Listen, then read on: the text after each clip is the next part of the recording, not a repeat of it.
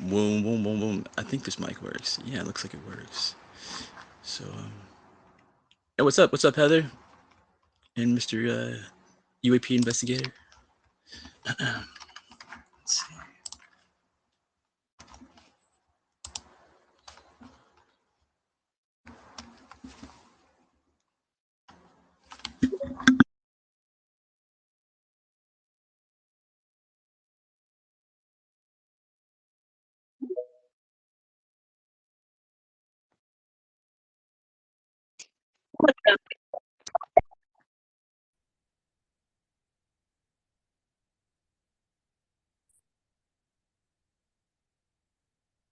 Oh shit, what's up? Oh yeah, you're at the gas station. Is it like I guess you can't talk about it, but imagine it's like not too busy, baby. Or like, fuck, I don't know. Maybe it's like super busy. Yeah, when you're new somewhere, you gotta feel it out first. For sure. What's up, Tule?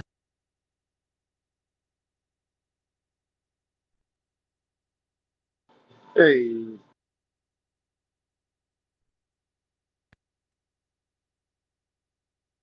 Oh, I forgot to play my favorite clip. Hold on.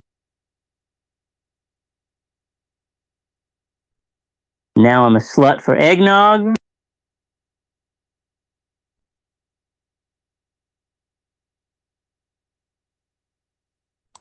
All right. That's definitely one of my top 5 favorite new clips. My boss did say I can listen to whatever I want when I'm at work as long as it doesn't offend the customers. Oh wait, can they hear what you're listening to? Nobody's in here right now. I keep my phone and I'll just turn it down. I'm not gonna be like Al and just have it blaring throughout the store no matter what y'all talking about when a customer comes in. that's so funny on Friday nights.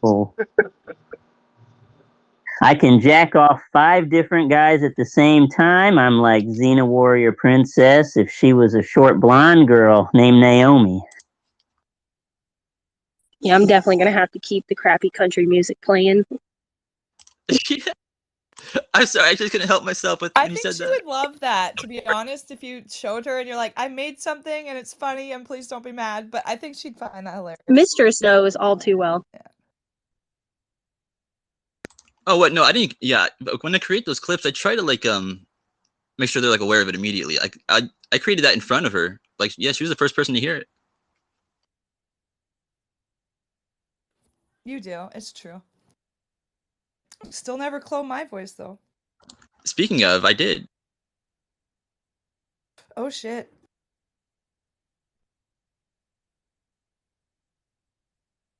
You mean oh shit?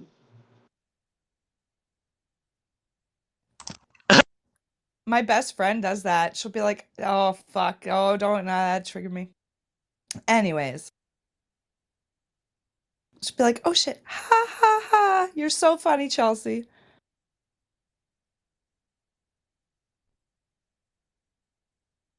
Okay, so I got my new updated Fred, right? So let's see if it's like.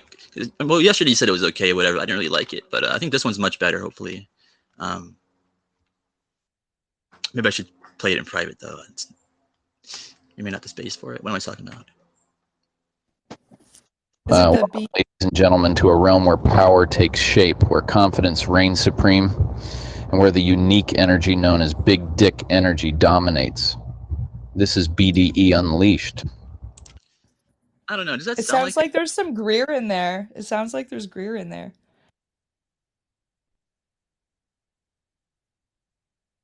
What's up, guys? Paul, how's it going? It's going pretty good. How are you doing, Ocean? Been a bit. It has been a bit. I'm hanging in there. I want to go to Slickick in San Francisco in January. So I don't know where you're to, but I'm trying to get the friends together. Slickick? Yeah, it's like a DJ. Oh shit. That sounds fun. I don't know where I'll be in January, but I'll look into that. Thanks. Well, on the 20th, hopefully you'll be in San Francisco because it's going to be a good time. That'd be sick. I love San Francisco.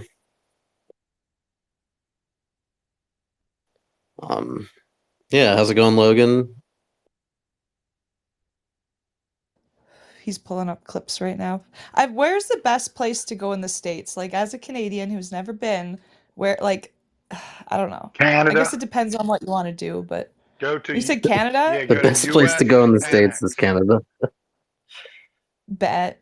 No, I don't. It totally depends. I have only recently explored like more of the country myself. There's still a lot of places I haven't been though, but I grew up in the New York area, which is all right, I guess. But then I really started to enjoy the Southwest, like LA and Vegas area, and I really like the Pacific Northwest, but that also includes Canada. So it's hard to say. I guess my personal favorite's probably like I don't know, probably the Southwest. Just has a cool vibe. Just sucks that like all the cities are like falling apart and stuff, especially LA. Yeah, I don't know. I've never been anywhere in the States, but then you see like the videos of like downtown. I don't know. We have that here too, though. Like, I think every town, every city has like a ghetto, right? So it's like if you just show the ghetto, then it's like, I'm sure there's lots of beautiful things. Yeah, I think San Francisco's a good spot. I like the West Coast, right? So obviously, but Right. Me I too. don't know, I'm selling my house, so I'd love to do like a fucking like a 2 week or like a week and a half tour or something, just drive around. Be fun. I recommend it. Yeah, even if it's just the West Coast, that's like perfect. Week and a half, 2 weeks. Just check it all out. There's so much to see there. Um, and then like yeah, there's something about Death Valley, Tonopah, like Area 51 area that I really enjoy. There's just so many stars and it's so weirdly flat and the sky and the sunset's so beautiful and you can see for so far and it's so empty and I don't know, there's something like spiritual about the desert in the States. But maybe that's just Dude, you're because right. I'm yeah.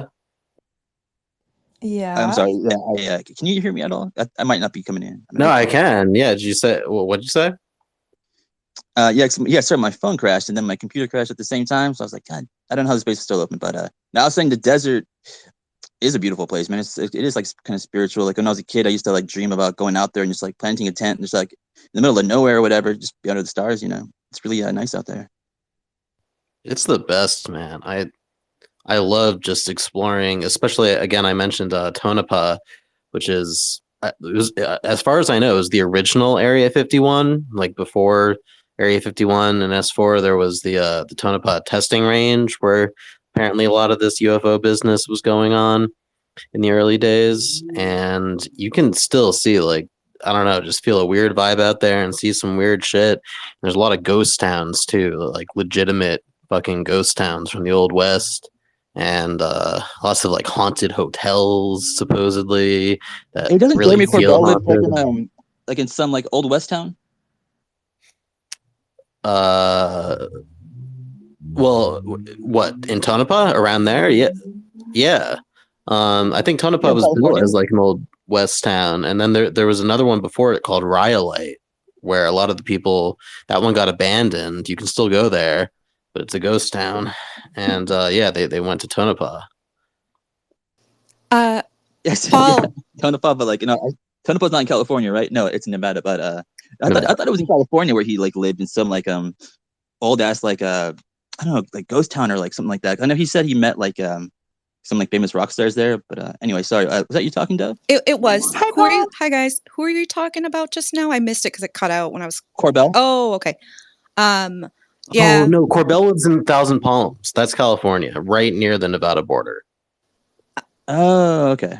You guys were talking about ghost towns. A really cool one that I visited in Nevada was Nelson.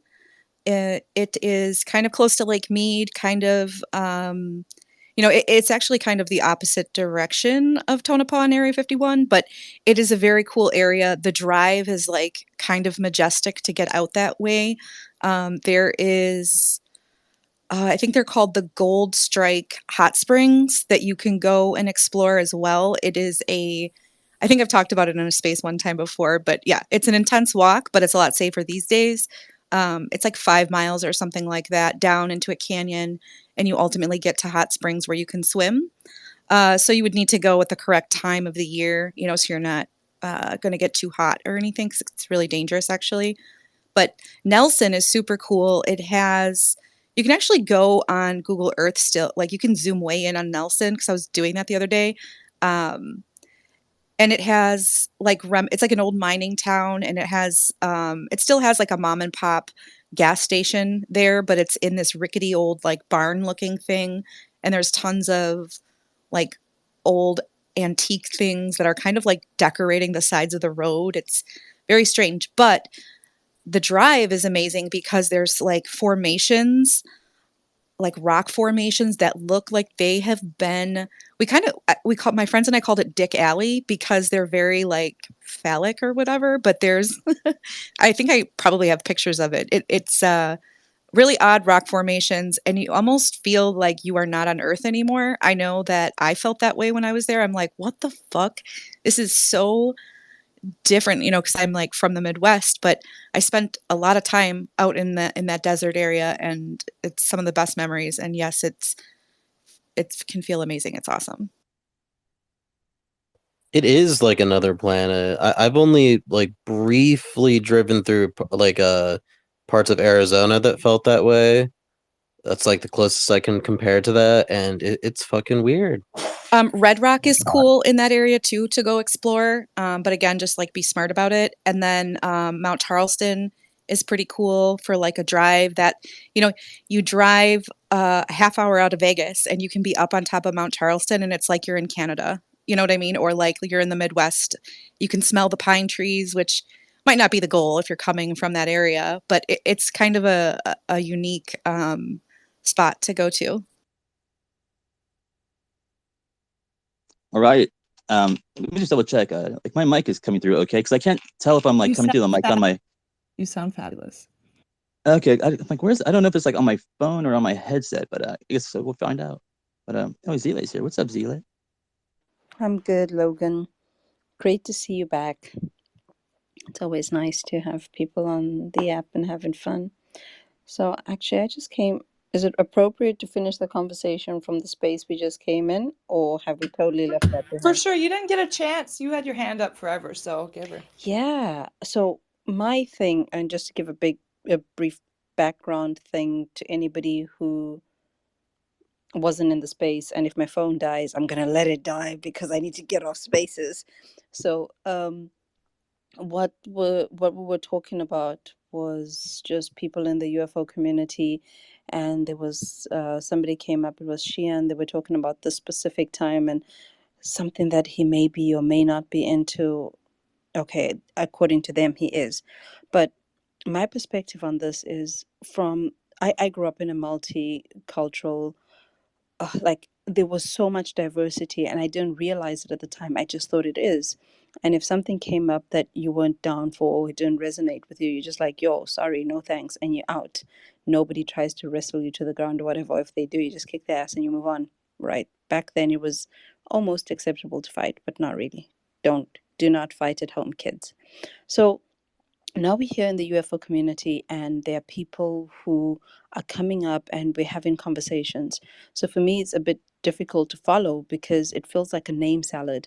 Like there's always these new names that keep coming up in spaces, and everybody knows who these people are, and I don't really know who they are. But then what's interesting with this is I come into a space like now, and people are like, oh, yeah, Zile, follow this person, and this person's really great, and this person has done this work, and this and this and this.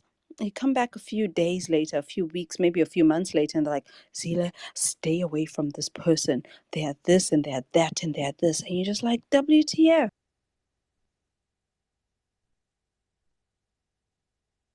I feel that as far as like not knowing who anybody is. Like I didn't know who Lou Elizondo was. I didn't know who Stephen Greer was. I came from like reptiles like COVID conspiracy spaces over to UFO Twitter. So like yeah, I was like, who is this Lou person? I don't even know who you're talking about. Like so yeah, I think that comes with time, and like you are like we're learning a whole group of people, right? Like it's just one phone, but I got a whole bunch of you in here. Yeah, go ahead, Paul. Sorry.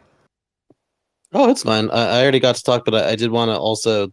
I was trying to get my hand up in the previous space, but I know it was super busy.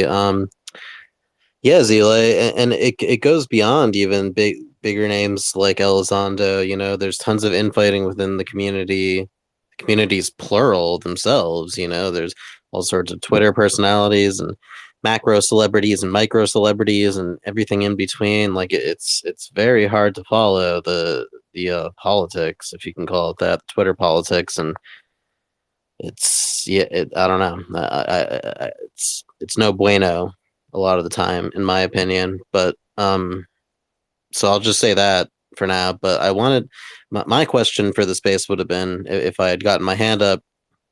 So a lot of it was like around what Daniel Sheehan, you know, his recent statements as well as his past, as well as what Project Unity posted today about all of that, in addition to some comments that he made. And so I'm actually curious about Zile's opinion, as well as anybody else's in here at all who'd like to respond.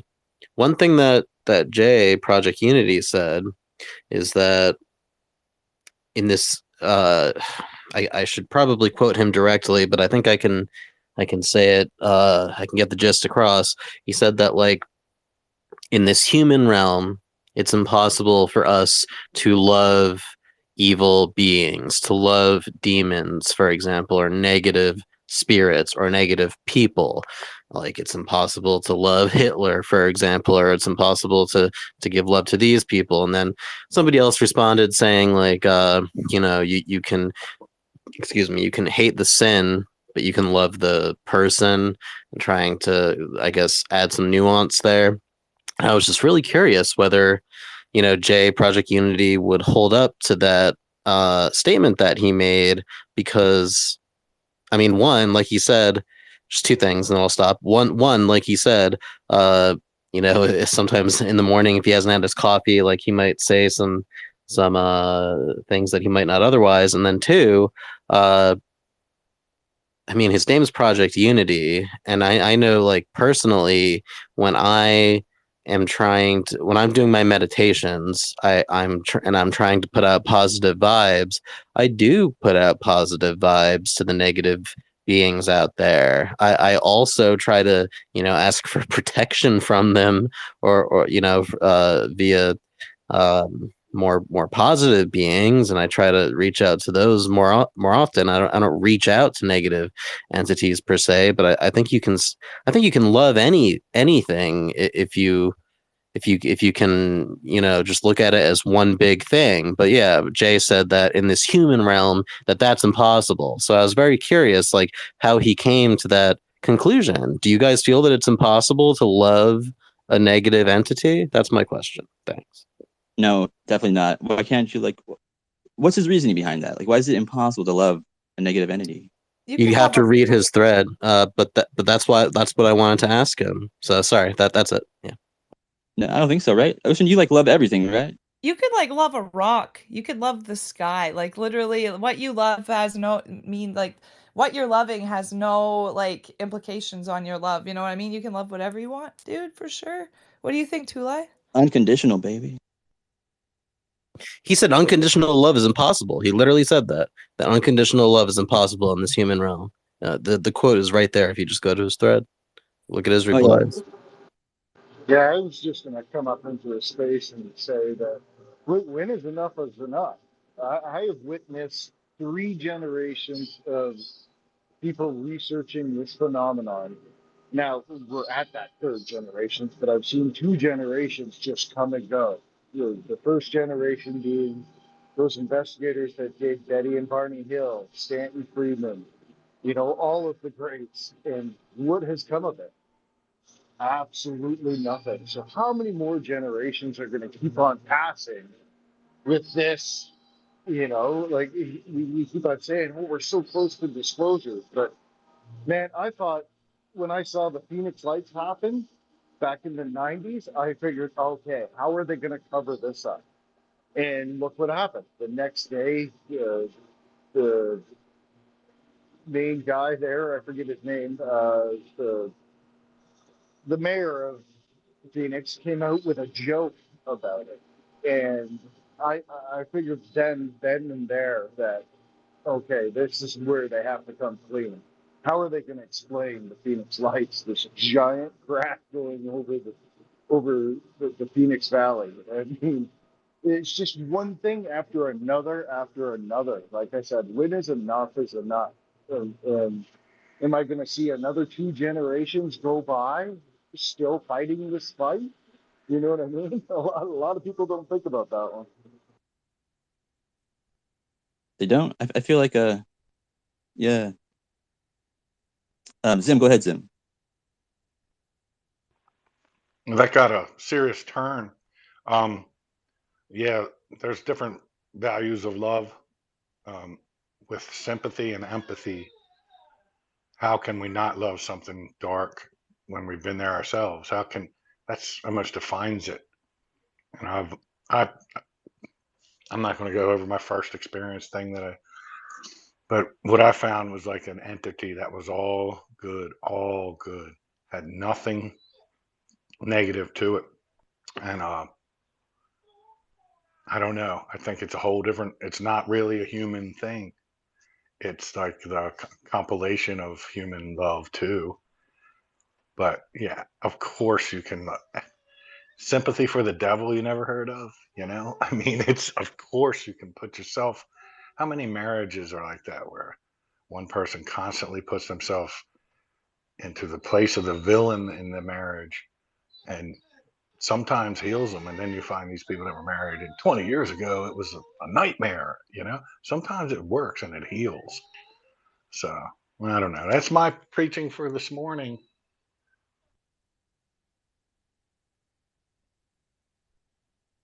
Real quick, while everybody's quiet, I want to talk about something off topic. What's up with people just like tossing money on the countertop? You see my hand. You could put the money in my hand. The fuck you tossing the money on the counter for? Would it be okay if I toss the money on the counter when I give you your change? Come on. I I've fucking had that hate when people do that. I Please do used that. to be a Starbucks girl, like a barista back in the day, and people would fucking throw money on the table. It was or on the counter. It is like very disrespectful. I 100% agree. Dude, throw it back. I can just picture Heather right now, like I don't know, a couple nickels and a dime, just pooh, one goes flying off the counter. Here's your fucking change. Oh yeah, no. I mean, am I a fucking stripper to throw money at me? Like, what the hell? Well, I will say this. I think that most of the time it's thoughtless. It's not like a malicious thing. And it might even be that like they're not sure what bills they're going to be paying with, or like they have something in one of their My hands. hand's right here, and you just toss $15 on the counter. Like, bro. Sometimes it is just stupid, but I think it can be thoughtless. I don't know. I've done it once or twice, but I've always felt really bad about it. So like, Were what, your like, fangs showing, Heather? If your fangs are showing, you're I letting me don't know you have just won. fangs, okay? I'm hella aliened out today. Got my tattoo, I got my beautiful sweater and my necklace, you know. Looking fly. I want to Fuck hear yeah. Zile, yeah. Introduce myself. I'm a man with the taste. Excellent song choice. Fuck yeah, dude. Zila, go ahead though. You have had your hand up. Jump on in. Thanks, and I've learned my lesson. I'm just gonna keep my phone charging because it's not like I'm going to bed when you guys are talking about UFOs and stuff. Alrighty. Yeah, so I don't know if anybody said anything but like in the conversation of what I was saying, but to sum it up, yeah, they said like don't be throwing like change on the counter, like it's just rude, you know. I heard that. What do you think about loving negative entities? And I did respond to you. Oh, okay. I'm not laughing at you, Heather. I just the way Logan brought it up was interesting. And you know, in some cultures, people actually have trays, little tray things. So you put the money on there, and they're nice and padded, so the money never jumps, and you're not throwing it at somebody. And then they drag the tray, and they get the money, and then they put the change there, and they push it back to you. So that stops people from throwing money at each other. But them UFOs and them people doing it. First of all, okay, we'll get back to what I was saying. But somebody has asked a direct question about loving negative entities. So I think a basic understanding that we are all made of love. there is only one thing to make stuff out of. So there are some beings who choose, for whatever reason, to not be their true self, or to intentionally hurt others. That is their choice in life, just like it's our choice to not do that. And so you can't stop loving somebody, because that's what we are all made of. You can just disagree or not agree with their choices, and you can choose different for yourself, because ultimately we all have the same access to source, and we all have equal opportunity to choose whatever decision that we choose to make.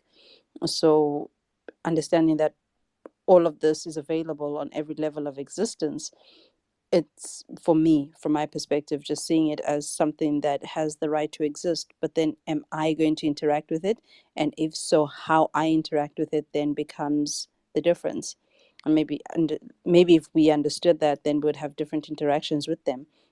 But having said that, we're not on timelines for negative ETs or other beings.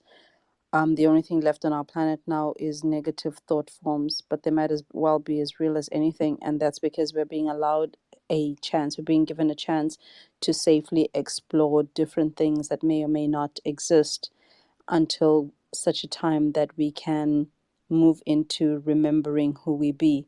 So it is a safe time to explore that. And yeah, anyway, I hope that answers the question. But It did actually. It very much did. Go on. I just wanted to respond when you're done. no, I'm done with that one. I just wanted to come back to the one before my phone died, because that's like at the back of my mind. It's like, let's have a talk about that one. But go ahead, Paul. Oh, well, it reminds me of the Law of One, channelings, as well as I posted in Tupacabra's thread, space thread, whatever, the nest, the Hidden Hand interview, which I think most people don't know about, but it's very interesting, kind of disturbing, not necessarily, probably not legitimate, but very interesting and very similar to the Law of One stuff. And like you say, it's as if, you know, uh, you can choose the path of service to others or service to self, which you could call good or evil, but it still ultimately is one, hence the law of one. That's the raw material. And that it's all ultimately a distortion of love. And according to these quote channeled texts, which I'm not necessarily endorsing or saying that they are true, I find them interesting and very similar to a lot of ancient concepts. You, it's yeah, within those cosmologies, you can give love to a so-called like evil or negative entity. You don't have to endorse their actions or whatever, but yeah, my brain's a bit scrambled right now, but I appreciate your response, Eli. Yeah, I think it's just bears mentioning again that you just everybody is loved unconditionally, because that's what we are, unconditional love. But that doesn't mean you agree with that being or you do as they do. I think that distinction makes a world of difference. Personally, for me at least, it does. And are you capable of feeling unconditional love? Like, do you think we can? Is that a possibility? Oh, absolutely. I freaking love that question, because um like how I went down the unconditional love path was because I thought it was a good idea. And I was like, yeah, I'm going to do this. And of course, then life throws rascals at you, and they really challenge you. And so there were beings, humans, who were doing certain things which I didn't agree with. And in this part of the world where I'm at, it was perfectly fine to make fun of them and say all these other things, but it didn't make me feel good to be saying this about a person because we don't agree with their actions. And so they caused me to have to go within myself and find that point of unconditional love truly about them, and yet not agree. So every time if I'm interacting with somebody, and ever since that seminal point with that very specific being, every time that I'm interacting with others, and if I feel even a hint of that, I'm like, oh, go back to unconditional love, then interact with this person. But it comes up less and less often. So, short answer, yes, it is absolutely freaking doable, and not with so much as energy as you would think. Thank you. I know exactly what you mean. I'll shut up now. Thank you. Thank you, and thank you, and thank you. I mean, I think God has unconditional love, right, or something. Logan, too. I forgot what we called you before, but you have any more ideas about that club you thought of the other night? I can't remember what the business name was though.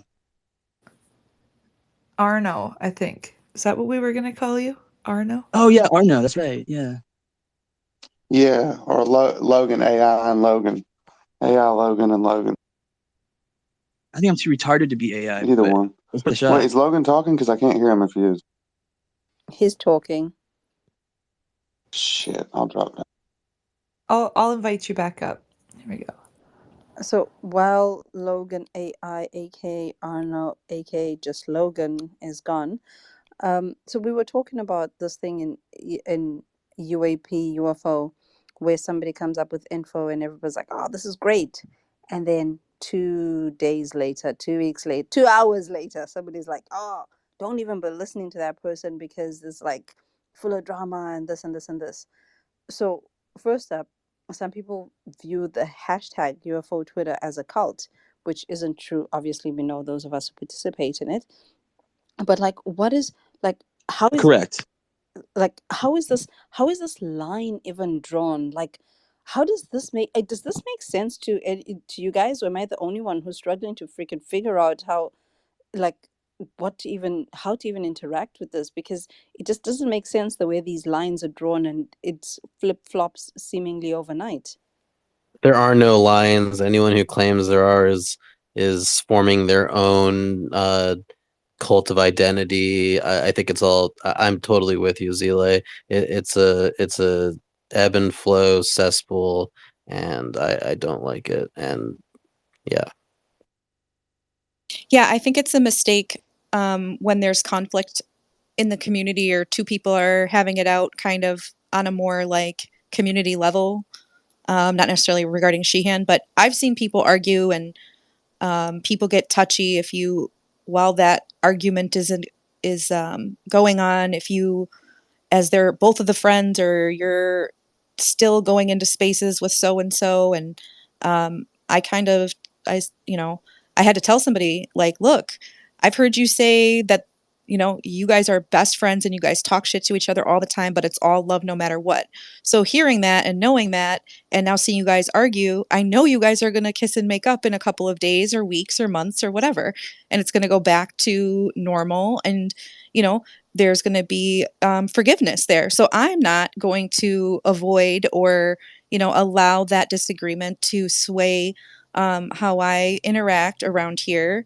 I mean, to an extent, I mean, there's always extenuating circumstances, of course, but generally speaking, on like a friendship level or whatever within UFO Twitter, yeah, it is hard, but regardless, Eli, I had a hard time too because I haven't been here for very long either, and well, I don't know how long you've been here, but I haven't been here for a super long time, and it did get confusing to me what was all going on. I have a little bit better of a handle on it now, and then also a little bit better of a handle on like the actual UFO side and disclosure side because that is also very confusing. Um, so yeah, it is confusing. That's understandable. Real quick, Logan, can you hear Logan now? Hey, Logan, can you hear Logan? Hey, I could. Oh wait, hold on. You're talking to me? I can hear him. Can you hear me, Logan? Which Logan's talking? Bing bong. Okay. Logan, did you just hear them? Now I'm confused. Call me Arno. That's my middle name, so call me Arno. Call him Logan. Logan, are I you want. hearing anything? You can hear Paul. Yeah, because you stopped. We're good. We're good. Also, turn on captions. That's a really easy way to tell if you can't hear someone because the captions will go and you won't hear anything.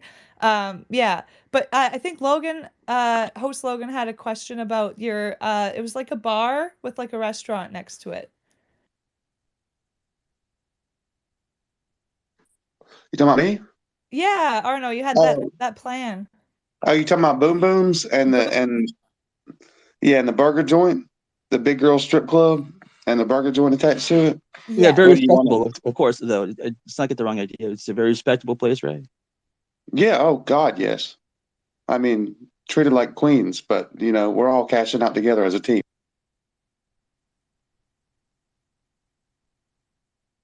No, Yep. but I really want to touch on two factors. Heather, two things, and it's a while back, so y'all forgive me. Heather was speaking about. I probably should have quit coughing off the weed before I got the mic on. Sorry, it's rude. Heather was speaking about people throwing money down, and I've realized that these franchises, if you go like, luckily here in Birmingham in Alabama, there's a lot of mom and pop stores, like the candy lady down the street. She takes pride in what she does, and she treats you well because she wants you to come back because it's her business. You dig what I'm saying? Like it's her livelihood. And a lot of these franchises, like just say Mapco or like Tesco in England or things like that. People don't give a fuck. Excuse my language, but people don't care. They don't pay. They don't pay the bills. They didn't build it with their own hands. It's not going to be in the family's generation. Make it an hourly rate either way. They don't care if you buy gas. They don't care if you buy shit. And I see that happening in America a lot. But also, to Paul was talking about loving a negative entity or um, just negativity and all. I'm a seventh generation psychic medium and Wiccan. Like most people call them witches, like the women in my family, but I call them root women because they were persecuted for the wrong shit. They just didn't trust big pharma and wasn't messing with that and made home remedies and had little tricks up their sleeves. And I'm also a third degree Karuna Reiki master. My mother is as well. And I think from my teachings, just from what I believe in, I think it's insanity not to embrace your dark side, because you can't achieve oneness without pure duality. I mean, you have to embrace your dark side, and not in a sense of going out and doing horrible shit. When people think of witchcraft, and I do white Wicca, so let's not get it twisted. I don't get into the dark shit. I was interested in it when I was young, like 15, 16, and rebellious, but I realized really quick that when you open that door, it's really hard to close it. So I never really got into it. Occult is different than black magic as well. I won't go down the rabbit hole of the whole fucking semantics of it, but the root story is that for thousands, hundreds, thousands of years, human beings have had to either defend themselves with force or they had to go out and get their food. And some would say that's dark. Like some human beings today, like vegans, think that hunting is the most horrific thing there is. When 1,000, 2,000, 3,000 years ago, you might have had to do that just to survive. Some people are still doing it today just to survive, and that's considered dark to most people. So, processing your thoughts as dark thoughts, and we all have them. I don't care who you are. If you're a human being, you thought, man, I want to punch that bitch in the mouth. I want to choke that, I want to choke that motherfucker out, something. You've had people be testing you, and it's hard to process that and be, I'll use the word stoic and know when to sheath your sword and just be calm and centered, being able to control your emotion and being lived by it, as the Tao says, as Lao Tzu says. I like that so much. It's kind of like throwing a leaf in the air and the wind takes you. That's really the truth to oneness to me, is living the true duality. People are so scared of their dark side when it's the most important in the worst of times. You got to be the worst and the best at the same time, or you don't have unity, true unity. It's like male and female bring life. The light and the dark bring oneness. It's true. And that's what that's what I'm not preaching to anybody. That's what I've been taught through my lineage and, through paperwork of parchment paper that I've read. And, now that I'm older, I try to tap into it more and do more, like full moon shit and, blood moon shit and, stuff like that. It's no fucking chickens. We're not in Haiti, it's not, which I'm not bashing that Haitian at all, beautiful people, but when they get into the dark shit, and they do it everywhere, they do it here. Look at our government. Half of them are the biggest occultists ever. If you know anything about occult symbolism, Jesus Christ. But, I really think that people are scared of their dark side. And I don't mean dark as in negative. I mean dark as in, just being a human. And in a sense of as good as you are, as bright as you are, as dark as you are in moments. And to be able to embrace that and to sheath your emotions and dissect it and to fix it and move on and not let it own you is true power. So Arno, do you think that like judging yourself and like doing your shadow work, like is that necessary for also like it's like judge not lest thee be judged? So like if you can't, in other words, like are you trying to say that like if you can't love like a negative entity or a negative person or whatever you might perceive it as, that you're not doing the shadow work, you know? Does that make sense? Because I love everything you said. That's a really complex question. And I'm a gentleman, so I'm going to let her go and I'm going to think on that because Sure. that's wild to even bring out. You're a smart cat. That just stumped me. It did. Oh, that's Yeah, so for us dumb interesting. people, can you rephrase the question in a way that like a 10-year-old might understand? Yeah, I'll just say what Project Unity said, like that it's impossible for us to have unconditional love. In other words, like we can't love Hitler, we can't love a demon if we believe in or if you just want to call them negative entities for those who don't want to or are afraid of words like demons or angels or whatever. That we can't love negative entities. I found that interesting, and I hate people who say this, but this is the one time I'm going to pull this card. You know, I love Project Unity. I love him. I hung out with him. I love his channel. But you know, the name is the name is Project Unity, and he made these posts today. And the person was like, yeah, you know, hate the sin, not the sinner. Blah blah blah. That's religious. That's a religious way of looking at it. But the point is it like is unconditional love possible, like, you know, and is there, and my question for you is like, is that related to what you were saying, like is the shadow work looking at your negative side, like those thoughts that you're saying, like, you know, when somebody does you wrong and you're going to have negative thoughts. So this is what I'm wrestling with, is like, yes, of course we all have negative thoughts, and maybe that's what Jay was getting at, is that it perhaps, unless you're like a Buddha, you know, unless you're a fully enlightened being, and who knows if anybody on earth is fully enlightened like that these days, it's impossible to fully love them.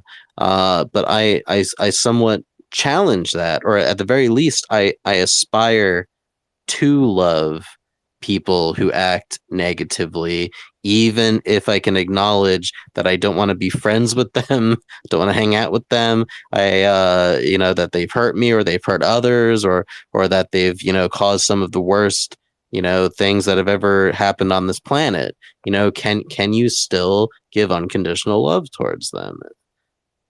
Does that make sense? Did Why I make not? it even more complicated? Why couldn't you do it? I wonder.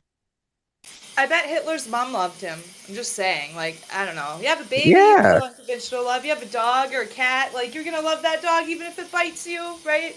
But I do Well, think we do Germany have a loved little him. bit of, like, self-investment in love as well. Like, what I love, like, people love what other people can do for them or how they feel when they're with that person. It's not so much maybe about the person and more about the experience sometimes, maybe. But Why are we talking about Hitler? My customer and I both just looked at the phone, very confused.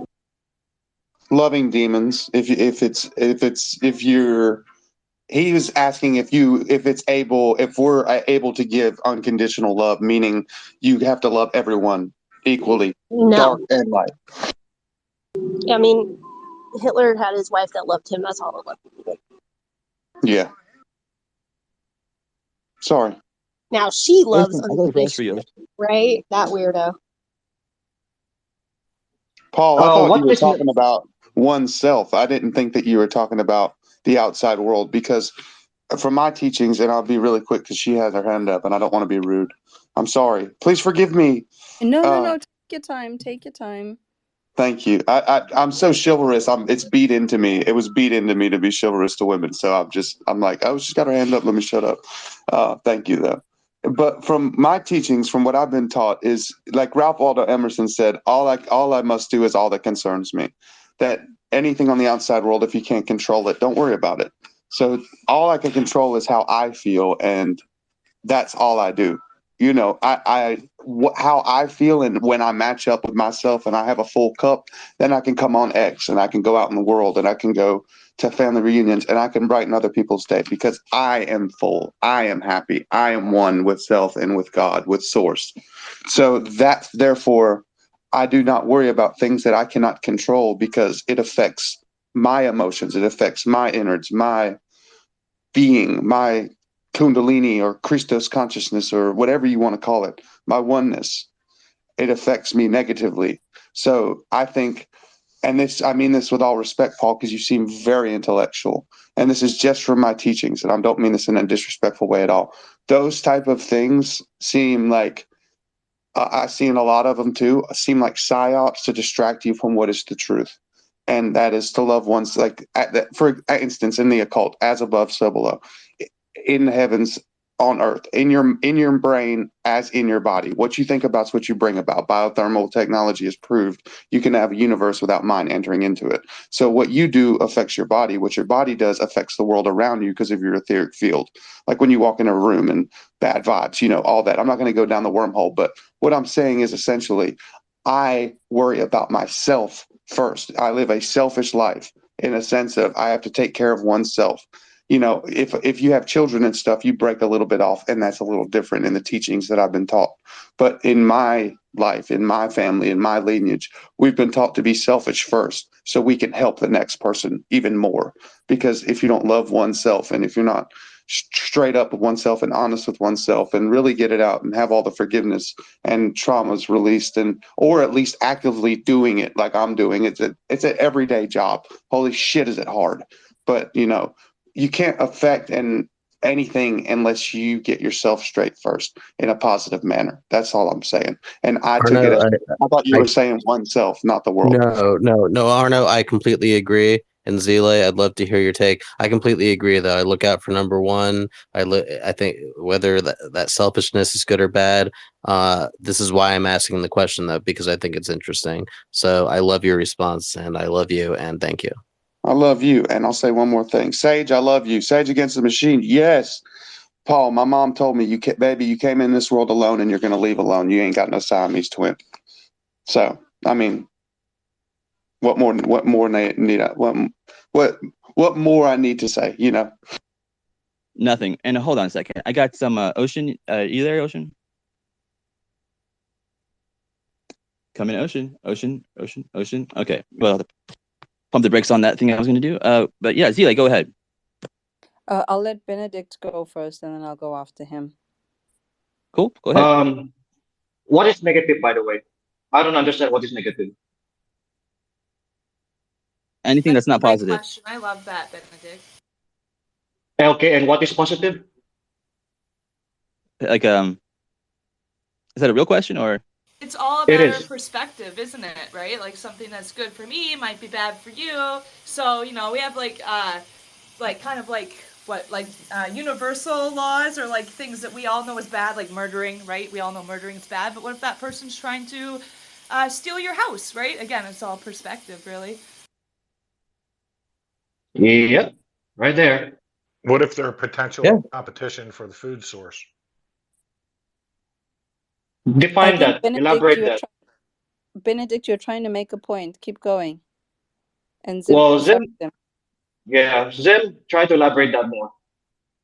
Well, I'm just saying people take murder or good versus evil and they justify. They justify all the time. Okay. Hey, man, they were going to, you know, there's only so much food, and I have these kids that are dependent on me. They don't, or they're not my kids, or, you know, good versus evil. Yeah, it's just like a belief system. It's what I have my point of view, you have your point of view. But I don't know. Some things are just all around bad. Some things are just all around good too, you know? Okay, Before we just, I'll give sorry, you I an was just, analogy though. You know, good versus bad, right? Analogy here is like a dog biting its own tail. Good versus bad. A dog biting its own tail.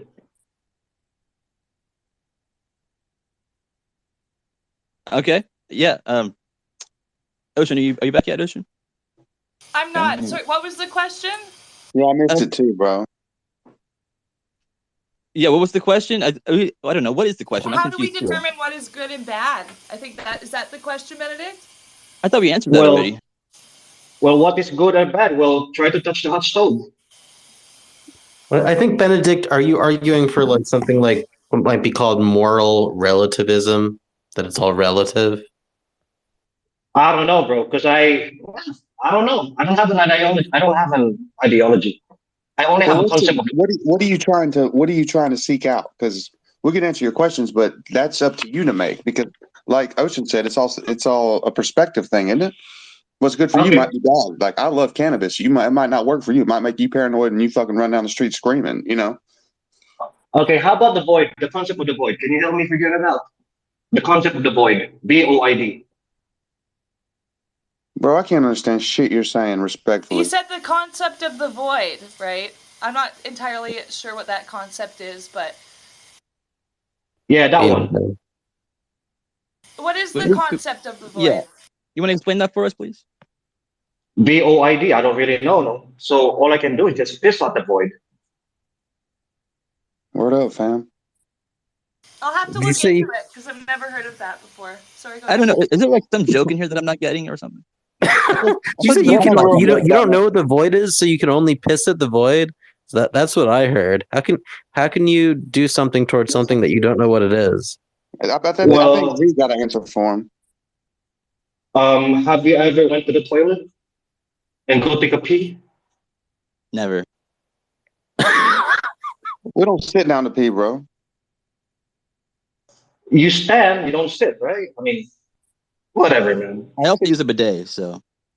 Well, I'm paralyzed, so I sit down all the time, actually. I sit. Oh, got Yeah, it. she, All she right. sits. Benedict, really, I don't want to fuck with you, man. What are you trying to get to? Because I'm interested in you now. But your mic sounds like you're in like a fucking like theater hall. I'm just in between voids, basically. Are you depressed or something, dude? Okay. I don't know. I guess that didn't work out. But anyway, I looked up. Yeah. I mean, what is depression anyway? What caused depression? Whoa. This is just Okay. questions. Hold on a second. I think we're having a little technical difficulties here. Ocean or anybody like was he talking this whole time and I was just talking over him? No. No, you weren't talking Oh, over. okay. But Benedict, it's a bit hard to hear what you're saying. So maybe if you move closer to the mic, it's easier to hear you.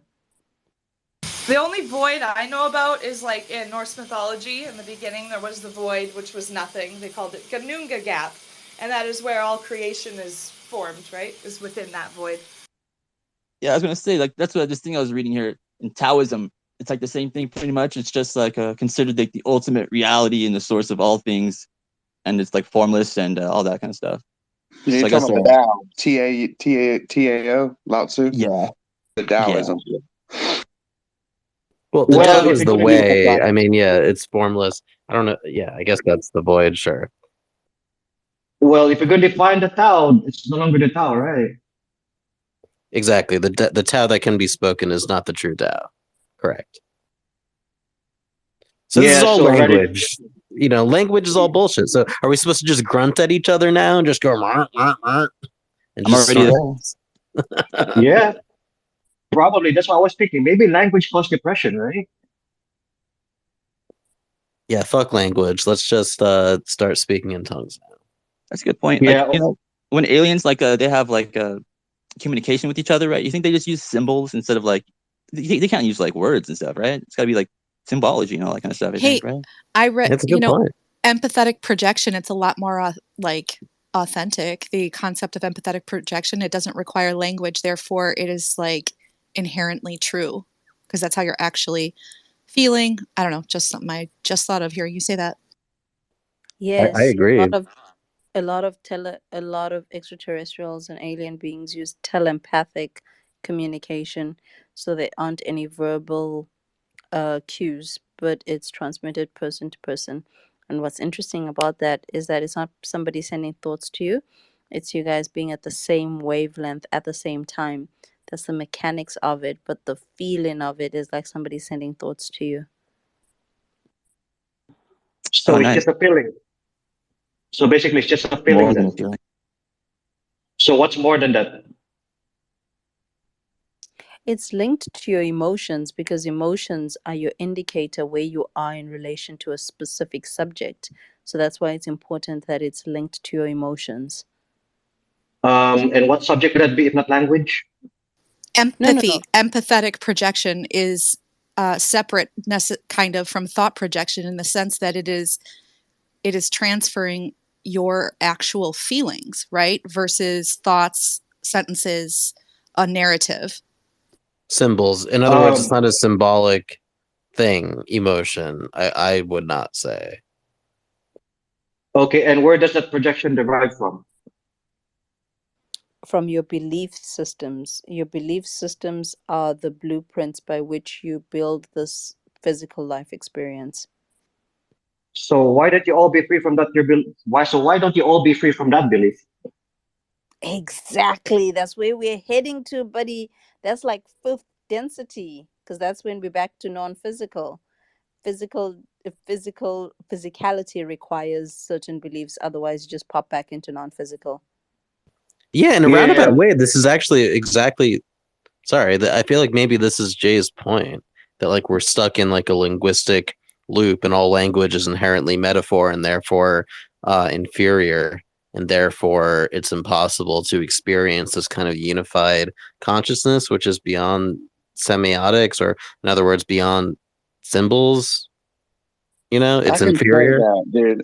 Paul, I agree with you because I speak two languages. I speak German and I speak English, and I'm learning I'm learning Swiss right now, and then I'm gonna learn Dutch, then French, then Spanish.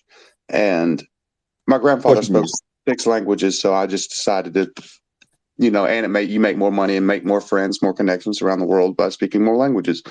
And my native tongue is fucking German, so I learned it. And I've realized that the English language is a culmination of different languages put together for like a right hemisphere trap almost. There's so many words in the English language that are um, lower vibrational words, I guess you can say, in essence. It's weird to explain unless I went down the rabbit hole, but I think you get what I'm saying. It's like the English Why language is trap made to though? fuck you. Yeah, well, why trap though? Why does it sound trap? Words like can't instead of I get to. I have to instead of I get to. There's words added on that you shouldn't that keep you in a state of lack. It seems a mind wave of lack. State of lack. Well, You so mean to here's say the that thing, you're real quick before we let Stan go. I'm back now, kind of. The thing about your brain, so if you tell your brain something, your brain is going to look around for confirmation of your thoughts, right? So if you're going around, you're saying, I'm going to have a good day, I'm going to look for good things, your brain's going to say, okay, this is our reality. Let's confirm our reality with our senses. And if you walk around saying today is going to be a shit day, your brain's going to do the same thing. So it's really like, it really is mind over matter kind of thing. Like if you set yourself up for your brain to look for those good things, then you're just gonna have a better day, right? But yeah, go ahead, Stan. I'm not sure if we heard from you yet. Yeah, I think. What about emojis? That's like a language that's universal now, and we never really learned that. Oh, thanks for bringing it up, Stan. I believe you can never have too many emojis. I don't know if you guys noticed. I was thinking about emojis too, and I wanted to say in response to Ocean and Benedict, I guess I feel like what Benedict would say. Is he gone? Is he still here? There you are. He is still here. That like why do we have to, like Ocean was saying, like if you can set yourself up for a good day or a bad day through your thoughts and emotions and stuff. I totally agree, but I Benedict, I wonder if you were thinking when Ocean was saying that, what if you don't set yourself up at all? What if you don't set yourself up for anything?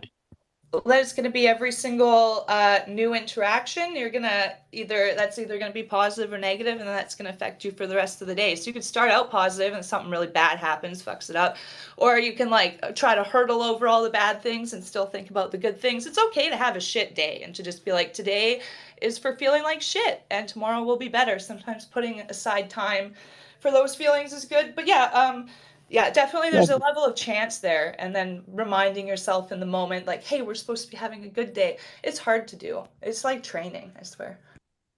Yeah, I was gonna say, Yeah, I Monkey, on just topic want of to say that's emojis, a while great we're point, talking guys. about it, That's a great I was point gonna, because it took me a long time to learn that. I think a lot of people don't look. They're so caught up in their ways, and they wake up every day the same way, and that's the hardest part is changing your perspective. And it's a great tool if you can learn to. Yeah, Okay, glass Paul. half empty, glass half full. Paul. I you mean, get from your to. question though. I mean, Paul, from your question though, because I don't have an answer for that. So, what do you think? Oh, I guess I would think that if you weren't setting yourself up for anything, that you would just be kind of fully in the moment and you wouldn't place value judgments on interactions. So you wouldn't. I kind of just. I guess I love you, Emos, but I don't know if I expressed myself adequately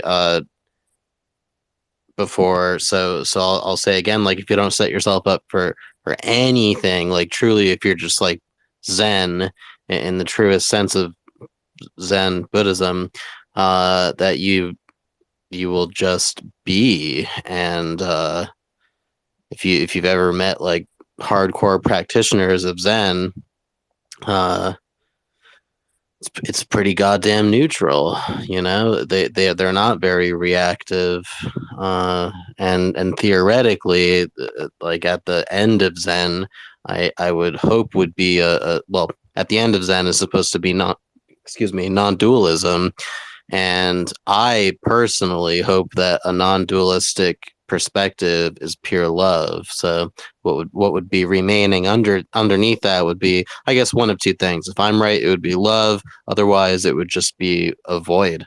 To go back to your void.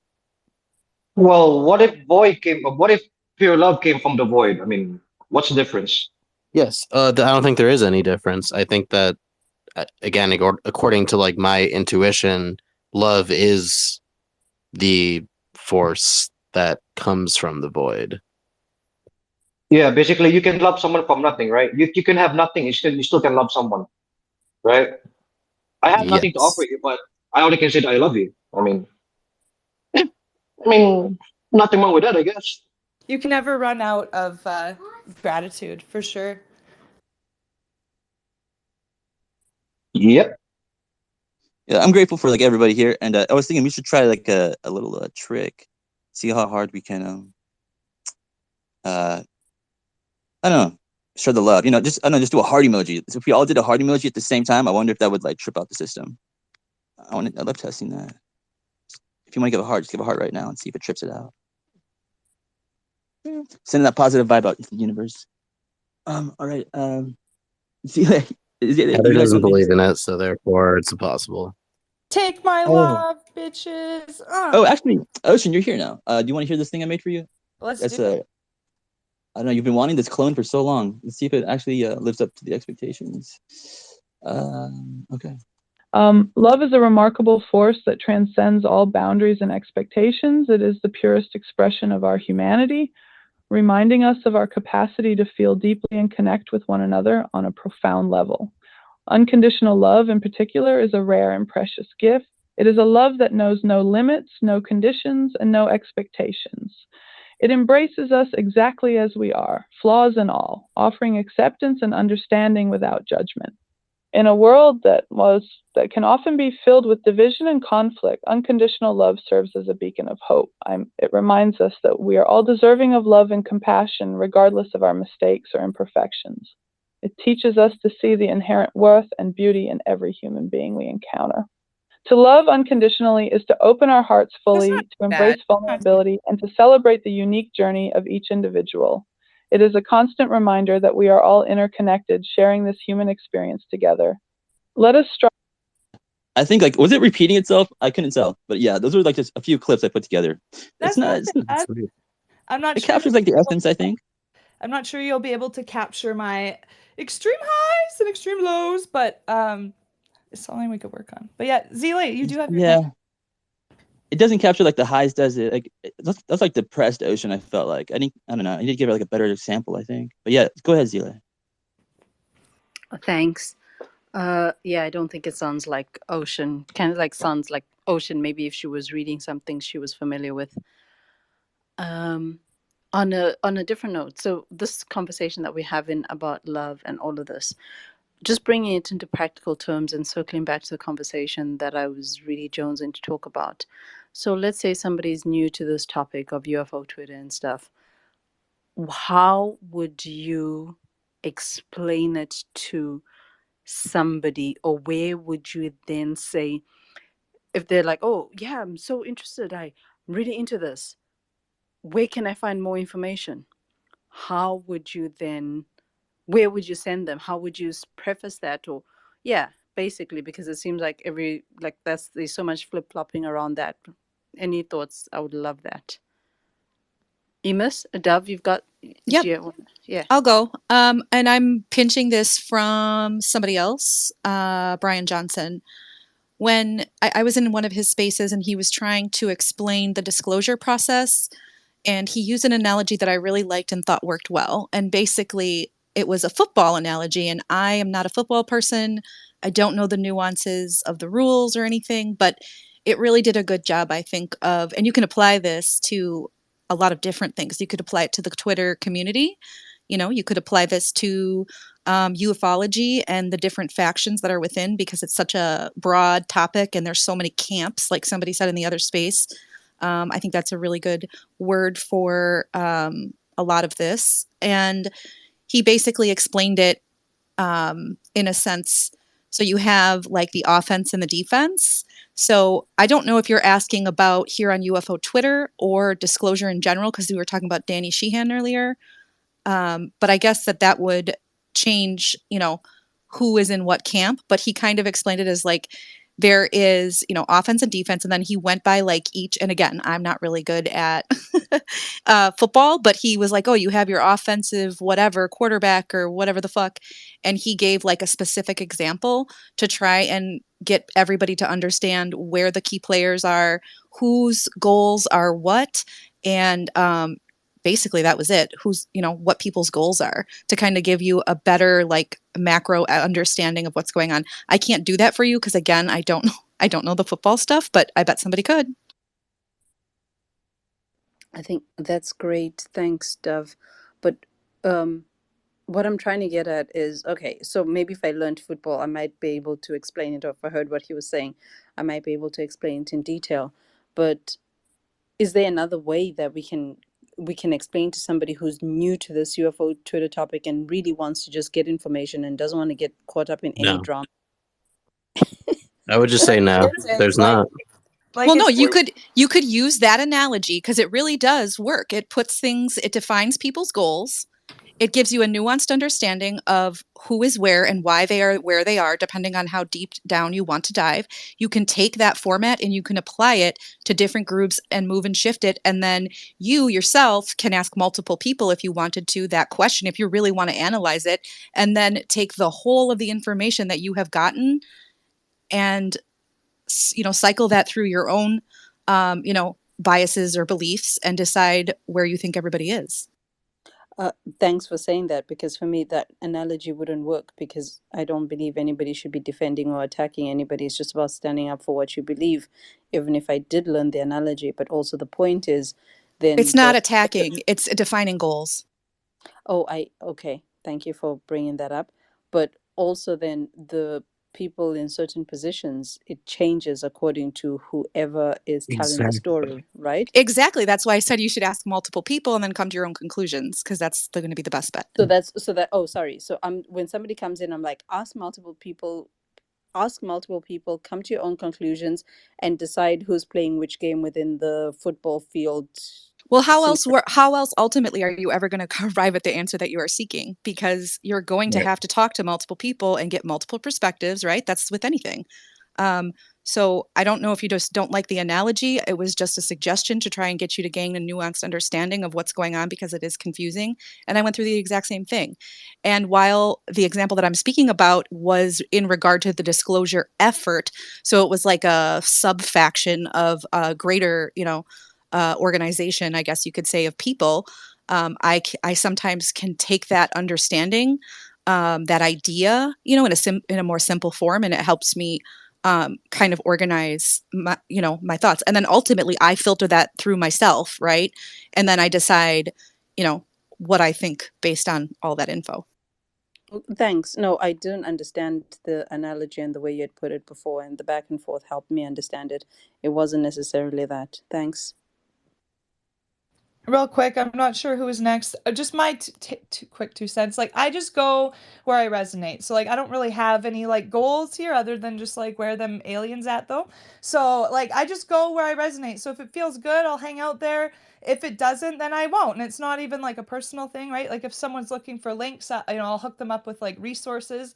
Or I might suggest, like, people that I know that have resources, right? But like, I'm not really here to mother anybody, and like, I trust that we're all adults, we can all come to our own conclusions. And I absolutely hate that the messaging, don't talk to this person, don't believe, like, it's silly. We're all adults here. And so yeah, I would just suggest to a new person, like, go where you resonate, right? And try not to have any like really like concrete like opinions or beliefs, because I think being open to new beliefs is really important. That's all I would say. Like, that's all I got for you, man. We're all out here, so.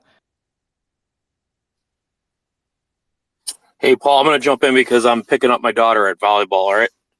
Yeah, no, you're next. Go for it. So Zilly, I don't know. Way I understood the question was that, how can we help newcomers to this platform, this community?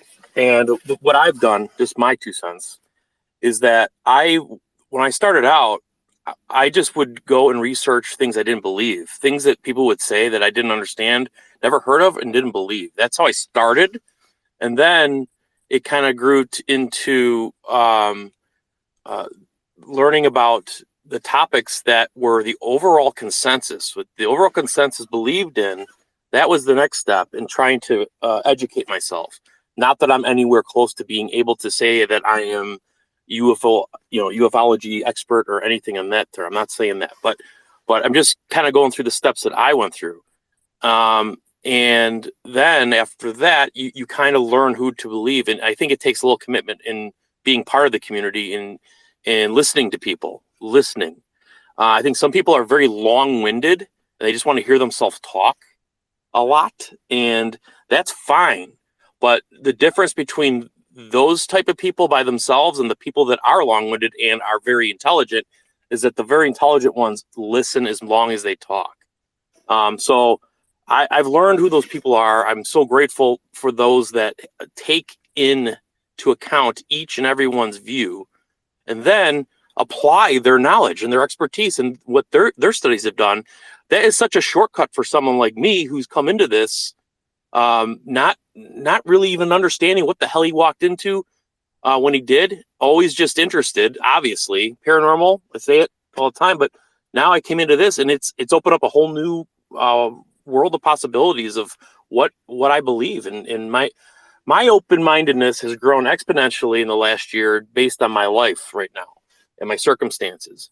And it's been great. And that the timing of coming into to Twitter X now has been nothing but a blessing, because I've gotten to be open-minded and learn about this subject at a great time, and also be able to talk to great people that have excellent outlooks on life. And I think part of the reason for that is that they are open-minded themselves and they approach life that way.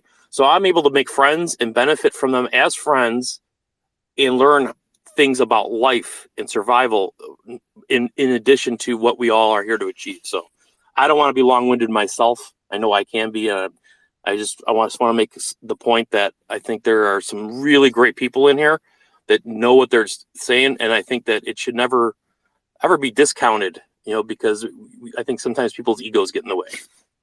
Thank you. You're welcome. Thanks for stopping on by, Kurt. We love you. All right, let's get to Yeah, that was Paul. beautiful. No, I think Stan had his hand up for a while. Oh, damn, you're right. I didn't see him down there.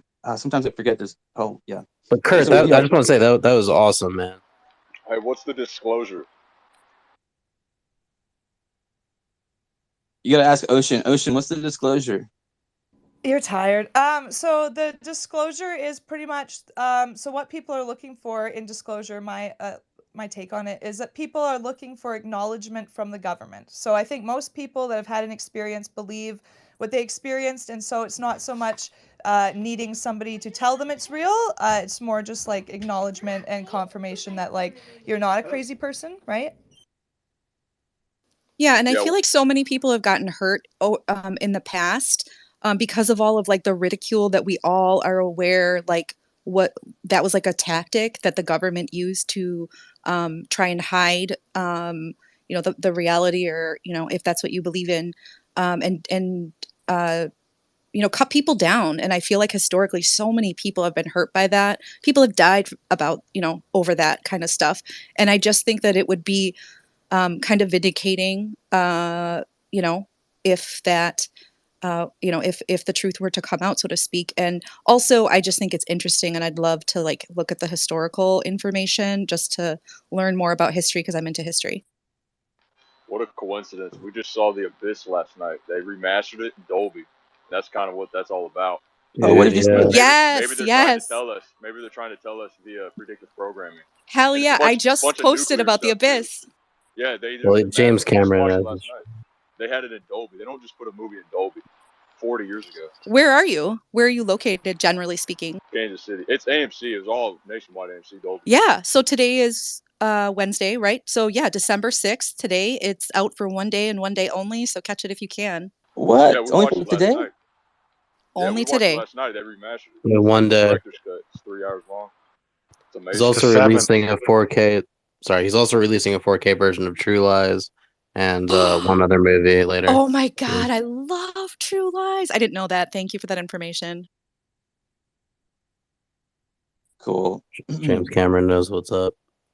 So you think there could be aliens that could, let's say, destroy the world with their tactics, and we can destroy the world with our tactics via nuclear, like in the movie? They have Hold water, on. and then we have fire, like nuclear stuff.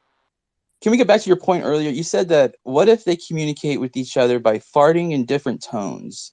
Now, Yeah. Who knows, man? Maybe they're smart, but like maybe what we find funny is their intelligence. hell yeah. I mean, I think, like creatives are going to be like the way we connect with the phenomenon, whatever it is, right? They're always seem to be like the ones closest to it, reaching out into like the Yeah, because abyss isn't to it Thai gather their. language? Thai language, you speak in different tones. Like you could say the That same word, might but in a be different tone, and it has a different meaning. So I just said that with farts. that might be what attracts poltergeists in the house. What Fart? might be them farting? Yeah, maybe they're hearing it, thinking you're welcoming them to Oh your my house. God. Yeah, they say foul smells come around when demons are around. So I mean, you might be right, bro. I am That dying. explains the Makes sulfur sense. connection. That is so funny. The aliens That's what. they release gas. Yeah. It's a genetic signature. Who Better says the than That's aliens are what. bad sage. though? If We're the you bad want to guys. Oh my, sage for repelling them and gas for attracting them. who played the genetic signature? Logan, was that you, or Ocean? Did you say that? That was me, yeah. They release a gas with a genetic signature to mark the What? area they live in. Imagine if that was in our belief system. Like every time you farted, you have to get holy water thrown on you, and like you have like a designated fart station. Like if you fart out in public, it's blasphemy. Yeah, Hey, it's you like a don't have to quickie, have it thrown bro. on you. You get to have it thrown on you. Whenever you're in a Crop public bathroom, you circles gotta and fart bean so you Yeah, don't fields. bro. snore. Well, that's what Fans on probably one. causes. Well, that's what probably causes the Big Bang, right? Maybe the universe farted, and then therefore we. It's exactly what Was happened. that sounded like RPK? I don't know who just talked. That was disclosure. That was disclosure coming from Benedict. Oh, I guess. Nothing more than resting particles now, I guess. Maybe we've been oppressed and we need to start farting to help the ozone layer. Well, we Oh, have yeah. carbon tax up here. If I fart too much, I might have to pay taxes on it. All right, let's not go there. Okay, so another guy said was Nate Saving says 7 minutes ago, we're in a game called Saving Earth. If you believe it, you're in, and part of the team helping us finish the apocalypse. If you don't believe it, whatever. Now, yeah, you want to chew on that? Is this a climate change space now? I've just finished reading Crypto's Conundrum, finally, after Oh shit, forever. really? Oh my god. And so I'm kind of in like a doomer state a little bit. I've been thinking very doomerish. That book it was so good. Everybody should read it. It was fantastic. But it's scary to think about. Like, you don't even really know what the fuck is going on until the very end of the book. And like the secrets aren't revealed, kind of typical, I guess. But I don't know, man. So when I hear like apocalypse now, I just think about that book so much and everything that was in it. And I'm wondering, like, was Chase Brandon trying to tell us something with that book? What is going on here? What do you think, Paul? I have Shoot not up your read it. I was victim. going to ask you for like some kind of summary because all I know is what John Ramirez has told me about it or talked about it. Yeah, every time I talk about that book, people bring up John Ramirez, and I didn't know it was on the list. It was on like a website. I think it was on like UAP Med. Like they have multiple book lists that they recommend to people, and that was on there. So, and I think I'd heard of it before, but it's essentially the story of the CIA and its evolution from starting in the 1940s, and it jumps back and forth between that very interesting story and then it's hard to describe. So it is a man that has an experience of essentially what is an abduction, but he's not taken by aliens. He's taken by like creators of the universe to this place called the Tutorium. And it is so, the way it's described is like cosmic poetry kind of. It just, you can just see it in your mind's eye so well. And that is, I would say maybe a fourth of the story, but it's very good. So, and then it kind of comes back, the guy that is involved in the CIA, the main character, Dr. Chalmers, he, based on his abductions, was like affected somehow by this, and he was given like longevity, so he lived to be over 100 years old. He was like a beyond genius, smarter than Einstein, so he has extra capabilities, not like telepathy or anything, but he works in the CIA, and some of the characters in the book are based on, like, they talk about George Bush, they talk about just certain characters from like CIA history. I can't think of any off the top of my head, but then some of it's made up. So I'm trying to, this is what I do all the time when I read books like this. I'm trying to figure out if there's any truth behind all of it. And I'm terrible at summarizing. So you should probably just read the summary, but super good. Everybody should read it. Oh, yeah. Okay, though. Should I be scared of the truth? No, definitely not. Yes. We should not live in a fear state, period. Doesn't really matter what's going on. I mean, unless you're immediately about to die, try to stay as far away from that fear state as possible. The I only agree thing with to that. fear is fear itself.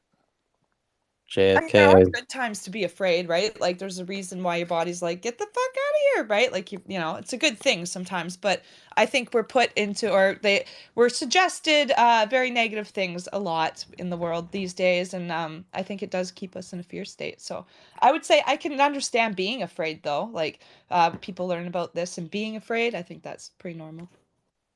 But Ocean, I think you said something very important. Can we not get into that state of something telling you, hey, get the F away from here, but without invoking the fear aspect, but still having the same biological response? Watch Farting. Tonight. That's what happens during abduction experiences for me. Sorry, I know that was geared towards Ocean. I think that's a really cool question and something cool to think about because it is, I mean, there is abject fear, and I've felt it, and I've been there. And sometimes when it creeps in, it's obviously very much involuntary in a sense. But I think that depending on what's going on around you and what that fear is based on, I think that sometimes personally, I equate things to fear that aren't necessarily fear. It's just like fight or flight kicking in. And sometimes that can be easily triggered based on a lot of different factors. And I think that, like what you said, Zile, about biological, like, so it's a response to, you know, your surroundings and stimulus, and you can breathe through it. There's all kinds of tactics that you can do to calm your nervous system back down. And I have erroneously many times when I've had my nervous system not relaxed, equated it to fear, and that's not necessarily what's going on. It was very well said, Dove. Sorry, I just want to chime in real quick. Because like during both my quote alien abduction experiences, I don't know what they were, what happened, but like, you know, I've had these experiences, and it's like a pure animalistic fear. It's just a response. It's not voluntary. It's not like normal fear. It's like being reduced to like a prey animal or like a crying baby or Yes. hapless child or something. But then you can sort of like, after a moment, in my experience, or several moments, sort of start to like, breathe through it and overcome it. And the same goes for, to a much lesser extent, for me, with my quote astral experiences, where I'll reach the vibration state, or it seems like I'm going out of my body, or I even am going out of body. And again, this fear will kick in, and it really is an exercise of, especially with astral projection or whatever that shit is, it is an exercise for me of breathing through it. And it really goes to show the value of meditation for me, because like people are so scared of the word meditation, but all it is just focus. That's all that it means. It's just focusing usually on your breath. That's the most basic, or on some kind of internal word, mantra, sound, whatever. And yeah, I think that a lot of what's I'll just finish by saying, I think a lot of what's happening right now in our society when it comes to the contact that's taking place between us and these various others, whether you want to call them ETs or aliens or whatever, is a fear exercise, and a sort of exposure therapy type thing. Not to say that they're all trying to help us out with fear, but like regardless, I don't know. I think that we're learning to, at least I'm learning to overcome certain types of fear. So I just wanted to say that because I have to go in a few minutes. So yeah. Thanks. I think this conversation I love this conversation. I think it's so interesting, and a bunch of things just flashed through my mind listening to you guys talk. But I initially, what I wanted to say when I heard Ocean say something was, I think I read this book. I want to say it was called The Gift of Fear. And I do think that there is like abject fear, like Paul is talking about. It's instinctual, it's animalistic in the sense, just like a adrenaline rush can be animalistic. I don't know if anybody's ever had a pure adrenaline rush. I've had them multiple times, but it is so involuntary. You have no control over it. It's just something that happens. Oh, What happens when you see an alien standing by your bed? Yeah, I did that when I punched a guy in the face once. That was wild. I confuse excitement and fear. So I will get excited Sure, when I'm supposed exactly. to be scared, and I will get scared when I'm supposed to be excited. It's fucking weird. It is weird. But So Benedict has had his hand up, and he doesn't jump in very good. So why don't you jump in, Benedict? Thank you. Dog, do you know what the future will bring? no. So what are you scared of? So what are you scared about if you don't know? So basically, you are scared of what you do not know. Yeah, I think what we don't know probably scares most people, because once you know something, that's like half the fear right there. Like having a baby or going on a roller coaster. Once you've been on a roller coaster once, are you as afraid as the first time, right? So yeah, I think a lot of fear comes from just not knowing, which is silly, because you're right. It's like you're literally fearing it could be nothing, it could be everything. It is silly. But if it's Yeah, like an fearing the advanced being. yeah, like fearing for the uncertainty, which is really hilarious, in my honest opinion. I'm glad I can make you laugh, Benedict. Here all day. Everybody worry That's about why. nuclear warfare because it seems to be What do you think it will happen? it seems Yo, to be Stan, do you think it will happen? tactical nukes. Yeah, I don't know about big bombs like World War II. So you think it will happen? Eventually, yeah. There's You. a look. I'll send you a stand. Yeah, they've said nuclear. They said that since the Manhattan Stan, Project. can you talk closer to the mic, please, love? Yeah, Thanks. sorry, I'm outside right now. Okay. Yeah, that's it. But don't you think those dumbasses are just too stupid to nuke? Because it will just kill everyone, even themselves, right? Those even.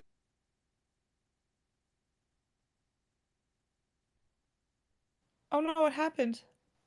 Did you drop him, Logan? Oh shit, he's gone. When someone drops Ocean, you can't say, "Oh no, what happened?" because that's my line when I kick people and I pretend like I didn't. Oh no, what happened? Oh, do you know what, Heather? Actually, I So- was curious. Like, I think Benedict was going down a good road. Honestly, like it is like you can sort of say fear is comes down to fear of the unknown. I don't think it's hilarious, but like it is a good path of inquiry, I would say. wanted, if I can, I'm going to forget the book that I was mentioning. It's called The Gift of Fear. And I think this is like I'm oscillating back and forth between two sides of kind of an argument, essentially. But it was the idea of how our fear can serve us well as far as safety goes. And I don't know, I'm kind of interested in Zile's thoughts on this about the difference between fear as a fight or flight response, whether it is interpreted correctly or incorrectly, versus intuition, like in the face of something that could be dangerous. And this book just kind of breaks down a lot of different stories of people that came across something that they were fearful of, and it wound up serving them really well, and it could have saved their life. And I think we all have our own examples of that within our own personal lives, but I'm just wondering if anybody has any thoughts on intuition versus fear, and if there's a difference. Yeah. That's beautiful. I just want to say, David Haith, shout out, love you. You're the man. I'm a big fan of your groups. Cool to see you here. And I want to let Zile talk, but I'll just say that for me, intuition is at the core of all sort of what we call psychic phenomena. Not all necessarily, but much of it is just various types of intuition. Whether there's like clairaudience, clairvoyance, clair this, clair that. I think it's a lot of different types of intuition, and then this reactive type of fear that you're talking about. That I don't know. Maybe that's just instinctual, some artifact of our primitive or It's lizard almost more brain or whatever. it's almost more biological, that type of fear. Yeah.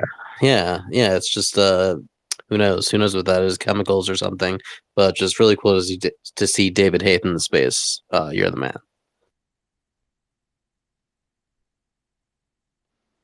Oh yeah, you know what? I just noticed that at the top of his look right there, he retweeted me or something like that from yesterday.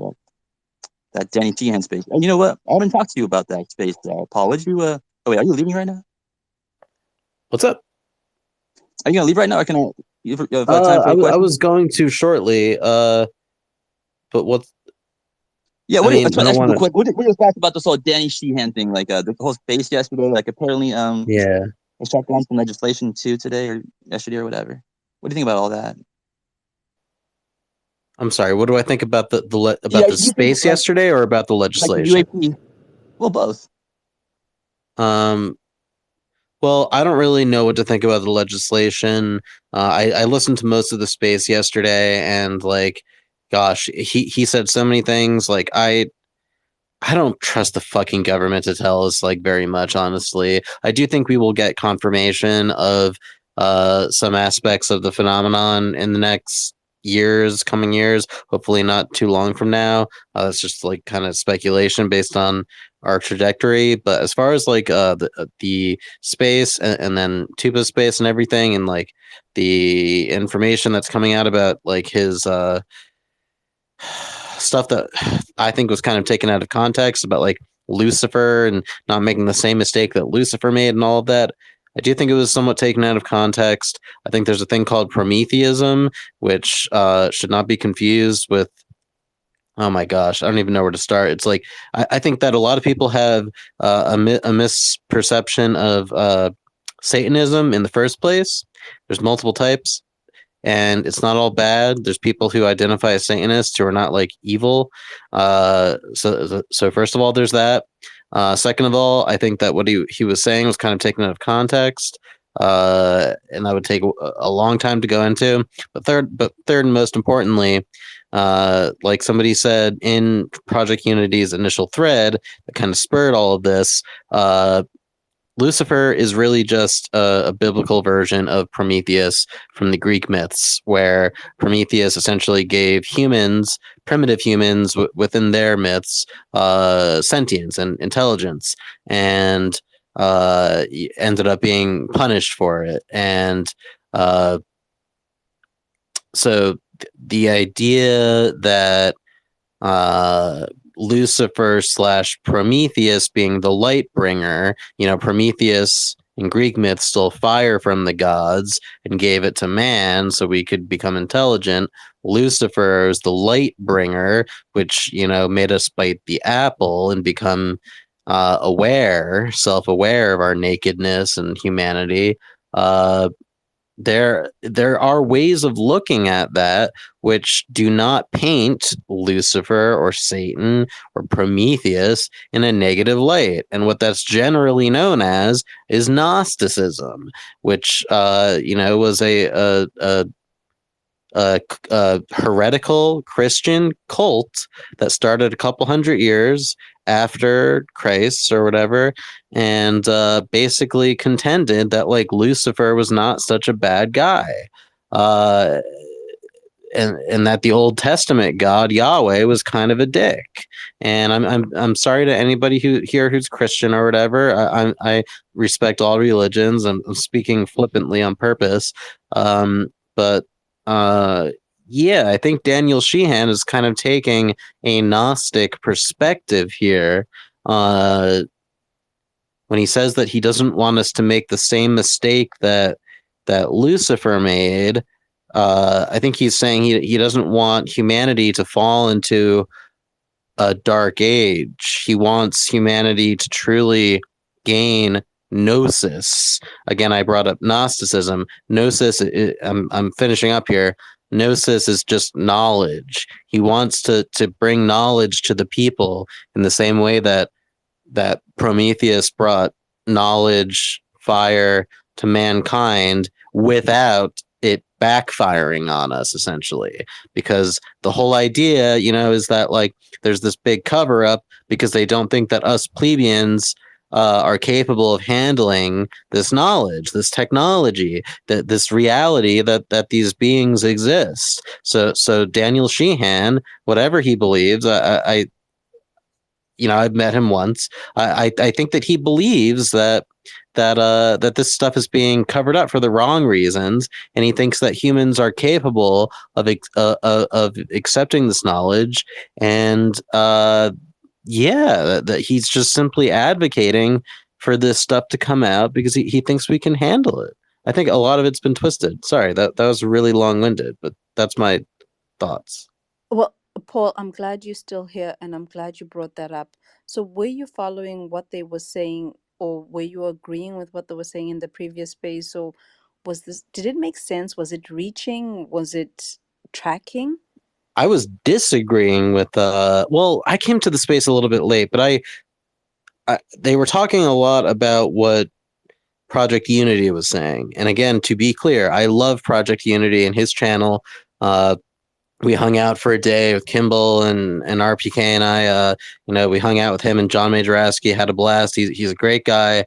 One of my favorite UFO channels, but the much of the space Zile was not devoted even to like Jay's initial thoughts, at least not his statements, rather, at least not what I heard. It was devoted to a lot of tribalism and conspiracies and stuff that I'm not very interested in. It was MH370 space, right? Because Ashton wasn't that the whole point of it? Yeah, there was just a lot of, they were all over the place. But all I can say for sure is that when they were their take on Danny Sheehan and trying to smear him and all of this and that, like I don't know for sure. Like I don't know the guy, I met him once. I don't know the guy, but he seems like a genuine advocate, and I'm not going to repeat myself, but I think that they were twisting his words, taking them out of context, and painting him essentially as like an evil Satanist who's working for the establishment. And how that initially came about with the Lucifer discussion is because somebody had gone and looked at the code or whatever. I don't know the words exactly, but correct. The historical information on his computer. And I did share a PDF version of where I think that if those concepts were broken down in detail on another, like a previous version of the website or whatever, it would have brought that up. If you look at that and everything that document is saying, there's a lot of information on there, but that is likely and somebody else mentioned this too in the space, that's likely where those particular words that we're focused on might have been coming from. No, that's exactly where they were coming from. It was an earlier version of the Paradigm Research Group that he's a part of. That's Yes. exactly it. But they left out crucial wording. They kept in the Lucifer part, but left out like the part where they say we don't want to make the same mistake. And there were a couple other like a half a sentence or two that they also left out. And I think they just completely missed the point. But now that's kind of separate from whether or not you want to believe Daniel Sheehan. If you want to believe him or not, that's fine. You use your own discernment. But I do think that they were kind of character assassinating. Right. So that PDF breaks down previous paradigms that that we as a culture, society, world, whatever have been through. And some of those previous paradigms, that is, there's a lot of, it's like a word salad in there, and I cannot summarize it at all because it's too much. But if you look at it, it's commented in the space. I believe if they were breaking down any of those like concepts and stuff that discusses the 8 or 9 different paradigms that we've been through previously and that we're heading towards, or that's the goal or whatever, that's where all, the Lucifer stuff comes from. Sorry if I'm repeating myself. Okay. We all know I have to take another look at working with the establishment is Stephen Greer. I swear that Atacama Mummy was his idea. Sure. Yeah. Stephen Greer, another very controversial character who did some great things in the past. Like I don't know. I think some people just want to give hot takes. I think that, look, Jay from Project Unity said it himself. Sometimes if you catch him early in the morning before he's had his coffee, he might say some flippant things. And we all do that. We're all guilty of it or whatever. I don't hold it against him whatsoever, but I do think that that's kind of the case here. And I think that just like, Stephen Greer with the Disclosure Project in 2000 or 2001, he did great things back then. Now he's kind of going for, I don't know, catastrophic disclosure. He has a chip on his shoulder, and it's funny that Greer gets bring up because when we were talking about unity and not having the coffee, and sometimes he has a hot take, and he's getting weary / tired of like dealing with the community and all the goings on. And I actually, when he said that, the first person I thought of was Greer, because in my mind, while Greer is an imperfect human being and he's made some mistakes and he's done some things that are like not that cool, so have I, so have you, so have everybody. I think that the chip on his shoulder that he has right now, as far as like when he deals with people, is just a byproduct of engaging in this community for decades. And I kind of see that in Unity a little bit, because he's come up and he's got a lot of contacts and he's had to deal with a lot of shit. So he's probably just displaying some something that we all might do, not necessarily hot takes, but kind of getting winded of all of it. Very well said. And especially in an accelerated version, because he only came into the scene, Project Unity, about 6 years ago, around the same time that I did as an adult anyway. But like just like many people here, we were interested as kids, but he only like went public about 6 years ago. So for Project Unity, it's like, holy shit, he's got like every connect that you could possibly want ever. Like he knows everybody. And dude, I'd be tired. I'd be freaking out. I'd be all over the place. And he's younger than me, and I'm pretty young. So I have all the sympathy in the world. And I completely agree with what you just said, Emas.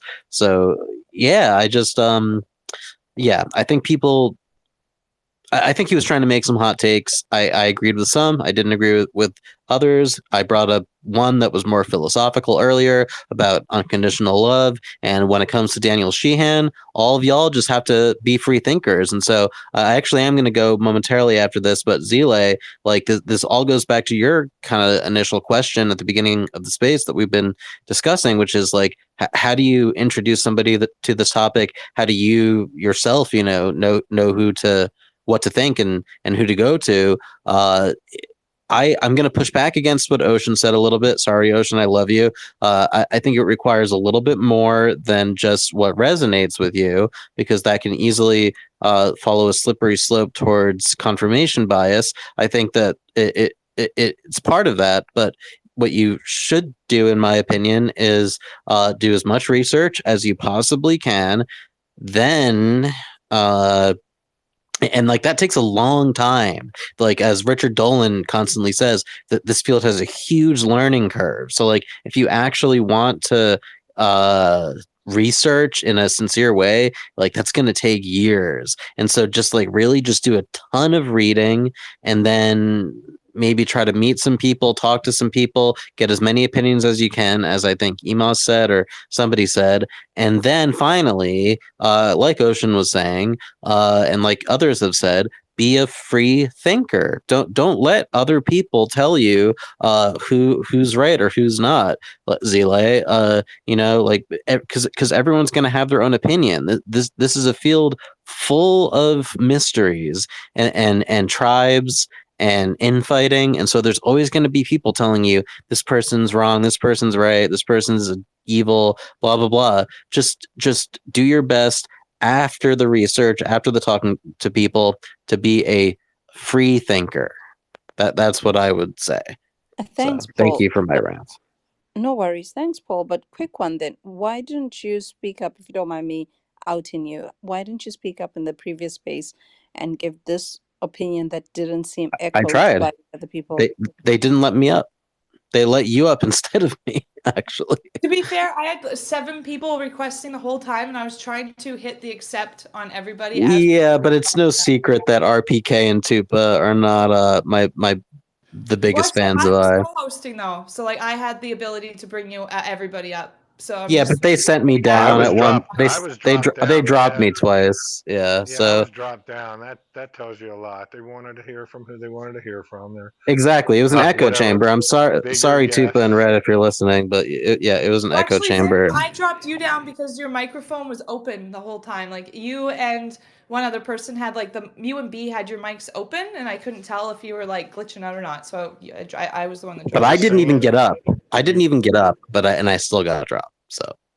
did you hear fart noises? Because that might be me summoning poltergeists. That's what that was. But anyway, Zila, yes, I would have said all of these things if I could have. I understand Tupa wanted to end the space, and there were a bunch of hands. That's totally fine. But the fact is that I was there for an hour with my request, and I didn't get up. So that's that. Next time, take the blue pill. So, wait, Benedict coming back up? Oh, Kimball's here.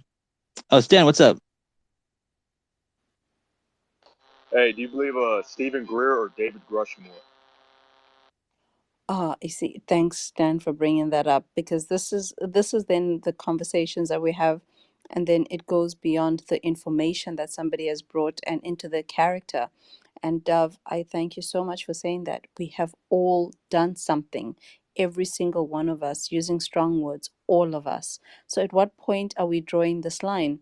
At what point do we say, no, this person has done this thing so much or so bad that we shouldn't take any information from them, or because now we're profiting from their victims, or something has been said like that? How are we navigating this in the 21st century? Because everybody has done something. Is there like how is everybody else navigating this information thing? Because for me, one of the practical things and very surprising things is, like, we're in a space now, Logan's hosting, Ocean is co-hosting, and it's all good. We're having an exchange and it's recorded and it's great. And then I come onto Twitter and they're like, oh my gosh, because you were in a space with this person and that person, But it who means said that? this. Like who's saying that? Just DM. I want to And know and who's saying that. can Sorry, I Report me. respond, to Zila? be very Because Everybody. specific, you're talking about he was apologies. talking about a guy who sat for 5 hours breathlessly speaking to 30,000 people in spaces the day before, talking about crazy stuff, accusations, all might be true. But that guy, along with the other top people in this movement, there's all these lines pointing to that they're part of a really organized religious movement. And you want to jump immediately to, well, they're not in this. Of course they're not. They were just talking to 30,000 people. They're just they got they've got people 30,000. they've got people working for them to pass laws to millions of people. So we're So do allowed you to think speak do you about think it the and say our UFO, the whole opinions. UFO That thing is doesn't a mean we're conspiracy? right, but why shouldn't we be able to say, hey, that isn't coming off as sincere to me? Why can't we discuss that without all of a sudden you always jump to, oh, love and light and all that shit? I'm sorry, this isn't all love and light, Zeely. It's not. Yeah, that's my perspective on what people say love and light. But from my perspective, I'm not coming from love and light. I'm coming from a point of neutrality and genuinely asking, how are we drawing these lines? Because for me, it is genuinely confusing. And It's it's not one, it's sorry, let me just finish this. Sorry. It's not that sorry. it's happened once or twice or three times. This is a consistent thing amongst UFO Twitter hashtags. And like I said before, somebody comes on and they're like, yay, this is great information, do it. And then next thing you're coming onto spaces and like, oh, that person did this and that person did that. And if you're listening to information from that person, then you are this, and that person is a this religious thing, and they're giving these indicators like this. And I'm like, WTF, how did anybody find this one? Two, then everybody is being painted with this brush. Please point to one person within the UFO community that has not had anything like this said about them. I don't know of any single person. And that's the point that I'm trying to give. It's toxic. So I think that that's something that we're all aware of, yet it is alluring and addicting. And I enjoy being here. At the same time, I could admit that it is toxic. And again, so I'm not going to paint with too broad of a brush and put anything, the whole of UFO Twitter in any corner. I'm not saying, Zile, that you're doing that. You are trying to understand something that is genuinely complex and confusing. And I was very much, and I still have a lot to learn about all of this, but I just wanted to say that you're not going to be able this line of inquiry is not going to bring you the answer you need. It's going to come with time.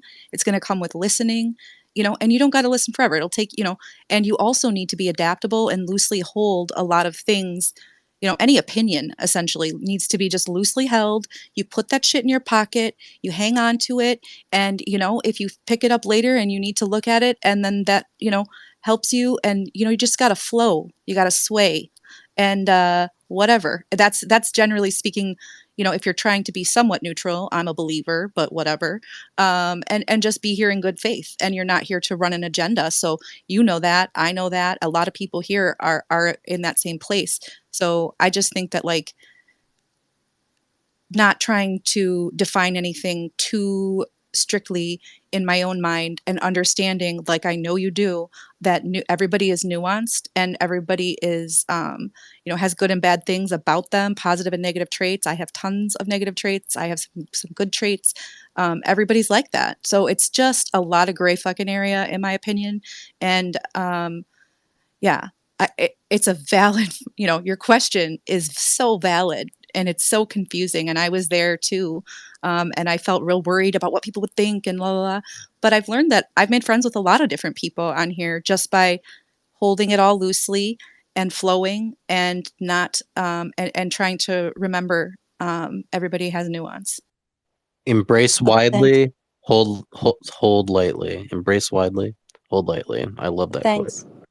Thanks, Well said Dove. by both you guys. Both you guys. Well said.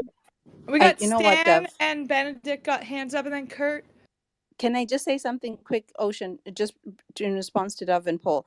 Dove, I totally agree with what you're saying, and I think that is the thing that I go into, because I don't really. It doesn't really matter who's saying what. I go into anybody's space unless they've specifically said, "Hey, Zila, don't come here. You're not welcome." Then obviously I'm not going to step into that space. But my thing is these connections and these associations that are then made after. And you're looking at this, and then you're asking people, oh, so how was this made? And they're giving you information. You're like, oh, okay. But then you're trying to follow this thread, and nobody is actually giving you any information. But then all of a sudden, everybody is talking about it in a certain way.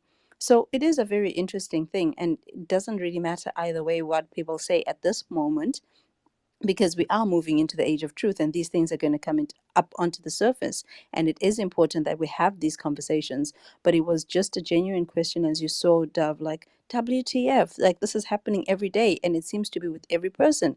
And my question still stands. Can somebody please point me to one person within the UFO community that everybody can say, this is great information, definitely go there? There doesn't seem to exist No, to be one person. I say no.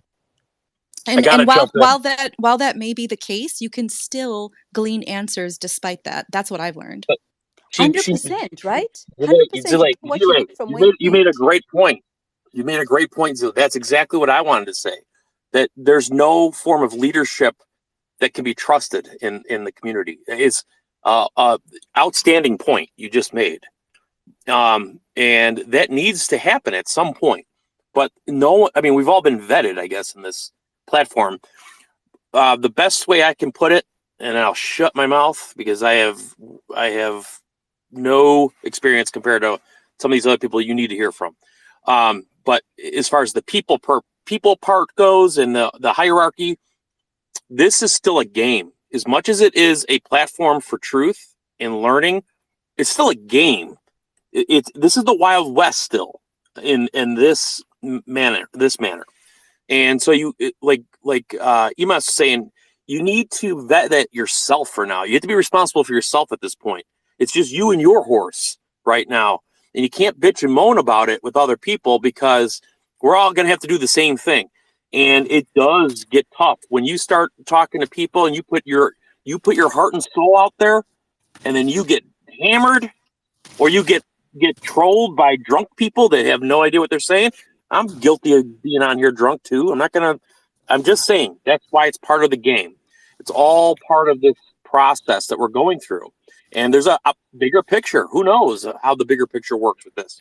Well, But real quick, Kurt, really, I want to get to Stan because he's had his hand up for a really long time. but really, like what Ema said, that was the best way to put it. We have to be responsible for ourselves and what we look into, what information. Damn right. And also, I see like a lot of people here that I haven't seen before, and it's probably just because I have a bad memory. But there's this like clip I like to play like I don't know, like once a month or two. It's about the secret history of Twin Peaks: The Message. You know what I'm talking about, Paul? You know I do. Should I play it? You think now's a good time? Yeah, sure. Why not? Yeah, I think it is actually, considering the discussion. Yeah. All right. Well, how about you guys dig on this for a second? Play. Pride have failed us. They have lied, withheld secrets, acted in their own selfish interests at the expense of their citizens. And don't believe anyone who tells you this all began in Roswell in '47. I'm convinced now that whatever I've glimpsed or encountered and spent my life tracking has been with us since humankind came down out of the trees. It is not something out there, in the president's words. They may well have once been our neighbors from some distant star, but I believe they were here before us. I believe that were we able to look deeply at the whole of human history, we would see that they have always been here. I believe they have observed, helped, haunted, tormented, and teased us since the beginning of time for reasons entirely their own.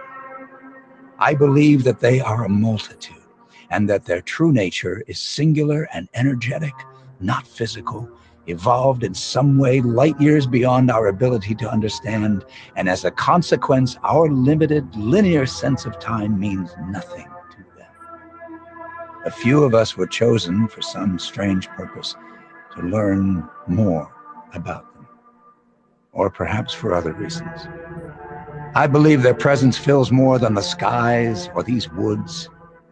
They lie at the root cause of every extra-normal or paranormal experience our species has recorded. Religious, spiritual, scientific, ghostly, inspirational, angelic, and demonic. From the burning bush to Fatima and Lourdes, to vampires and sky people, monsters and abductions in the night, and Roswell and Homestead and all those strange lights and crafts seen for millennia by so many of us in so many skies. I believe all these phenomena that our puffed up egos and busy ant minds persist in trying to label, categorize, penetrate, and comprehend, all spring from this same uncanny source. This is the mother of all others. And were we ever able to set our eyes on its ultimate nature, we would find it as foreign, incomprehensible, and indifferent to us as ours would be to bacterial microbes swimming in a drop of water. These final truths you must never forget. We are utterly incapable of knowing their true intent, and their true intent may not be to wish us well. It may be that they're here to guide or even aid our evolution. It's equally possible we may matter no more to them than those random protozoa in our tap water do to us. In other words, by our meager moral definitions, they may be both good and evil. And those precious distinctions of ours mean nothing to them. There may be even a good and evil side at play here. And we, our human race, is the game.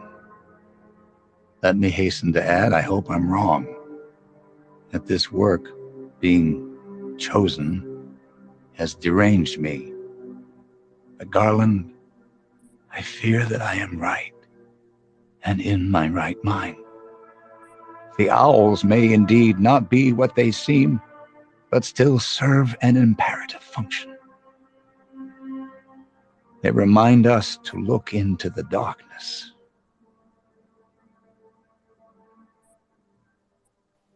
Twin Peaks, yeah. If anyone hasn't seen it, you should. It's got everything to do with this. Yeah, is everyone kind of spooked out now? Hey, was that coming through okay? I couldn't hear it on your end, so I don't know. Yeah, it Came in sounded great. good. Came in great. Okay, cool. Back to the hands. Who's next? Ocean, you Definitely know? Stan next. Yeah. Go ahead, Stan. Hey, would you label that as a religion? Because that sounds like a religious testimony. I forgot my question, but that sounds like No. because he says, "I hope I'm right." That's no different than anybody believing any religion. So nobody's for certain today. No, he said he hopes he's wrong. He says he hopes he's wrong, and he says that it's all about looking into mysteries. And say that again. How does he know he's right? That's his faith. He says he doesn't think he's right, or he hopes he's wrong. The point is that okay, this is from a fictional television show. First of all, Yeah, it was and the point is that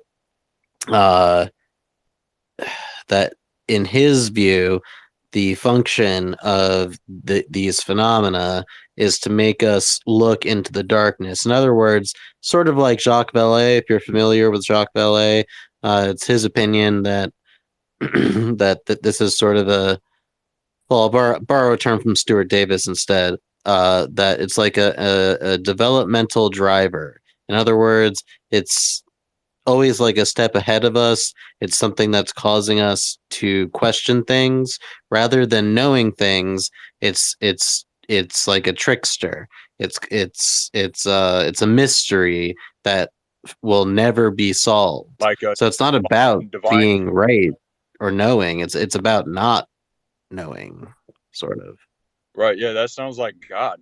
I mean, regardless how you look at it, and also Paul, with what you said earlier about Gnosticism, what if you know the language you learn, or the language or the wisdom and the knowledge that you learn? What if there's consequences in the afterlife? Because all those stories, regardless if it goes back to the Bible, all those stories, they're rebelling. That's the dark side, if you want to call it that. That's the Sith. Jedi, it's way better.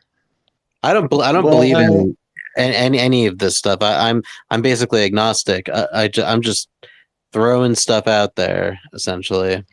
Did you say you're basically a Gnostic? No, I'm the it's too much that word, isn't it?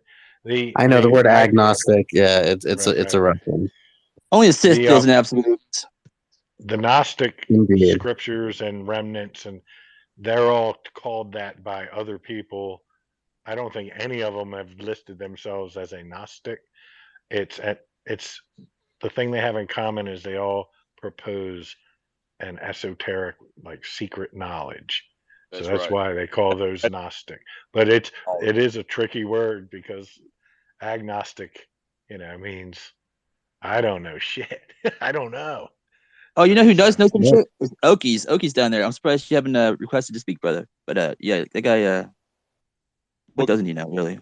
Anyone who's certain about this shit, I distrust, basically. What if they believe it's the devil? Like all the UFO phenomena, like my dad, for instance, he believes. He's always told me that the UFOs are satanic and all that stuff. But what do you think about those people? I oppose any certainty, and I think that like Satan might be a little misunderstood. That was kind of where I was coming from with Gnosticism. Yeah, it's not all blood rituals and stuff. It's deep. It's like you never read the Bible literal. It's very, very weird. It's much weirder than everyone thinks. But I mean, yeah, Yeah. if you're old school, you're probably like, that's demons, yeah, you know. But Yeah, fair point. That's what my neighbor thinks for sure. She thinks it's all demons. if you want It not doesn't. try Oh, to I I agree. th- I I have that, believe the you're Gospel of basically John you're is a basically Gnostic dark side. gospel. You're I choosing. agree, Zen. I agree, Zen. That makes sense. Regardless if it helps your, 100%. that's still darkness. Regardless if it's not blood sacrifice. I don't see why anybody would want to learn that or have it become a part of their life. It turns your soul into tar. Why would you What want does Gnosticism? certain knowledges and whatnot? Because what if it happens? I'm talking about afterlife stuff. This is after, not in flesh. Because maybe it's not bothering you in flesh. You know what I'm saying? But that doesn't matter if there's an afterlife with eternity, like a lot of ancient stories claim to say, including the Bible. So I what don't if in know. flesh it doesn't bother you, but then you're dead and then you see the consequences to doing Well, Gnosticism or dark knowledge that yeah. through my eyes God doesn't want you to learn. No, I feel you. I mean, like my mother had multiple near death experiences, and some of them were hellish, and really like taught her some tough lessons. So like, I hear you. I don't know. I lean more towards reincarnation. I don't think that there is just like an afterlife. You know, I think it's a process. So Yeah, yeah, that's what. Yeah. about it. I just see that as like the Sith, if that makes sense. That's the dark side. What is the dark side again? Like Gnosticism and anything that's, I guess you can have in the in darkness. You can say the same thing. What about reincarnation? Like, do you think that's No, dark? no. Okay. No, reincarnation. No, I don't believe that though. I'm not going to get into religious stuff, but I believe Whoa, yeah. we die and go somewhere else, like to heaven or separation from God, which you would say is hell. And who knows what hell's like? That just means separation from God. We don't know if it's like Dante's Inferno. We have no idea. For sure. I feel you.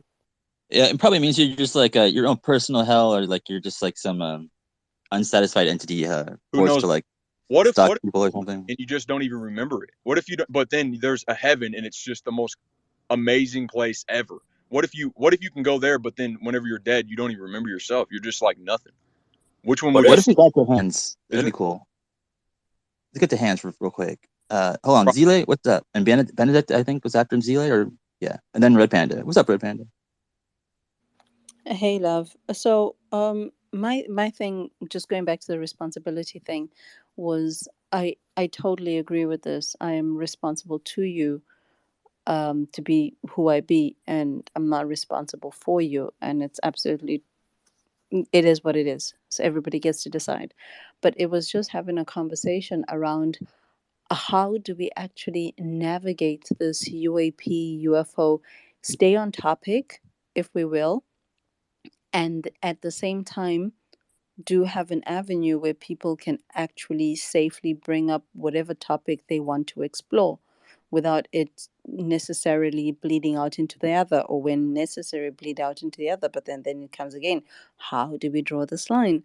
So it's just, for me, it's just it isn't like, this isn't the only forum for me where I talk about the phenomena or things like that. And within the other forums, the vibe is very different, as within people who have a knowing and an understanding and they proceed as such. Whereas here, there's still people who have questionings and lookings and all sorts of other things. So it's a very different vibe. But I still Wild put it West. up. Told you. Say that. This is like the Wild West here. That's the difference. It's a It it's a variance of different varying opinions, and that gets messy. So it's not an echo chamber. Right. Yeah, you know what? And I was some of saying, us appreciate that. Right. yeah, But I think it was in Superspace I can't earlier. hear Logan. Logan, you're gonna have to recycle me. Wait, okay, really? but Damn. Oh, damn, I hit the wrong button. My bad. Sorry about that. So, real quick, I think this place is like a street corner, like in a busy city or something. You know what I mean? Like, it's kind of how I always looked at it. and I kind of like just try to let the conversations happen naturally. I don't try to, I don't control it too much, but then that can be like a really bad thing sometimes too. But I Right, don't know. control, but that's the beauty of it at the same time, right? Well, it can be. Yeah, I try to moderate as much as I can, but yeah, more of a moderator than a host. But it doesn't really matter what I think. But Zelia, were you done talking about what you were talking about? No, I wasn't done, and it's great that Red Panda is here and Chupacabra is here. It's just the same old story. How can we within the community foster great conversations around this topic, but still stay on point and bring up whatever discrepancies or discussions that we need in a safe way and deal with them, but still stay on point with why we're here, which is the phenomena, I think, at least. Well, that's why I'm here. Well, what is the phenomenon then, Zilly? What is the phenomenon? Oh, the phenomena is a whole bunch of things. It's not just one thing. Benedict. I'm sorry, Benedict, but all you do is ask questions. I know I'm not a host, but like I don't think that's very helpful right now. I think it is though, because he wants I to know, don't. or this is I how agree with he Paul. is. Paul, I agree with you. I think it's helpful, Benedict, because this is how you process information. We just talked about it not being an echo chamber. This is another person showing their difference and is bringing it out in this way.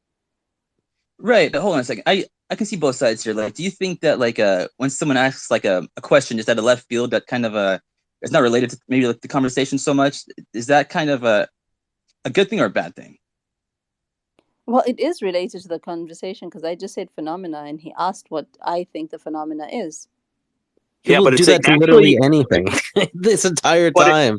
They'll just say, "What's this? What's that? What's this?" It's great, but like, yes, that actually contributed to the issue you were trying to ask us about. That was literally what you're asking us about. Like that was, and then since it went in your favor, speaking to what you want to speak to, you took it upon yourself to, well, this works now. This works, and that's what I see. I mean, that's just from an outside person. My perspective doesn't matter when it comes to the knowledge of this, but as a person in this room, that's what I saw. Red Panda's here, by the way. Benedict, speak up. What is your point? Or how come? We haven't heard from We'd Red actually yet, need like so 2 more minutes.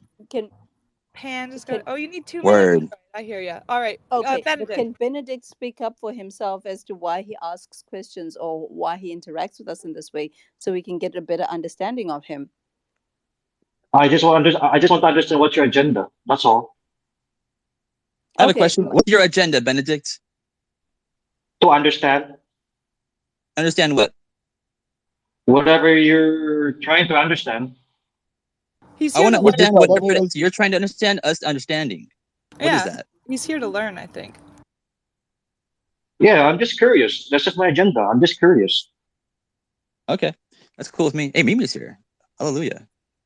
So Kurt, maybe it was in my favor, and then that's what I said. True, whatever. But I enjoy the fact that we're not all talking in the same way, and somebody else is talking very different, and I always welcome it because I think it's progressing the conversation. But then that's just me, and I think at this Well, point, you've brought up the question. You've brought up your question multiple times. We keep coming back to your question, Zile, because. So I'm gonna go. I love you guys. Wait, hold on. You're gonna go where? Like, oh, outside the space. I gotcha. That makes sense. I don't know. I hit the mute button before you did that, but she's not going nowhere. She just need to up the pussy Annie. That's all she needs to do. Stop messing with men that is for the space. If you date in real life, do not. can you please hit the mute button? You date up when you are there in real life. Oh my god. Oh yeah, so Mimi had to take a Red little Panda talk. Red Panda, welcome. He's I think occupied at the moment, right? Or no? I was so happy to see RPK. Nothing. Bring up Tupa. What's up, Tupa? What's up, Kimball? What's up, Alex? He fell off. No. That's what I was saying. You only had 2 minutes. Hey, vey. Did we miss his 2-minute mark? I think Tupa had something to do right around 1-ish, but maybe he's free now. Well, I'm probably in gonna go too then, honestly, because I was supposed to go like 15 minutes ago. I have to make a phone call, but Paul, great thank you. space. Good job today, man. Good, thank you. Appreciate your insight Oh, on this. oh, All thank of it. you. Yeah, I get. Thank you. I feel so long-winded tonight, but I appreciate Logan and all of y'all letting me talk and everything, and I hope that it made sense. Bye, Paul. Yeah, man. I always love to see you here, man. It's been a long Yeah. time since I had you talk that long, so it's nice. It's I a know treat. You always thank listen, Paul. You you. always listen too. You listen as much as you speak, so don't worry about it. Thank you. Why do you have to I leave right appreciate when I come that. up, though, Paul? Oh, there's Kimball. No, I might pop back in like 30 minutes. I just need to like eat and call somebody. I just saw like a weird Thank you. green something fly by too, right as I was leaving. So I don't know what that was. Probably an airplane, but anyway. I will maybe pop back in like 30 or 40 minutes. All right. Bye, guys.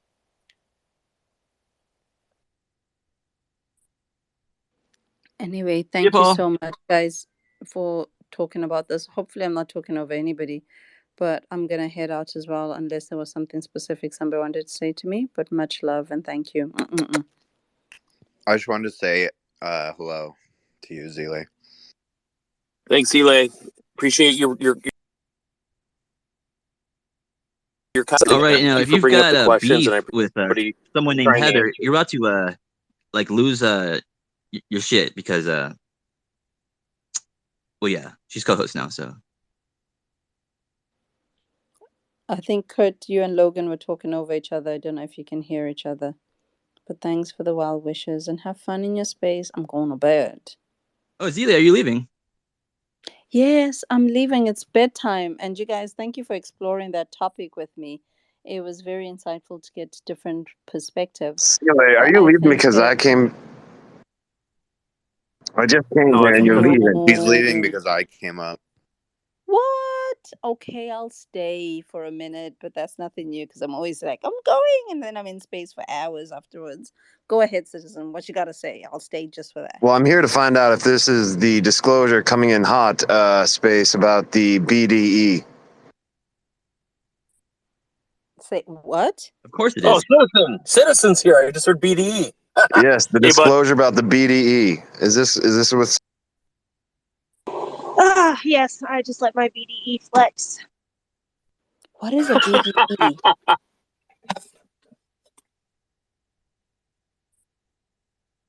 We're come on, not sis, fucking get turning it this back whole up there. entire space into BDE conversation. It's not happening. If you come up and you want to talk about something else, cool. If not, bye. Yeah, she raises a good point. It's not just Citizen either. I've seen Zim do this repeatedly and Zile. How about that prompt global strike? Like check this out. Welcome, ladies and gentlemen, to a realm where power takes shape, where confidence reigns supreme, and where the unique energy known as Big Dick energy dominates. This is BDE Unleashed. In a world that often stifles true masculinity, we dare to strip away the constraints of societal norms and delve into the depths of a power that lies within. Big Dick energy is not merely about physical attributes. I had to cut you off there, Zile. You were just gonna. I don't know. I didn't want to hear any more of it. Sorry. Laying down the law. Alrighty, thanks. I had to look up BDE and now I'm educated. Alrighty, let's not talk about, oh, let's talk about BDE. And that doesn't sound like me. He's never going to get it because my accent is all over the place. Oh, that wasn't you? Oh. Hello, Logan. I'm calling in from the Paradigm Research Institute with Danny Sheehan. I wanted the super secret insider secret knowledge, so I sold my grandma's furniture. I paid the $1,000 for the knowledge, and the next thing I know, I'm in Bohemian Grove and naked. That's where I am calling you from. Danny Sheehan, Lou Elizondo, Can I comment John about the Podesta, silliness? Marina Abramovich, and a bunch of other disclosure heads are here, and they're saying Lucifer is God. Can I comment about making light of a very serious subject? Travis Taylor. Logan, I am scared. What do I do, Logan? Help me, please. I am trapped at the Paradigm Research Institute. I repeat, I am currently trapped at the Paradigm Research Institute. What's the color of your skin? We're gonna send a rescue mission. Where's Captain America? Are you a blue person or maybe like a gray person? Yeah, I don't think that's something we talk about enough. Like, I don't know. I feel like when we get those like other colors, They you pay know, mixed with us, like $1,000 we for a might be like a, one-way ticket. I don't know, Don't not let so 'em out. nice or something. After that, they just hold you there.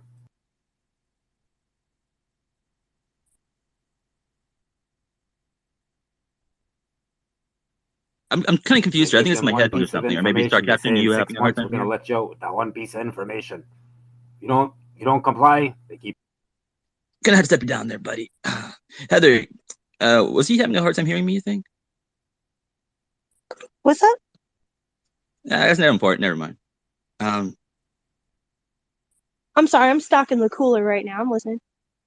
oh shit. Um, anyways, what's up, Kimball? Hey, what's up? I'm starving. I've been out of eggnog for like half a day now, and I'm getting like the shakes. I think so. I know I got to get over to the store real soon. I think. So when you buy eggnog, sometimes there'll be like a regular one and then an old-fashioned style one. What do you usually go with? I get both. With guacamole?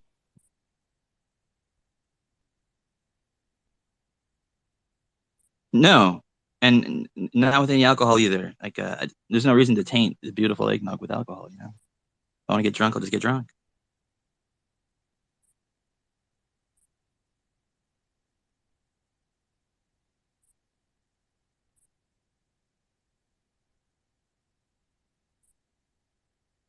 Hey, Heather, do you still? Oh, hold on, Dub, what's up? Is this about eggnog?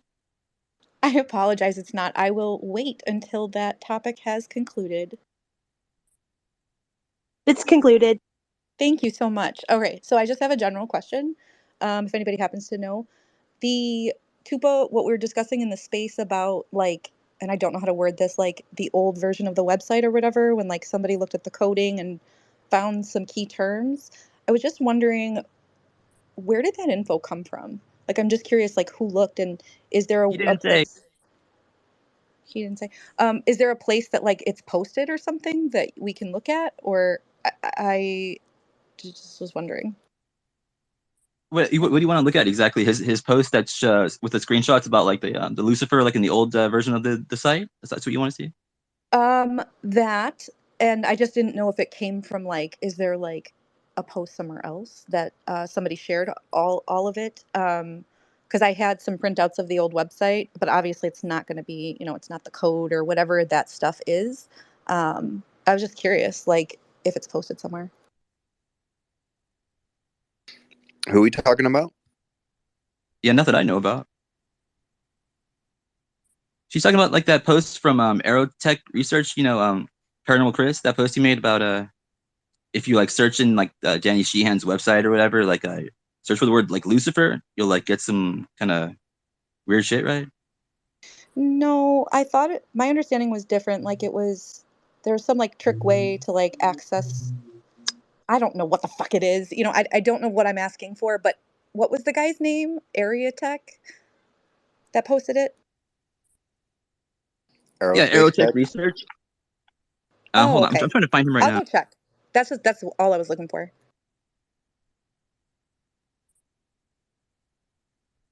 Yeah, why did he change his name from Paranormal Chris? Even that was like big name, wasn't it? Because now he's like, no one knows who he is now, right? You're straight up doxing his new account right now. Oh, for real? Oh, that's why he kind of I get it now. Bro, he fucking changed his identity because people were attacking him, and you legit just called him out. Like most of them did not know that was who he changed, and they've been calling him some other dude for weeks now, attacking him and assuming he's some other guy. You legit just doxed him. Yeah, don't speak ill of the UFO people or whatever. I don't know. Is he speaking ill? Or maybe he's just going against the grain. But either way, like he's getting doxxed, I guess. And Tupa's getting doxxed too. I saw him in a let's see. It's just somebody that has I guess a similar name with the 137th Aero Medical Evacuation Squadron.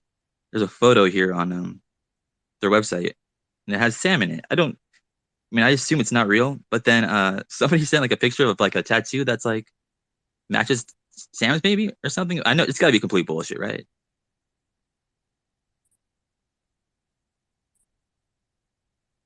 What? Are you talking to me? Yeah, I mean, I don't know how to like even find shit like that. Like, was the person like searching out like their name, like, and why? Anyway, yeah, I don't know. That's what they do with most people, that the UFO hate group, when they start attacking people, they just find people with your similar, like your exact name, like, and they'll have like some terrible crime attached to it, and then just throw it out there because it's headline culture. People don't care about context. They read the headline and they're like, "Oh, immediately you must be a fucking terrible person." And they're not even going to take the time to go figure out if it's real or not. But in Tupa's case, with the article that's got his same name in it, is it even bad? I'm like dude looks like a badass on that plane to me. Yeah, I mean, I don't think the person is him because it doesn't even look like him, right? But then I thought, yeah, I don't actually. I don't know. I don't. I'm being retarded right now. Let's just move on. I really doubt that's Tupa. No, I mean, if it was, I'm sure he would just say so. But yeah, it is a Because if badass you look picture. up my real name, you find an actress. An actress. Oh, I Yeah. think I know that actress. Hold on, is Stan still here? No, Stan. But yeah, never mind, I guess. Hey, Benedict, you got any more questions? Supposed to be for Stan, but he's not here. I mean, yeah, basically he brought up about the nuclear war, right? I mean, if you want to talk about it, no problem, because I want to know what you guys think will happen about this nuclear stuff. What about what? Like the weaponization of like nuclear weapons, like from like with like UFO materials and shit? Anything that's nuclear, basically. Do you remember that UFO video where she's calling in to dispatch? She's like, "Yeah, come check them out."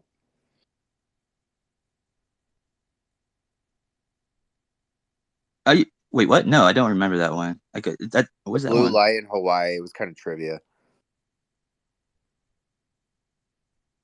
Oh, are you talking about that? Have you seen that one where it's like there's a car like out in the field? I think Ganga has posted this one a bunch of times.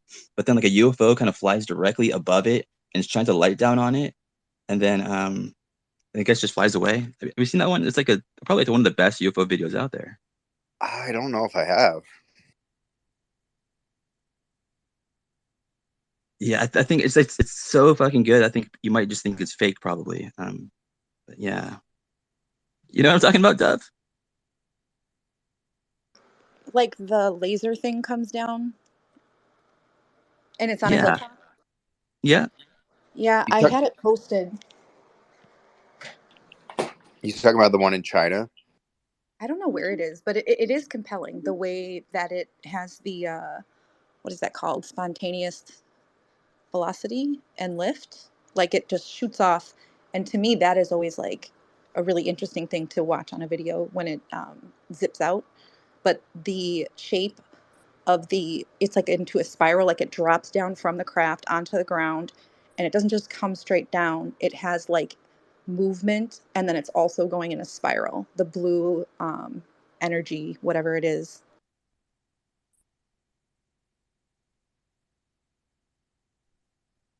So if that's the one in China, then yeah. Oh, dude, I Someone has to don't be know. there. I think I found it though. Yeah, I'll post it in the thread. I'll have to see it with my own eyes in order to confirm it.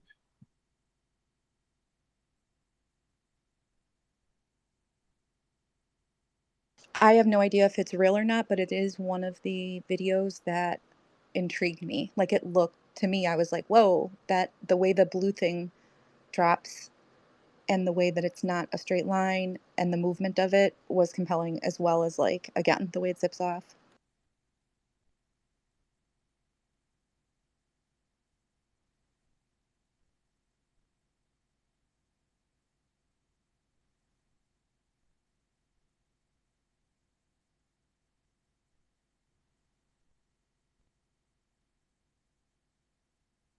Hey, you know that guy, Jack Heel? Did he post a picture of himself uh, with the president earlier, or was that like a Photoshop thing? I couldn't tell if it was being real or fake. John Keel, Keel. Oh no, he goes by The Jacques photo is Heel. real. They just zoomed out and photoshopped the rest. Oh, like the AI like expand thing. Yeah, yeah. He's a handsome guy though. Yeah, I mean, for his age, he's pretty good looking. I mean, what is he like, 93? Not Biden.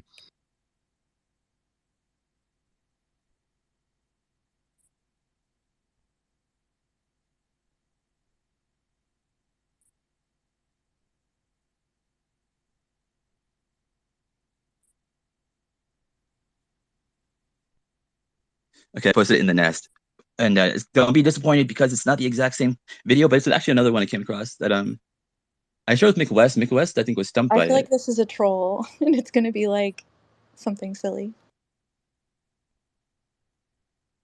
Wait, am I the only one that's posted something in the nest? For real? That's weird.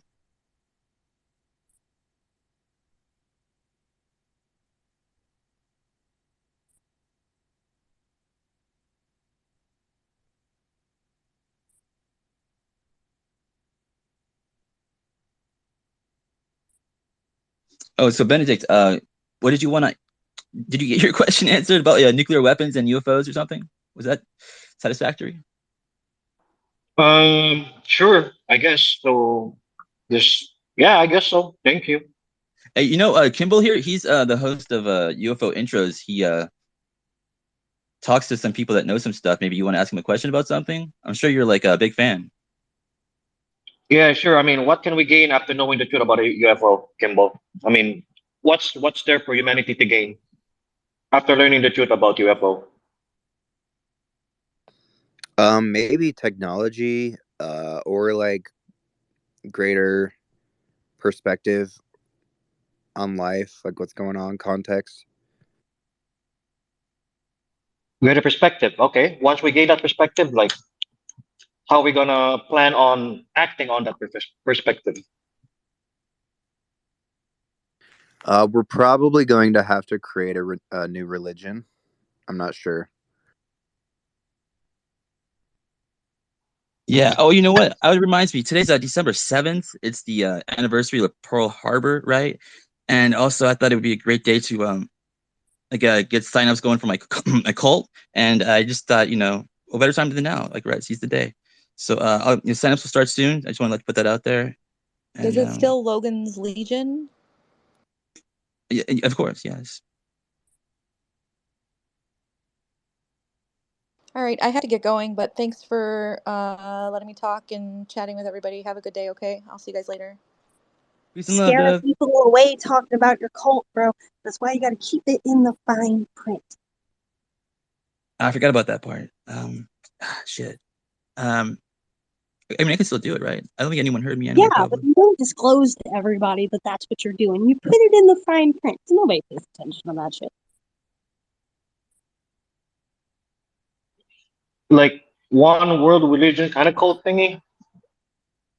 No, well, maybe. As long as I'm like the ruler of that world, I guess that works. He just needs the Starship Logan. You need your own mothership thereby.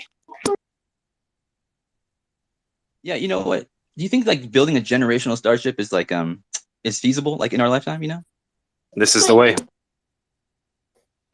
Yeah, I already signed a deal with Pathfinder to be in charge of part of his fleet, so it's all good.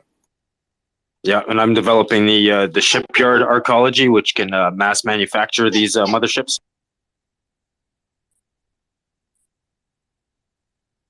Did you say shipyard archaeology?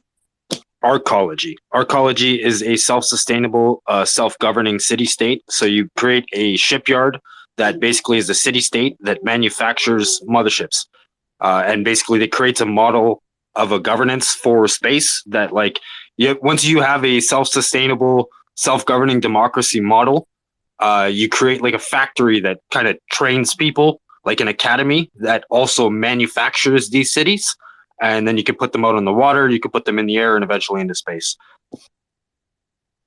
Hopefully we could join forces sooner than later. This is great. Forward to the future. Yeah, in the future, it's only dreadlocks for captains, I guess. Right, Edward Teach. Is that who your idol is, Edward Teach? Well, he be a good pirate there, boy. He did perhaps help inspire American democracy. You know, they were voting aboard pirate ships before there was voting aboard the land. I like Really? Monkey D. Luffy. There be some truth in the fact that some pirates did inspire American democracy in some extent. You know who did inspire American democracy was the phenomenon. Like during the beginnings of our country's foundings and whatnot, phenomena helped save the day a handful of times. You ever hear those stories?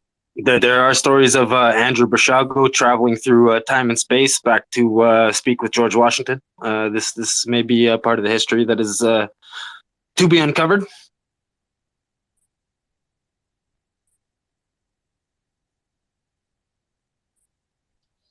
The X-Files?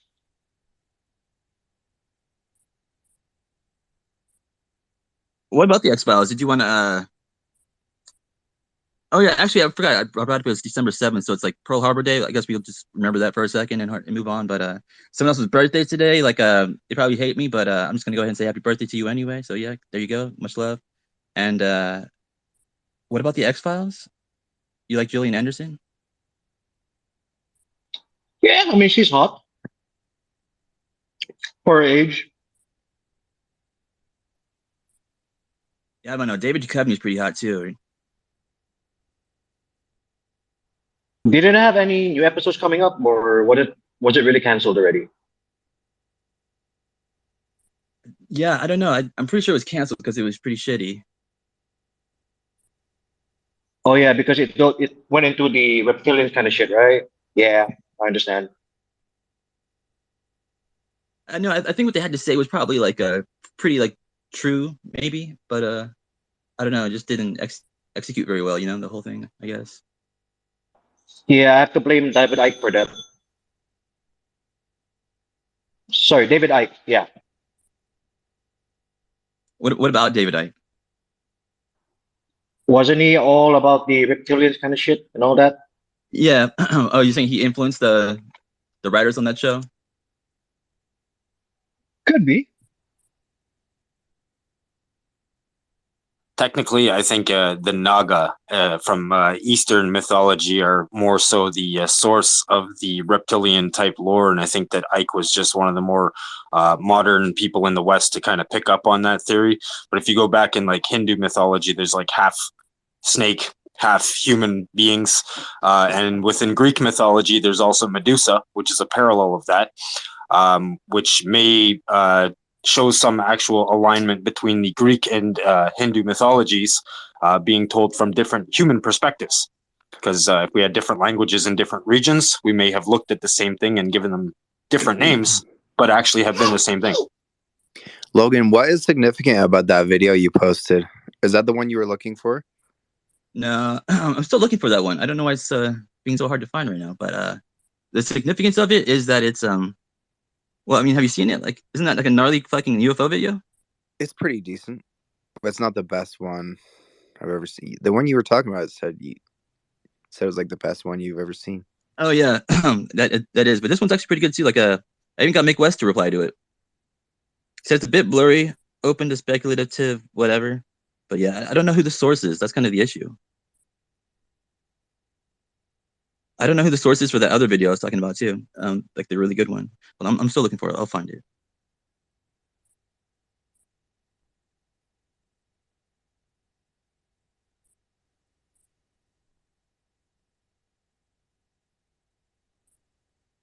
Oh, hey, another news, like fucking Grok is out today.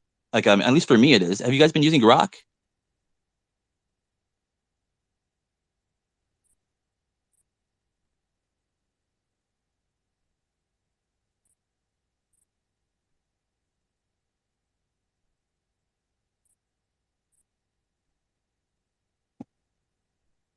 What is Grok?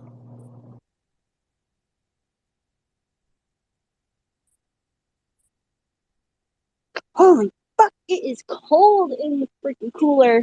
What were you talking about? What is Grok? Rock? Okay, What so kind of rock are you talking about, Logan? A crack rock? is it fucking? It's not Tuesday, is it? It's Thursday. It's Grok. You know, like it's the Twitter for AI. Oh, Oh wait, Twitter's the AI. AI. Okay. I said it backwards. You know, like like on the left hand side, if you're on your computer, not your phone, it says like home, explore, like notifications, messages, lists, bookmarks, whatever. On like among those, it says Grok now, at least on the computer. I don't know what it says on the phone. I don't think I have anything on the phone at the moment, actually. But yeah, I don't. I guess it's only for the web now, maybe, at least for me. But it's just like a Chat GPT or something like that, right? You hit the little Grok tab, and you just ask it anything you want. You can tell it to like analyze your profile and I don't know, come up with like a character like profile for you, or like I don't know, whatever it is.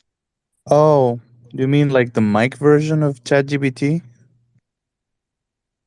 It's Twitter's version. Grok. Grok. Which is an absolutely hideous name, but whatever. Yeah, I don't know. Like, do they really like? I don't know. It's so bad. It's almost like genius. Maybe like I feel like there's something I'm not getting. I don't know. I was just using the mic version of ChatGPT. I had to pay like $29.99 a month to use it, and it's pretty good. $29.99 for the mic version of ChatGPT. When you say mic version, do you mean that you can just like have a conversation with it? Yeah, it's fluent, like back and forth. Like after it ends up, yeah. After it replies, you can just it asks you another question. You can keep on replying all the time. Yeah, I know what you mean. I was using that. It kept interrupting me though. I think it thought I was done talking. I think it's because I take like long pauses. But anyway, I asked that Grok to like roast me, you know, just based on like my Twitter profile. It said, and I think it's pretty accurate probably. It says you're a self-proclaimed full stack Logan, huh? Well, judging by your posts, the only thing full stack about you is the pile of garbage you call a personality. First off, you seem to be quite the expert in jumping to conclusions, like the time you accused someone of only taking softball questions from their loony UFO friends. Oh, Logan, how dare they have friends with common interests? And let's not forget how you constantly complain about life being nothing but pain. Oh, boo-hoo, maybe if you spent less time being a keyboard warrior and more time working on your own life, you wouldn't be such a miserable human being. Oh, man, this goes on and on. This guy really roasted the shit out of me. I'm not sure that's entirely, I don't remember that post, but it's pretty good, man. It's not so, I feel like if ChatGPT was to say this, it would be a lot more like tame and like mundane and kind of No, censored. This is like it does high school not. level like insult. Sorry, it does not insult you at all. It's like, and it doesn't get into conspiracy theories like anything. You try to like ask him about 9/11. Like I said, hey, Bush did 9/11. No, that's a lie. Oh, really? Okay, wait, hold on. So you know Grok, and I've just been sitting here being quiet this whole time. What else can it do? I haven't really tested it yet. Which one? I only know the ChatGPT one. Okay, we're talking about Grok though, yeah. Oh no, I haven't tried that. Sorry. I think it's still in closed beta, isn't it? Not that I know. I mean, I don't know. Like I said, I'm using it, and I don't think I'm part of any beta. So, and of course, Kimball, he would know.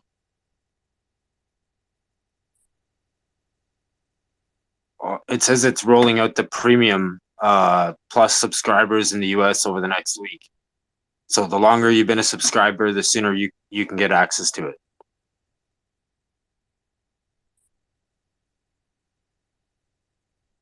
So yeah, it says Lastly, your obsession with UFOs and the Pope is just plain and weird. Seriously, do you have a secret shrine to the Pope in your basement or something? In conclusion, at Full Stack Logan, you're nothing more than an immature, judgmental, and hypocritical individual who thrives on putting others down.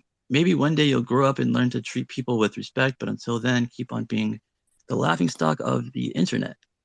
I mean, Dude, this thing was stop pretty reading good. my text to you. Fuck. Yeah. It's out now.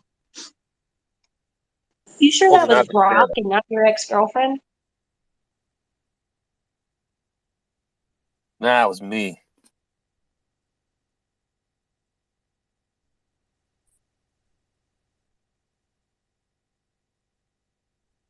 No, that one, I don't know.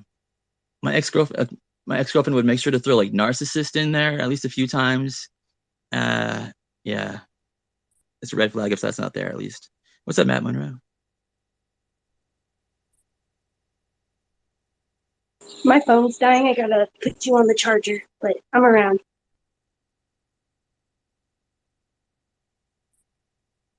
Yeah, I actually need to walk my dog. I'm sorry, buddy. I've taken. What's everyone else up to? It's like 4 o'clock out here for me. I've been up for like 30 hours at this point. Wait, that's not true. I think I only. Never mind. Hey, Star Captain, what's your plan for disclosure? Do you think like we're actually ever going to get like disclosure from our government, or do you think that's just like a pipe dream? Well, I think one of the things that is going to kick them into high gear, either, if people basically prepare to run for the positions of the people that are acting as gatekeepers, that they're going to see the reality is that if they want to keep their job, they're going to have to be pro-disclosure, because pro-disclosure people are coming up behind them to replace them. And if that is ultimately the juxtaposition that we put them in, if people basically prepare to run in those positions and say, look, if they're not going to be the representative that's going to step up, somebody else is going to step up in their position. Well, they're going to either do the job or get replaced by the person that's going to do the job. So I think that's probably one of the best positions that we could actually put them in, is to say that, look, if you guys aren't going to build our model of cosmic democracy, then people are going to start preparing to step up into that role. And that's going to spur them into action, or it's going to get those people to prepare to replace them. So one way or another, we get what we want if we pursue that angle, in my opinion.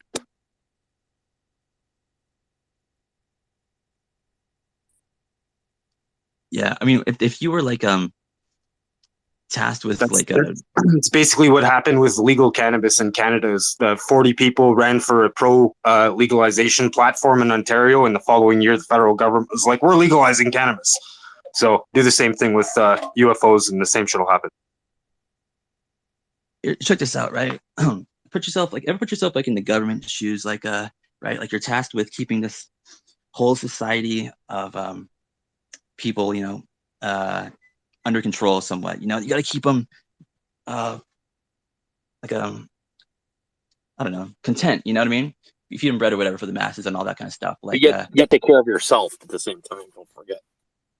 Sure, but at the same time, you want to introduce like UFOs and aliens, that they exist and whatnot, but you also don't want to upset the delicate balance that exists in our society, right? Of all things. But then how do you introduce it, I guess, to the public without fucking everything up and destroying everything, right? How would you go about it, Star Captain?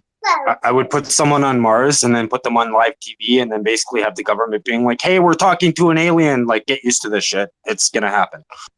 I love that. I love it. But I don't know. That's not like realistic, right? That's not what the. But it's not that far. It's not that far fetched, and it's an easy way to break the ice of being like, we're the aliens now, right? Like, okay, if we're the aliens, and we have to look at like, well, what is the government going to look like on Mars, and how is Earth's government going to interact with that government? Well, now we're talking about exopolitics. Now we can talk about how is our civilization going to interact with another government from another civilization, and it's human to human, but it opens up the spectrum of conversation in that direction. And that's what we need to have. We need to have our governments talking about the reality of what other governments might look like in space. They may not look anything like ours. They may be fascist. They may be communist. They may be freedom loving as well. Freedom may only exist on Earth, and the world The universe may be all fucking monarchies and shit from millions and millions of years, and Earth may be the first free world in existence. We may need to protect that. There may be others out there that think the same thing. We don't know yet, but we have to prepare for all of those that spectrum of conversation that's going to happen there. And what is our model of government going to look like in that domain? Is where our government needs to go. And if democracies are talking about that, well, we might end up with a cosmic republic instead of Britain leading that conversation and us ending up with a galactic empire.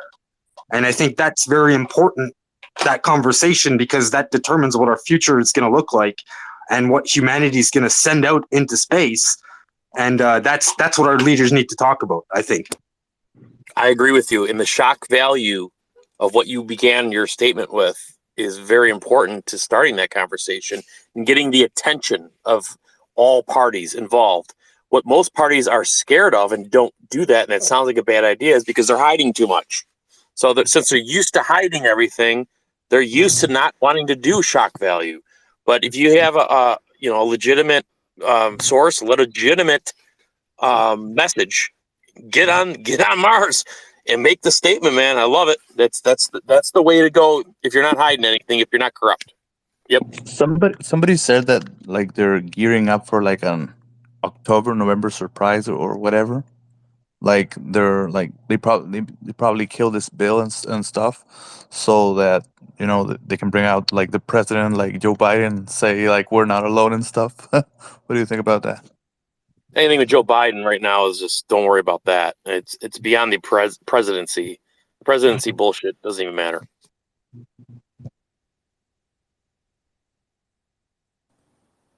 I think you guys can hear me, right? I don't know.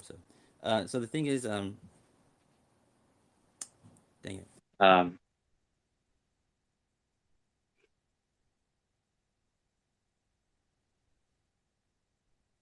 Okay, there. I can't hear you. Can you hear me talking right now? Hello. Okay. Now I do. Cool. Now. So I was gonna say, fuck, I forgot what I was gonna say. Damn it. Anyways, go ahead, Tula. I'll figure it out. No worries, man. Yeah. To what you guys were talking about, how the fear of losing their jobs, we're dealing with three different types of factions when it comes down to disclosure. We're dealing with government, military, and public. There is a public sector. If you remember when David Grush was up on that hearing, he said there's people of the government, military, and public. I'm curious to see who would have any say about anything involving alien technology or aliens encounter within the public sector. Who is that guy? Who's that guy that tells the military, that tells our governments to shut up? You know what I mean? These are the people that we never hear about. So in taking into the account of these three factions, man, I don't know. And if you take in what Linda Moulton Howe's been saying about the secret space force, how we are already a part of the cosmic society, however, if you will, with all of these deep space vehicles that they've been using since 2018, I think she said. You know what I mean? It seems like we're already there, but it's still that those three factions are still keeping it from the general public. So I'd imagine if the public was to say, well, we're going to create a space governance, that might supersede any sort of secretive association or representation that might be representing us, because we're now asserting representation of ourselves. And that might actually be one of the most important ways for us to retake our sense of cosmic independence. If there is any of that occurring in secret, or asserting of a position of cosmic independence will neutralize all of those past agreements and allow us to reassert those agreements if they do exist or they want to have any interactions with us. And what we could do is open up a space-time embassy that, future travelers or alien travelers or dimensional travelers, if they come to Earth and they want to make contact, there could be an official embassy at a spaceport that would allow for that process to happen properly, rather than, some agreement that was made 50, 70 years ago by people that are probably dead now governing over us now. That's not we should assert a new paradigm. And I think by asserting our right to having our own representation on a cosmic level, rather than a global government pursuing such things undemocratically, people asserting that they should have cosmic representation will nullify any of those past agreements. I mean, what I think is happening right now, and according to everything that I've been looking at Bob Lazar's story and everything, is just basically like Lockheed has them. They've been trying to do stuff for like forever and haven't gotten anywhere because of the secrecy I don't know how to say that word, like very compartmentalized and stuff. And yeah, just basically haven't. I mean, they could have had like a couple breakthroughs and stuff, but it hasn't been much because it hasn't been like open to the public and stuff. So that's maybe one of the layers that layer 3 was saying. Well, that's one of the other kicker things too, is the compartmentalization of everything that the military complex is doing. It's coming back to bite them in the ass. Now we have people like you and I going in and, becoming significant people of power and having a voice behind us. And it's so compartmentalized that never mind what the left hand and the right hand doesn't know, it's what each finger doesn't even know. When these guys are working on projects, I mean, you saw what Grush said, like in the Rogan thing. He literally just said, "Look at this guy, Mike Turner. He's being funded by Lockheed and Raytheon and all this shit, and that's the guy who killed who gutted the thing right now." So it's basically just corporate interests, military guys, the guys who used to scream at Bob Lazar and threaten him with guns and all this stuff. It's just the same people, like the same criminals.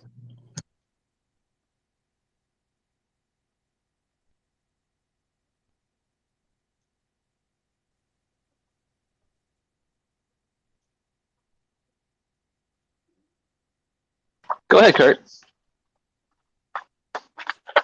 Yeah, I think that when to be completely open and look at this from the biggest scope, the biggest frame we could put it in, you're going to have this all beginning to be released. Whatever the disclosure entails, it entails. It doesn't matter. It's how they're going to go about it. And they're going to go about it by releasing information at some point. When? I don't know. How? I don't know. But I do believe that what they will do is leave an open flame so they can turn it into chaos at some point. Because if it doesn't work out the way it's supposed to, they're going to have a plan, B, C, D, and E that they're working on way, way, way more than they're going to be working on plan A when this really comes out. And I think that you're going to see a jump to, all right, control what we've just released, but also have an out plan. The out plan goes until plan D. Once you get to plan D, then it's all right. It's given knowledge. We all agree on the same thing. This is real. We are real. We're together in this. Not that we're together in this, but we all believe the same thing, despite what we're fighting about. You're going to have an out, and the out will be, well, that was all honky tonk because we didn't, we never considered this. We never considered that. And they're going to let it go chaotic, just like they do with the rioting, like they do with everything in the country now. Like it's just going to let it ride, let it turn into chaos. And then once the chaos burns off all the initial feelings of all the public, So what do you think was distracted. what do you think was like the incentive, like in the beginning, like for somebody like Schumer? Like, to me, I was so caught, years ago, I was so caught up in the Republican Democrat thing that I was like, oh, Schumer's one of the bad guys, how you change your Just get ahead of the other perspective side. and stuff. But just get ahead of the other side. What do you That's think it. was the incentive? Yeah. Just get ahead of the other side on this. Politically, be ahead of them. Look, we already were talking about this on such and such a date. Doesn't matter what the fuck anybody said. And I'm not agreeing with either side on this. I'm saying that politics have no business in this, as far as what the truth is. Politics are necessary in order to run our government and run what we're going to do about it and how we're going to foresee the future. Fine, but when it comes to the opinions of the public, when it comes to the truth itself, get the fucking politics out of the way, both sides, because all they're gonna do is claim shit, and they're gonna learn topics, they're gonna take topics, they're going to claim them. It's just gonna be like claiming the fucking land of the United States all over again. And I'm gonna have to listen to that shit, and you're gonna have to listen to that shit. We're gonna have to talk about that shit. When in the end, we have a whole series of truths out there that we both agree on already. We have to, and so that's the problem with the old theory of politics. It's too slow. It's mundane. It's not made for what we're dealing with. It's not made for technology. It's not. You It's know, all it it was can do funny. is Sorry. one last thing. All it can do, it's so slow that all they can do to catch up is become corrupt and Yeah. make a guess at something, claim something ahead of it, and be corrupt. That's the only way to get ahead, and that's what they do because that's all they have. Until we can find a better way to supersede all of that, I don't know. I don't have the answers, but I am open to what everyone else beyond politicians have to say about this, and then we go from there. And that's where the uprising comes, where we make a difference. Yeah, what I was going to say and finish is that Ross Coldhart, which I love by the way, but I thought it was like funny that he said that he always believed that there has always been a crash retrieval program, but somehow he didn't believe Bob Lazar's story. Like Bob Lazar's story was crazy, but he still believed that all the time we had a crash retrieval program, which for me was like that was like the first guy. He did it in a stupid and childish way, but I mean, to me, it's like so obvious that it was true. Now studying his case, I only found out about this like a year ago or something. Yeah. You only found out about Bob Lazar's case a year ago? That's fascinating. Fascinating. And also, On the Rogan podcast, man. damn, really? Okay. No, I Oh had yeah. heard of it when I was a kid, but I just didn't pay attention because I remember seeing like the VHS film about the desert, and I was like, oh man, that could be like any type of random light. Yeah. Yeah. Apparently, those are really UFOs, I guess. Anyway, sorry, that's microwave now. So, catastrophic disclosure, it might be happening because, I don't know, like they've been saying it since the beginning of the year, like, you can like do it the easy way or the hard way. And like, I guess like, they're offering up them to make it happen on an easy way, right? But I didn't think anyone really thought they were going to go for it. I mean, I didn't at least. It's always going to be the hard way with this stuff, You're going to have to force them to do something. Yeah, everybody's Shit. talking about that. Like since the amendment got gutted and stuff. Now it's gonna be a catastrophic one, and I guess that only translates to now there's gonna be another this time firsthand knowledge like whistleblower that worked on the program. That's gonna be a catastrophe because he's gonna wipe state secrets with his ass, and just that's going to be catastrophic because they're going to say, hey, here are the UFOs, and Lockheed recreated the same ship as the sports model, and oh bro, we've been communicating with them, it's going to be so crazy, stuff like, I don't know. So didn't that kind of already happen though with the guy that's talking about the prompt global strike system of now it's like the government didn't tell people that they have a system that can deliver a nuke anywhere in 2 minutes. That was a leaker, technically. Yeah, I find it interesting that like people that say that like they know like our latest like mock capabilities or like all that stuff like I get into like a debate with a guy about this sometimes. Like he's like, no, America doesn't have this. Like they're way behind China and Russia and and all this stuff. But it's like I don't know. I'm pretty sure the USA is in publishing its like latest advances in those fields like for everyone to like snoop about. You know what I mean? So yeah, no, if you have something that's faster than the Russian hypersonic missiles, that's something that, you're not going to give the technology away because that's your ace in the hole, right? But I think that, the fact is we can know that they have this ace in the hole, and that's just going to advance the conversation of like, okay, do they really want to find out about that, or can we just move beyond the risk of conflict, because there's now a strong enough deterrent that can say, well, they're not going to want to fight that. So can we advance the conversation beyond fighting? Because that's not going to work. And then, continue the conversation. Hey, Star Captain, I have a question. You know about that story, the one that came out like 5 days ago about in the Daily Mail that the CIA has nine retrieved craft and stuff. That appears to be like new. Is that like from like a new whistleblower stuff? The Daily Mail story about the CIA recovering 9 crafts. Do you know anything? So If did it's like a new Grush, source? Three Grush did identified talk by about that? these 3 CIA sources, identified by the reporters who have a pretty good record of not blowing bullshit. The other stuff Danny Sheehan said, everybody's locking on that we have some mock missiles. I think that's kind of obvious. We have some faster missiles than we let China know about or Russia know about. That's a no-brainer to me. I don't care about measuring those speeds and say. But dude was talking about deathbed confessions he sat with a guy who was a high officer in Project Blue Book, saying that the biggest thing was real, that they had an alien, that the alien was interviewed, that the Federation thing that Israeli Defense Space Force minister talked about is real, that there's 6 races dealing with us, that they serve a thing that's like God, but nothing like we think of as God. All these things is what he was saying.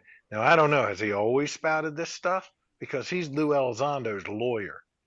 That catastrophic disclosure is they're all going to start talking. You're going to have guys like Gary Nolan hinted at. He said, I'll take it into my own hands. He said that in a tweet 3 days ago. They're all going to say what they know, and they know a lot. And they can say the things piece by piece that'll build a whole new list of witnesses. So if it isn't the government employees doing it, it's going to be these people tied to them, ex-employees, pointing at government employees, saying they know, they told me, they have it, this is where it is. What you just saw with David Grush, he still was who he was. If he came out a different way and didn't protect national security, didn't wait for permission to say the things he said, there would be a lot of open information out there that would just rip the Band-Aid off and also completely damage national security. So catastrophic, I think, is all about national security. And wasn't the guy who gave the term at that conference, wasn't he a high-ranking officer? Isn't that where he was coming from? Wasn't he speaking about it as a military person?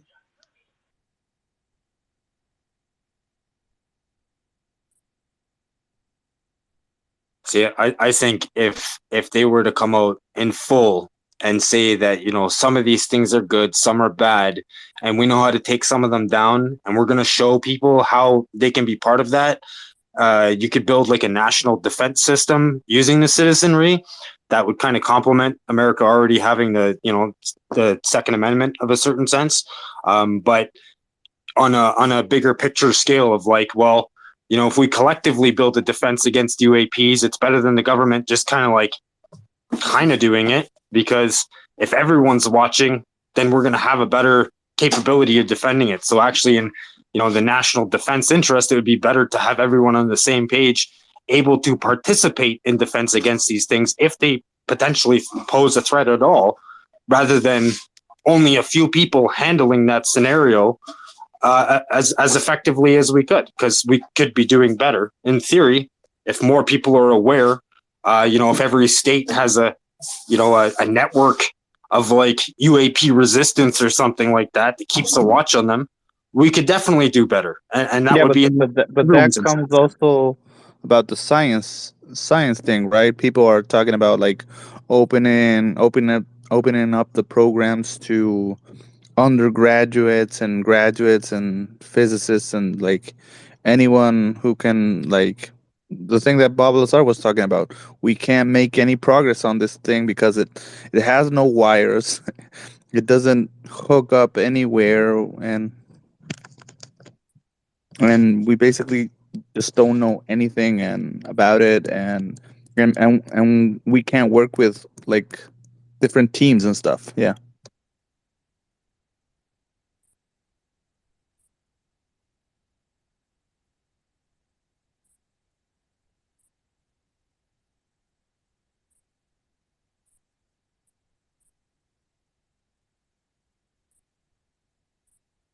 Hallelujah. All right. So I didn't finish what I was saying earlier about um like so it's gonna be the easy way or the hard way, right? So this guy, game tech politics, he's like I guess he's like a citizen journalist or whatever. He has like some sources that are like pretty good. They've everything he's ever said has been like 100% right so far, and he's got a little bit of a chip on his shoulder about it, but that's cool, and he's earned it. So he said that when this doesn't happen the easy way, that in the hard way is going to be some people like in key positions of like power within the UFO community, basically like committing like suicide, I guess, and just like putting like the evidence out there that they have access to that they can put out or whatever. I guess I was like, what do you mean, like alien like mummy bodies or some shit like that? And he's like, yeah, like verifiable evidence, not just some like weird video or something, but like proof kind of stuff, I guess, is what he said. So I mean, I know that's he's been 100% right so far. Not my kind of cult.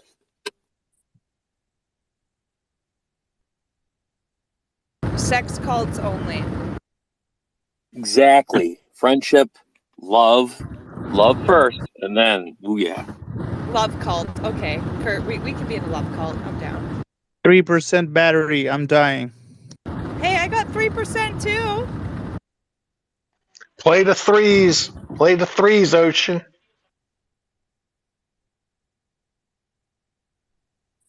Yeah, I'm outie. I have to go charge. Take care.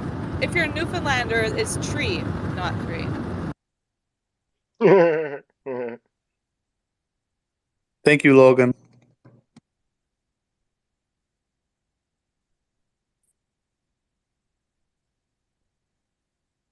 My name's Logan. You're welcome.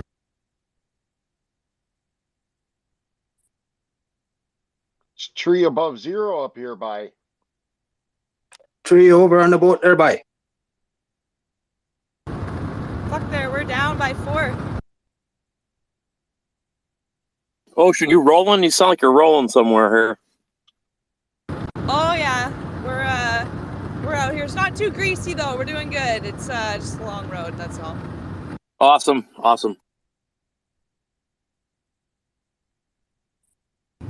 Yeah, my connection's kind of sketchy. But Man, sorry about that. I had to get a hold of some eggnog real quick. I just couldn't stop myself from chugging it. So. Do you gain weight during this time of year just solely off eggnog? Oh yeah, but not as much as you think. Well, everyone needs a winter coat, right? Like everyone should put on a winter coat this time of year. Get a little extra warmth. Hey, Ocean, do you know what eggnog is code for? Obviously not. Yeah, either do I. He legit drinks eggnog. I don't think it's code for anything. Oh yeah, for me it's code for eggnog. So, yeah, I drink it to like if I hadn't lost like 30-something pounds recently, like I'd be like a little worried about this eggnog weight, but I think I'm in the clear. Yeah, but you're good. You're like you have a great metabolism. So you're lucky, man. For now, right? How do you know about metabolism? I went to school, but I don't know about your metabolism per se. But it appears that your metabolism may be higher than most on the percentage scale. I would agree. You're a busybody, and you're not Just filling your face all the based time. on your activity and your ability, right? That guy has the metabolism of a damn chipmunk.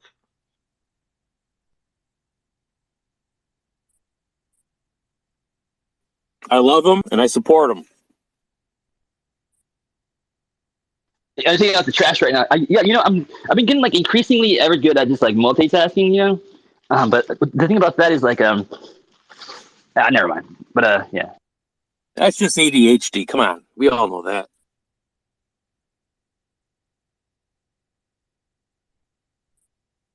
God, I fight that one, man. They said I had that too. I'm like, I don't believe it. It's just a way to label a type of person, maybe. Depends on how your perspective appears and what your reality is. I agree. It's all relative. Totally agree. Yet it does exist in certain circumstances, and whether or not it can be labeled as such, it still exists as a definitive disability in some people. In others, it's a gift. I think in most, it's a gift as long as they can learn to harness it properly. So, to all of you out there that have it and harness it, I commend you. It's amazing.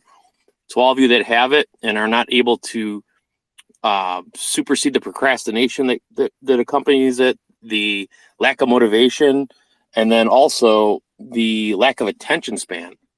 It's definitely something that exists. Whether or not it can be Wait, considered. what are we talking about again?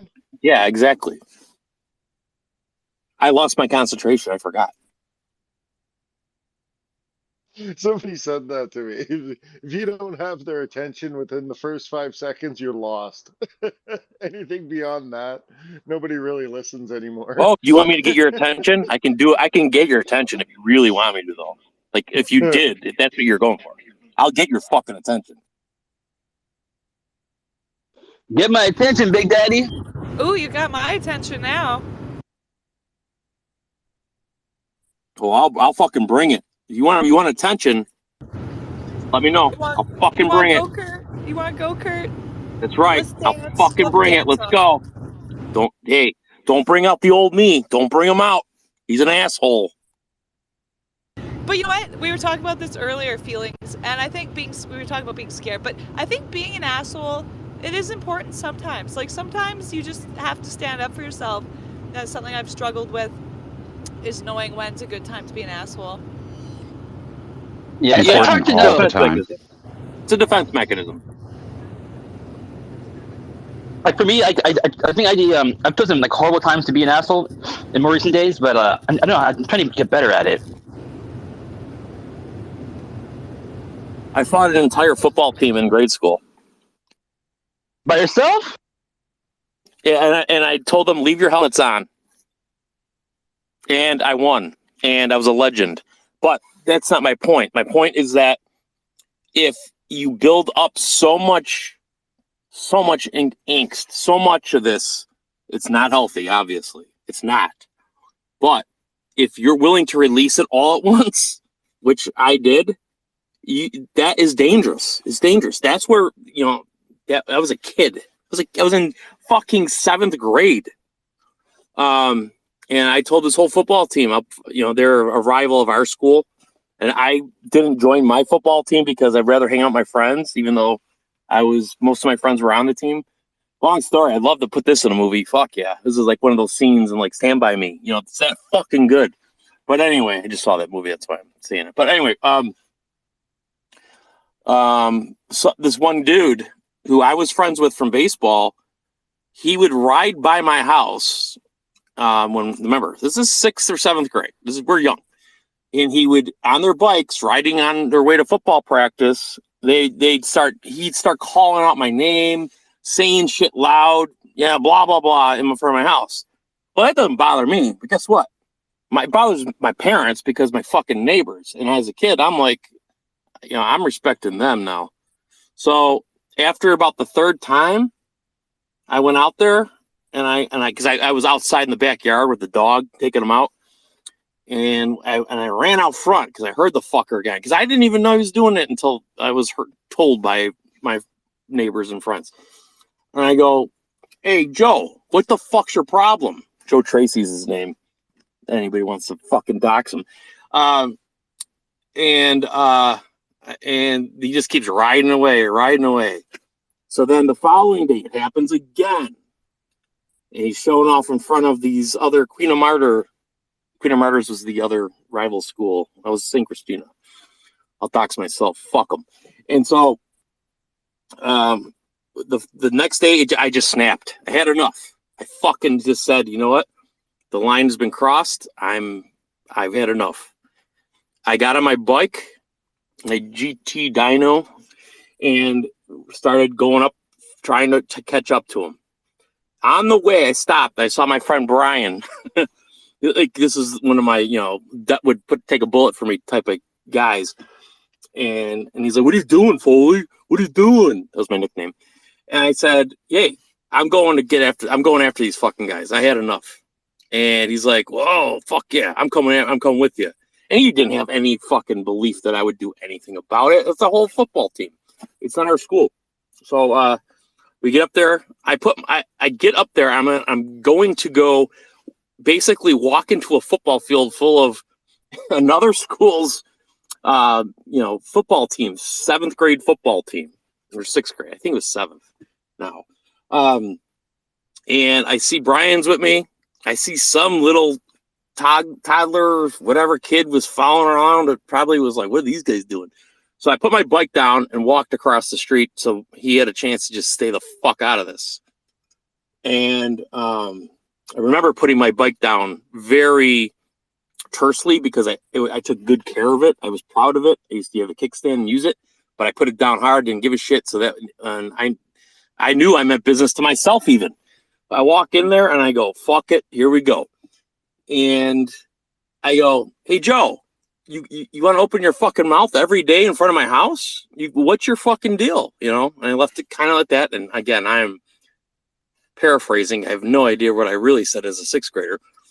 And he goes, "Hey, Foley, get out of here. Just get out of here. Just go home. Get out of here." And I'm like, "No, fuck you. I'm right fucking here. What are you doing?" He goes, "Just fucking get out of here. Just fucking go home." And I go, "Dude, I will fucking fight you right now. You can leave your fucking helmet on." And he started walking back behind his teammates, and he's going, "Fuck you." And as soon as I heard his team going, "Oh, Joe, what are you Joe, what are you fucking doing, man? What are you doing?" Like calling him out.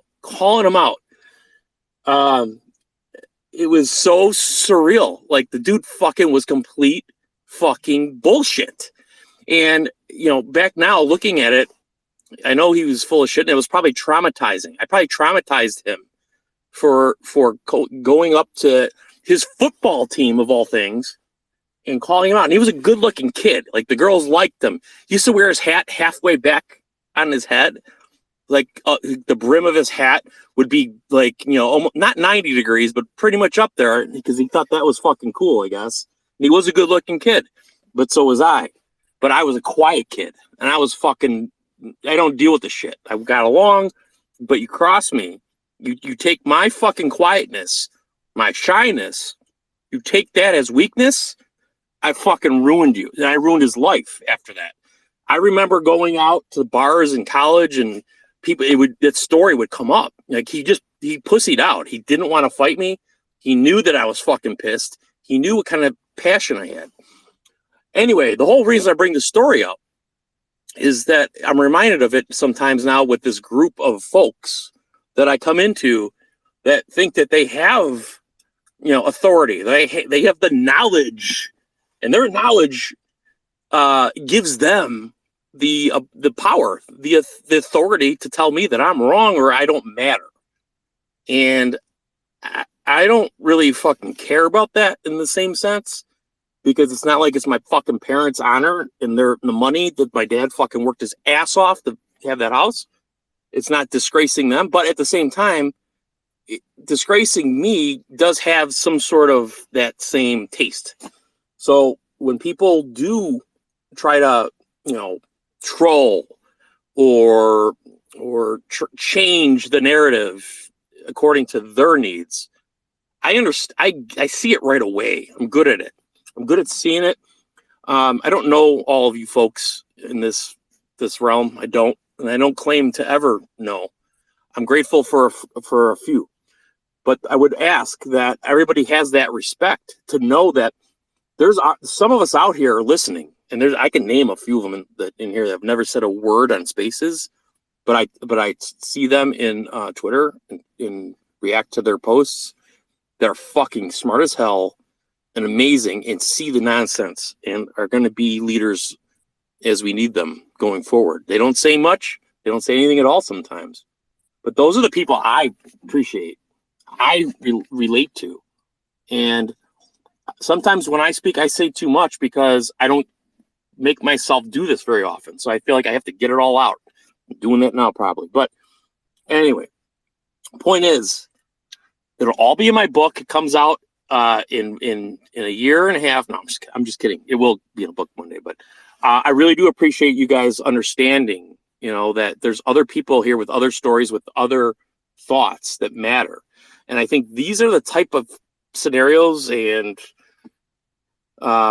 types of situations that we're going to need to share once the phenomenon has reached its climax of meeting and learning and relating. I hope that people can understand that. I hope people are willing to share that. I'm a quiet person. I'm a shy person, but I'm also a very passionate person. And I hope that when the time comes, I'll be willing to share, because I'll be able to be open enough because of you fine folks.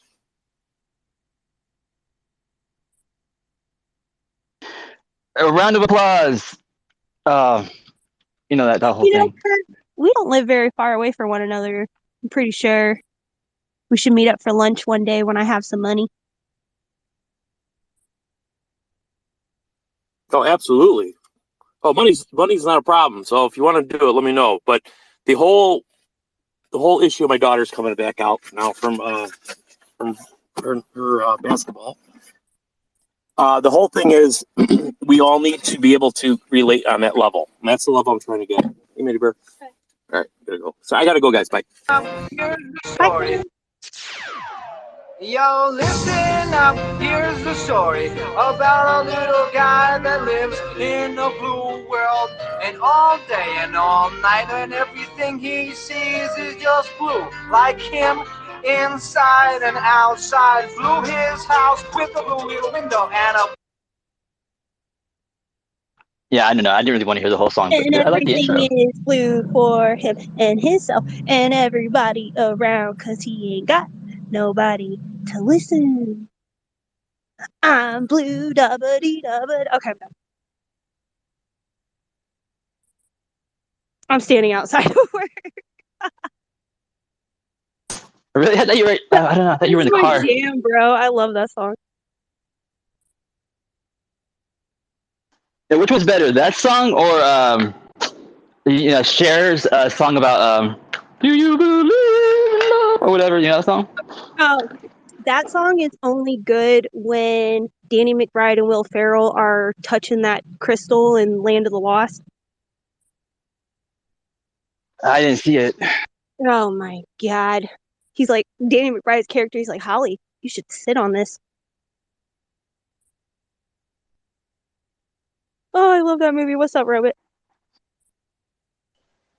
Hey, how y'all doing? Yeah, I was having a really interesting thought. It would be cool if they had disclosure, and then the like the secret guys, I don't know who they are, the MIB, if they played a trick on one of those aliens, like, and so then they had him like in his own little environment, but shut off from the world, and then they told that alien that all humans just live on like eggnog with cinnamon, and they smoke sativa, and they all live on spaces, and then hook up the alien to a Twitter account and get him up here, and then he'd be like puffing and having eggnog and hanging out and chit chatting. That'd be cool. Disclosure with an alien on spaces with sativa.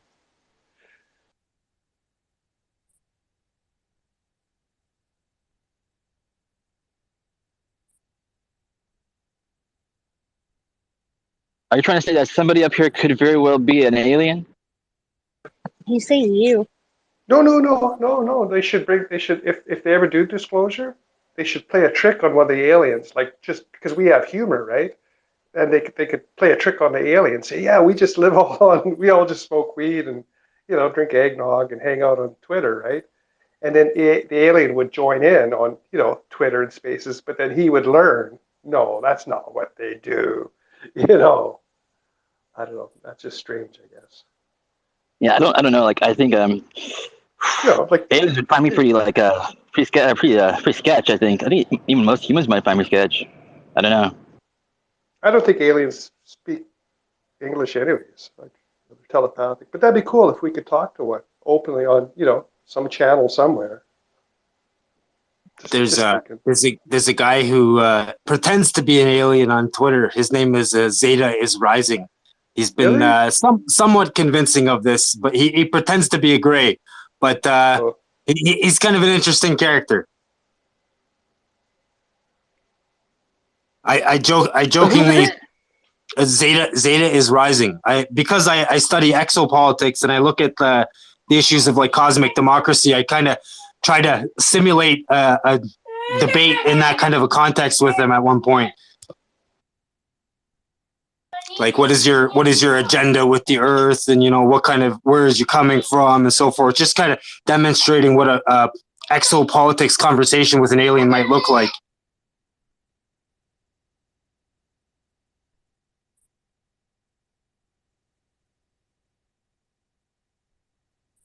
What's so convincing about this guy? Like, what makes him like a? I think just a lot of other people that have talked to him. I kind of broke down the conversation. Personally, I think he's possibly from China's government trying to represent their type of interests on the cosmic stage. Whereas, as a cosmic privateer, I kind of present the outlook of a cosmic free humanity. This person presenting cosmic communism through an alien avatar was kind of his angle. So it was kind of interesting. I kind of broke him down, but like I said, Zeta is Rising. He points out some interesting things in the bigger picture. So he does pick at some interesting topics. It's just kind of interesting to see. And the Mexican government sent 500 of their most elite soldiers to the USA for training in Fort Bragg in order to better combat the rising drug violence in Mexico.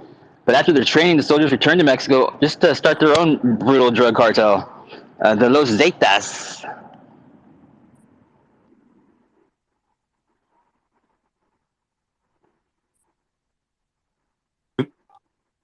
Maybe they realized that the government was so corrupt. They're just like, yeah, we'll start our own mercenary thing, and hopefully it becomes a new government. Maybe that's their thing that they're aiming for, long-term revolution or something. Hey, what's that guy's name? I looked for Zeta Rising, but I can't find him. Hold on, I'll pull it up. Zeta is Rising. Okay. And I feel kind of like sick right now. I think I had too much eggnog. That's okay. Dude, Zeta is Rising is gaining some attention. He's tagged alongside some other people that are. Never mind. I was one of the only people that I found on Twitter that was trying to simulate, alien contact or something. I thought it was kind of interesting because I think what he does is he uses AI to respond, but he uses very weird ways of trying to describe people. He's like when he's trying to describe Americans, he's like the U.S. vector sapiens, and he uses very technical terms, but it could just be like I said, the account I think originates in China or Asia somewhere.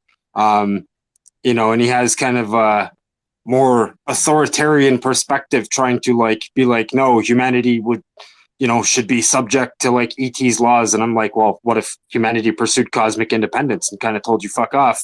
What would you say to that? And you know, he's like, no, you should kind of follow this perspective because it's, you know, more in alignment with their thoughts. And it's just like I said, a kind of interesting thing that he's talked about a lot of these things from that perspective, whereas like I try to talk about cosmic democracy, and this person kind of came up and they're kind of promoting the alien agenda being something that humanity should like be all right with. And I'm kind of like, well, no, that kind of clashes with you know, the concept of cosmic freedom. So you know, me and him kind of argue back and forth on that at one point. I haven't been able to get him into a space before, though. I've actually tried to invite him into one before, but I don't know if he has ever done any voice stuff like that.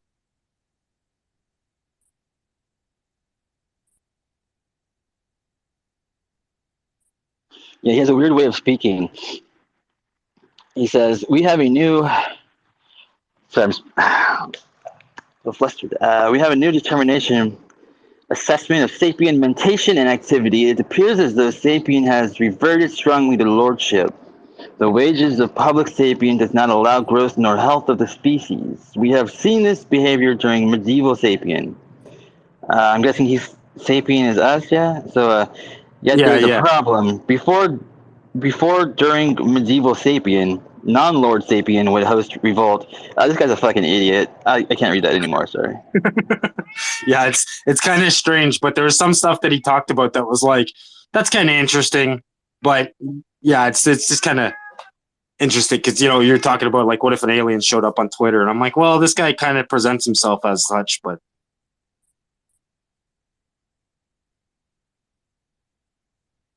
Yeah, I mean, he is, you know, he is like a kind of weird, you know. So like, yeah, his takes are definitely oh. yeah, Oh, so that's yeah, what I this said. is Like, I kind of wanted to bring his awareness to like this person because it's just kind of like very strange, you know. See what other people think about it. well, he only has like 150 followers, so I don't think many people know who he is, probably.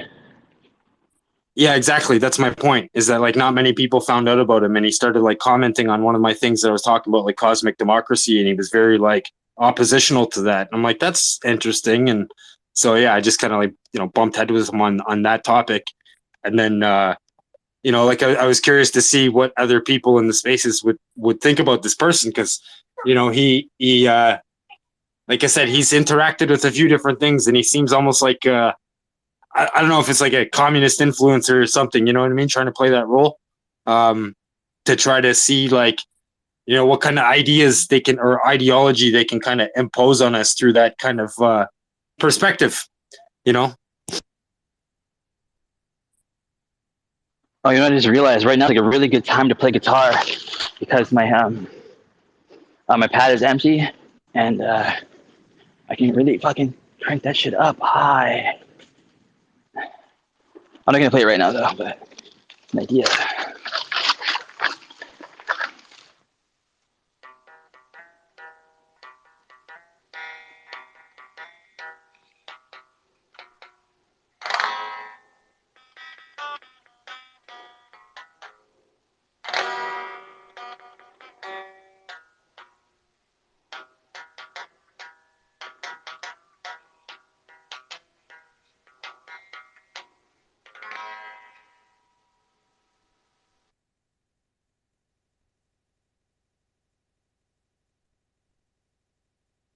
Who was that playing? Yeah, that was me, Robot. I Oh, don't know that's what right, it is. Robert. Yeah, it's something. I don't know. It's something to take off Led Zeppelin or something. It's stuck in my mind. It goes. It's from a C, right?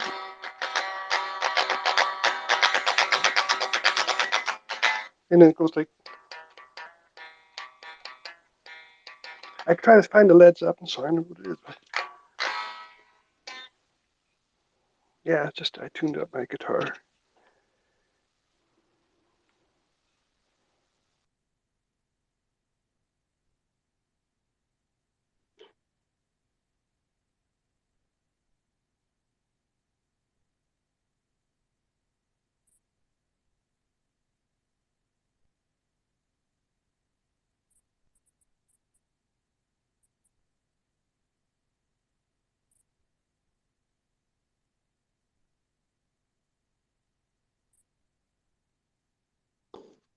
Have I been stuck on mute this whole time? Jesus Christ.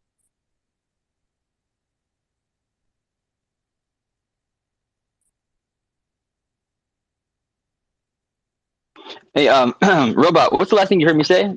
It was like, I haven't said anything for like a little bit, right? Yeah, you were He gonna was play some quiet. music. That's why. Yeah, Yeah, you damn were gonna it. play some good tunes. You always got good tunes.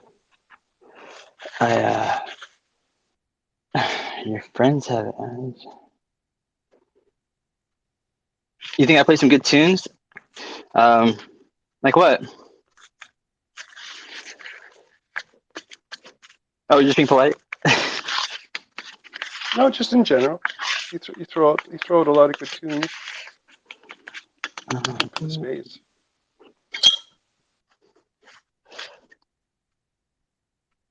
Yeah, let's see. I can play almost pretty much any song, I guess. What do you like? What songs do you like to play? You know, I found out yesterday that opened "Going to California" is Open G. That song, I didn't realize that.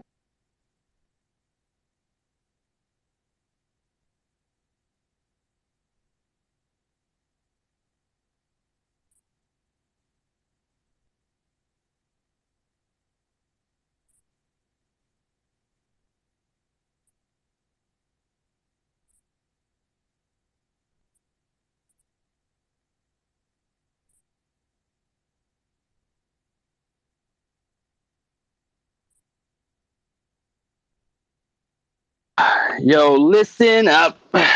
Here's a story about your. Okay. What up? I said, yo. I'm gonna try to crank this up. I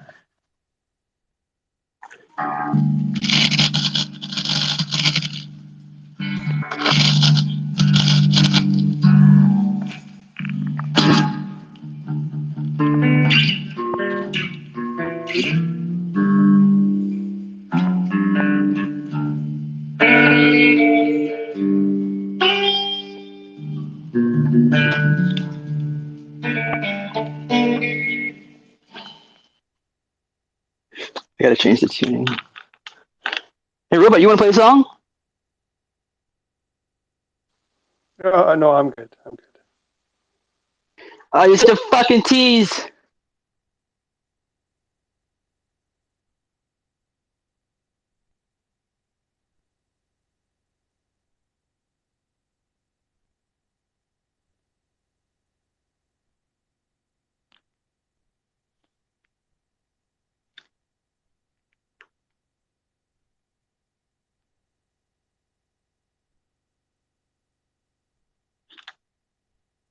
Somebody give us a little bit of disclosure.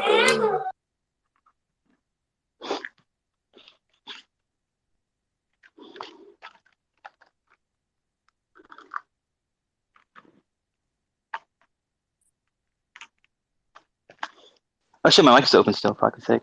I can Yeah, I I can play wonder how some it gets so blues. quiet in here sometimes. How do you You want to disclose play some what? blues? Intermission, Logan? Well, yeah, I mean, I said that like a minute ago. Yeah, if you want to play something, it'd be cool. Well, I don't Anything, know. that's No, cool. I was trying to like channel T-Rex there, but because I got on one ear, and then yeah. But okay, hang on.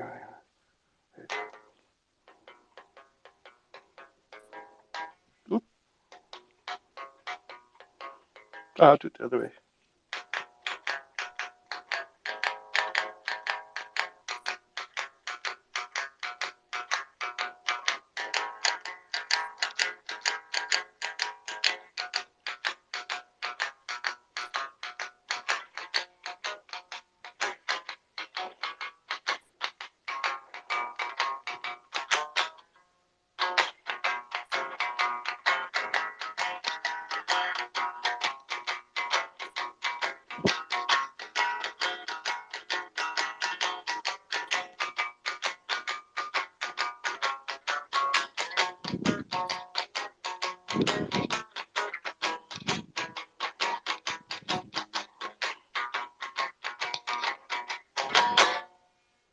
And that's about it.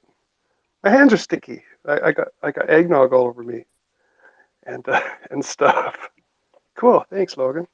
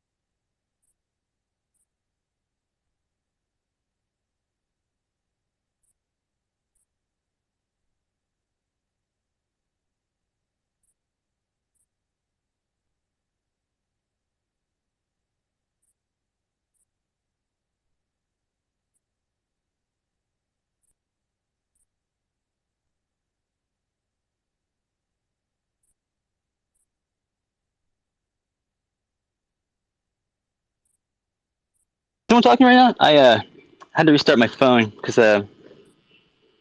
yeah. But let's see if you can hear this without it completely destroying your ears.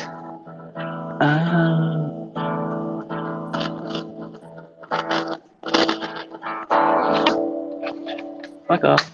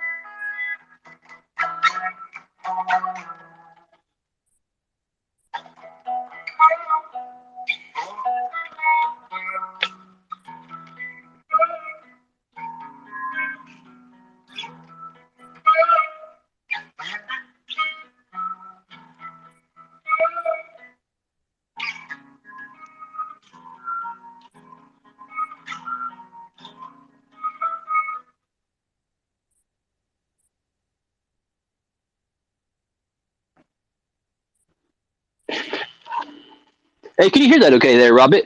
And guys? Sounded clear to me, buddy.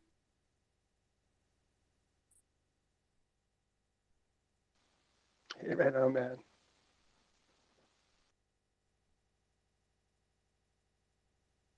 Yeah, I have a direct line in for like my my guitar, but I don't know. I'm playing it over like just the fucking phone microphone at the moment.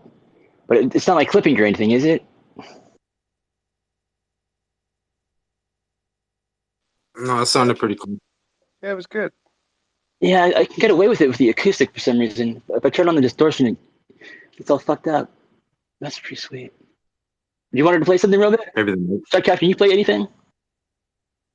I do, but I don't have an instrument with me. At the time, my guitar is in a locker in Canada.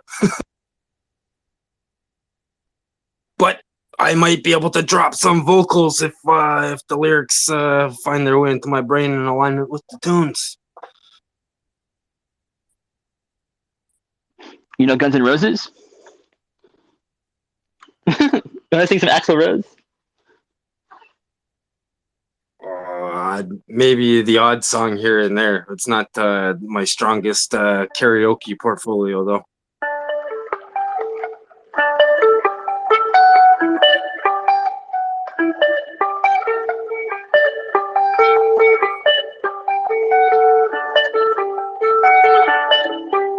That's a weird ass like what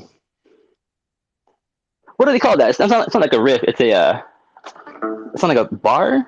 What would you call it? That little this little is it like a ditty? It's weird trying to play upside down.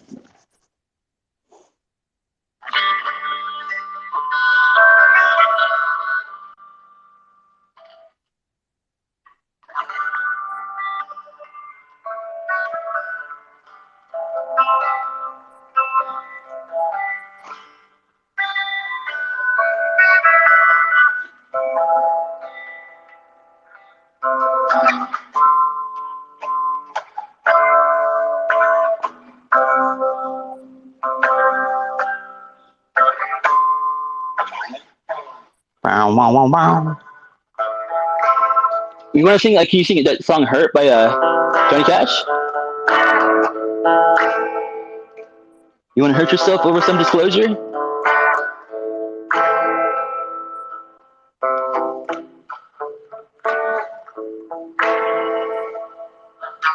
I hurt myself today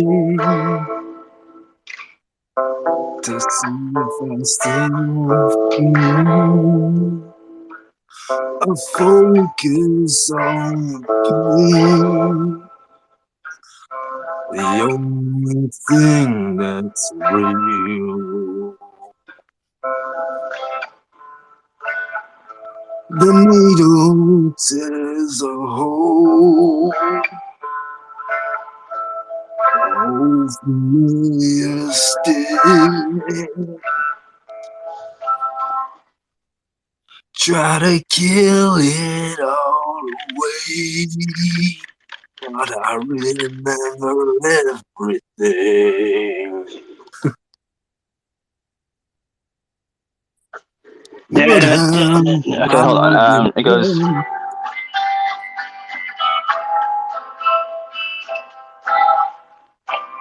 Wait, is that right? It's, oh, it's because I forgot the.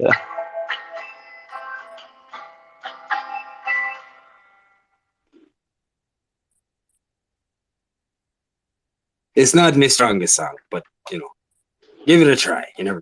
What songs do you like to sing to? Like an oldie fan, or you like a Rob? I don't know. I get the vibe that you're like a Disturbed fan. To be honest, I listen to everything, but my heart does have a lot of metal in it. I grew up with a lot of metal and reggae and rap music and stuff like that, and yeah, I have a very diverse taste in music. I'd say, I listen to most different stuff, but I kind of go with more upbeat and energetic shit than slow stuff. But I do listen to the occasional, old tune from time to time as well.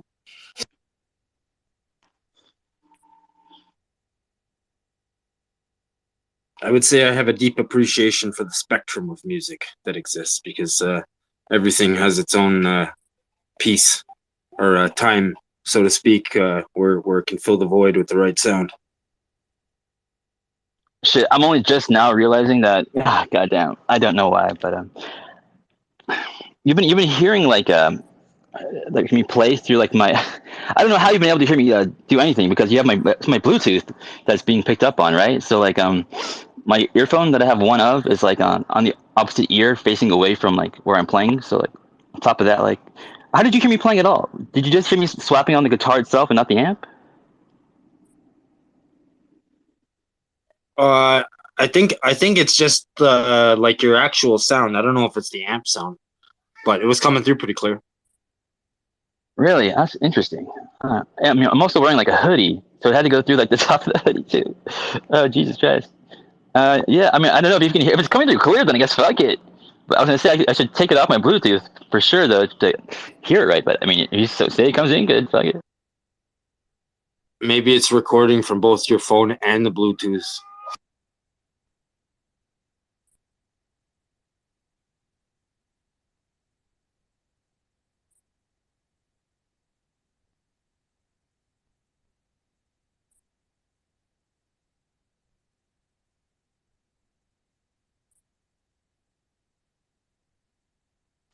I was trying to figure out like why my guitar's not playing, but fucking hey, I can play the intro to like not the intro, but the how's it go?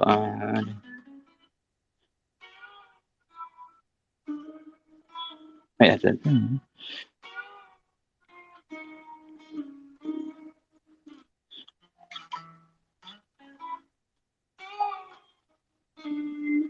I forget how that part goes.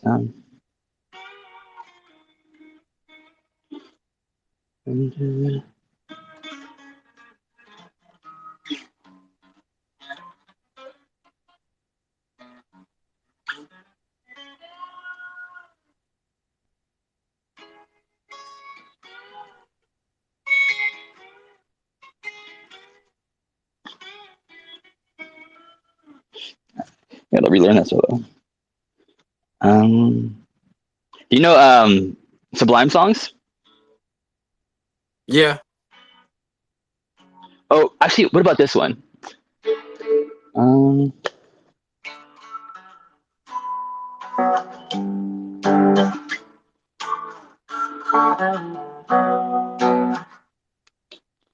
Sex and Candy?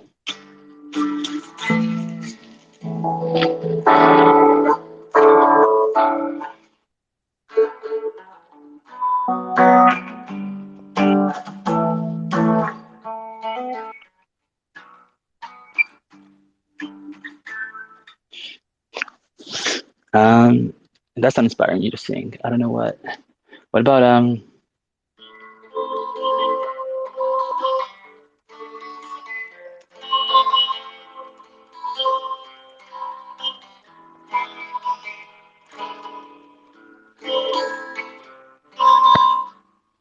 no, not that one. I could kill that one, bro. Yeah, okay. Let's do it then. Bum bum bum bum. So let me pull up the lyrics so I don't sound like an asshole. Fuck it up. Oh, you actually? Oh, you don't have to like. I thought you were just gonna make up your own song, but yeah, that works too. Disclosure is not happening unless the military wants it to happen. In New Orleans, they call the rising sun, and it's been the ruin of many a poor boy. And God, I know I'm wrong. My boy's coming up in the background. I gotta help my boy out for a second. No worries.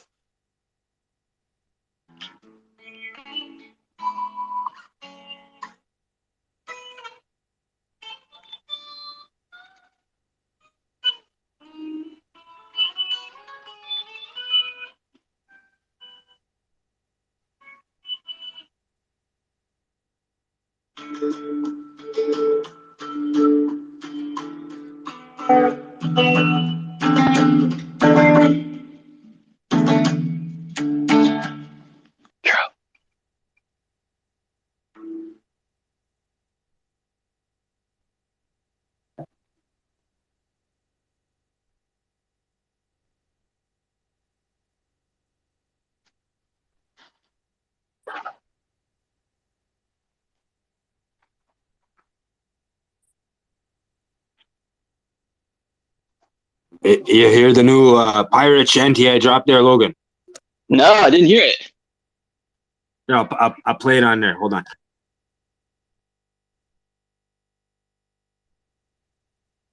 Give me a second. I'll be right back. Okay.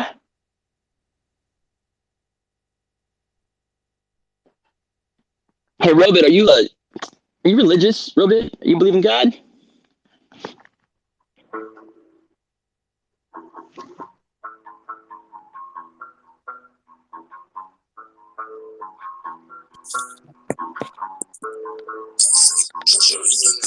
We can go get with the rest of the day, then buy a few robots and we start up to meet them, paving the way to a brand new day. If we buy a ship and we launch it in a space, then yeah, if we band together, we all up in the race. And if you can hear me, maybe you will see that you and me, we can take to the sea. Might even find that hidden in the rhyme is the truth of our cosmic future time. And maybe we will find all the treasures of the stars. Maybe we will find for life upon Mars. Those who would lie best out of the way, 'cause it's time for the cosmic part to proclaim. Hey, 1, 2, 3, time for the cosmic rise of win. Hey, 1, 2, 3, time for the cosmic rise of win. Hey, 1, 2, 3, fire up the ships to the cosmic sea and roll onward, yo, under the stars forever we go and roll onward, yo, under the stars forever we go. Cosmic treasure and the loot be awaiting. We could go get it while the rest of the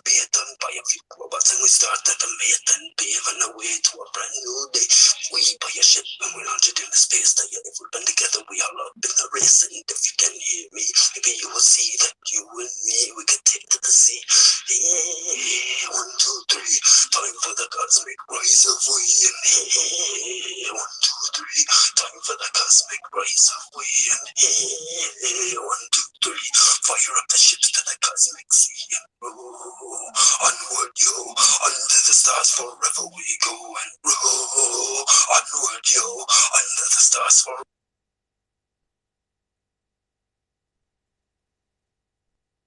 What you just said is one of the most insanely idiotic things I have ever heard. At no point in your rambling, incoherent response were you even close to anything that could be considered a rational thought. Everyone in this room is now dumber for having listened to it. I award you no points, and may God have mercy on your soul.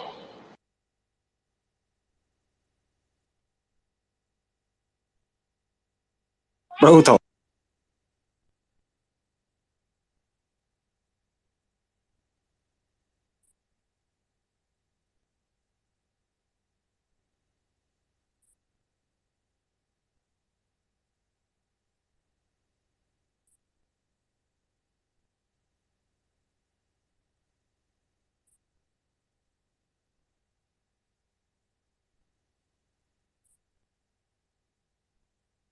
Yo, what's the next one? You cut it off there, Mike. You said there was one more. What? One more. Oh, yeah, I don't know. I thought you said there was like one more song. No. Oh well, there was another thing that that was one song that I just put together to make like an AI animation video that I just put out the other day. Oh, really? Was, I didn't know you made the AI animation videos. It's on your page there. Yeah, if it's alright, I can post it up in the nest for you. Oh, sweet. Okay.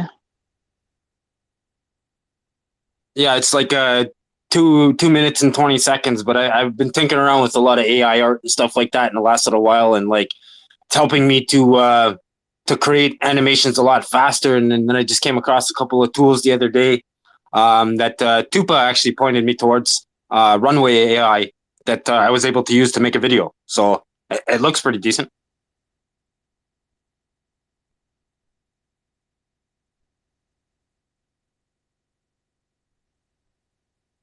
Actually, that reminds me. I need to probably like use my Runway AI again. I think it runs out pretty soon. I never like I don't know. I feel like I'm signing for like all these services, but I never really like use all of it. Like okay, I still got like a week left on Runway. What do you like want to do on Runway? You're gonna like animate some like still pictures and make like cool videos out of them? So one of the coolest ones that I made is like I've made a lot of obviously like space and like space pirate type animation art and shit like that. So in this one, it was kind of like I took a bunch of those really good images that I had created and tried to animate them to stream together, you know, like a music video, to see if I could, you know, use this technology to basically make a music video. And it turned out pretty decent. You know, I'm going to get better with it as time goes on. But, you know, just kind of exploring the technology, I was able to make this video here that I'll post a link for it now. You guys can have a look. But I think it turned out pretty decent. Some of the animations are better than the other ones.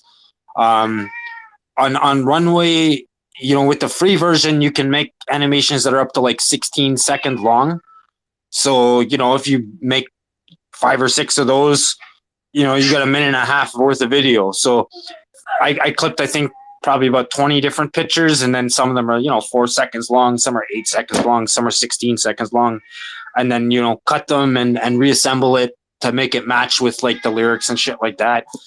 And like I said, for an experiment using the technology, I think it turned out pretty damn good.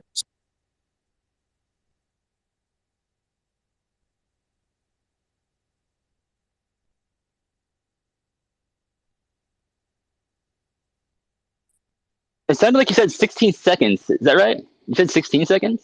Yeah, you can do like 4, 8, 12, and then 16-second clips using Runway. If you pay for the service, then you can do longer than that. But I haven't done that yet. But based on what I was able to do with it, I think it's worthwhile.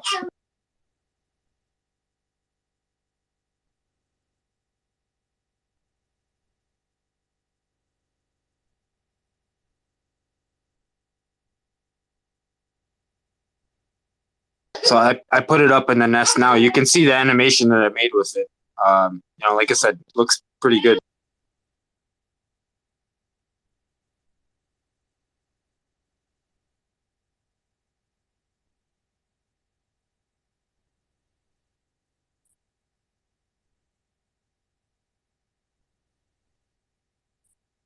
Hey, tell me if you can hear this. Um,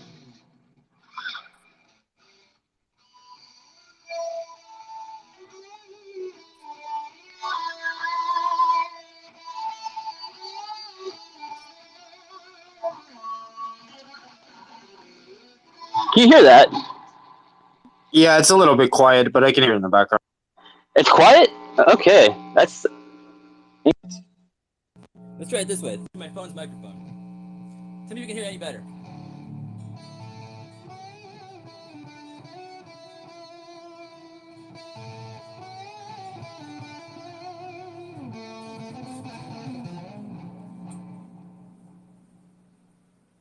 Any better?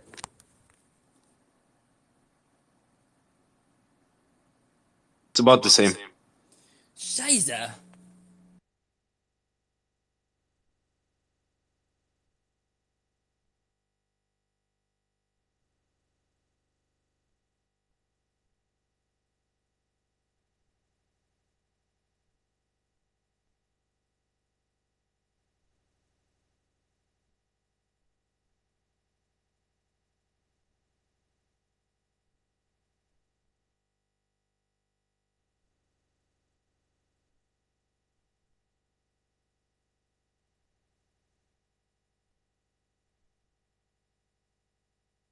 Okay, let's try something else then. La la la la la la la. All I want for Christmas is.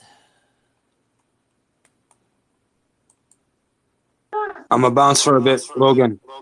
Have a good night. I'll catch up with you later, buddy. I'll catch you later, man. Everybody in the room, have a good night. Catch you in the future. You sure you want to sing along to this last song?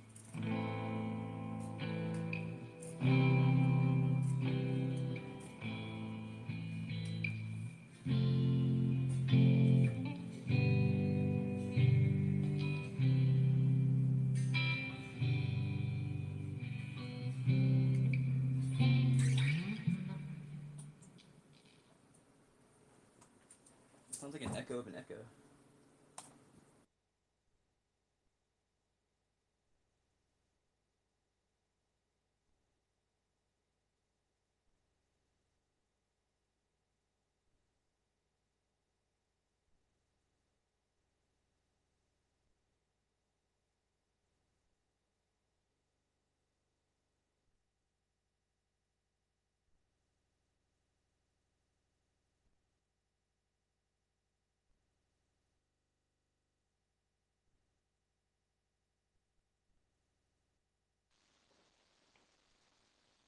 Hey, Logan.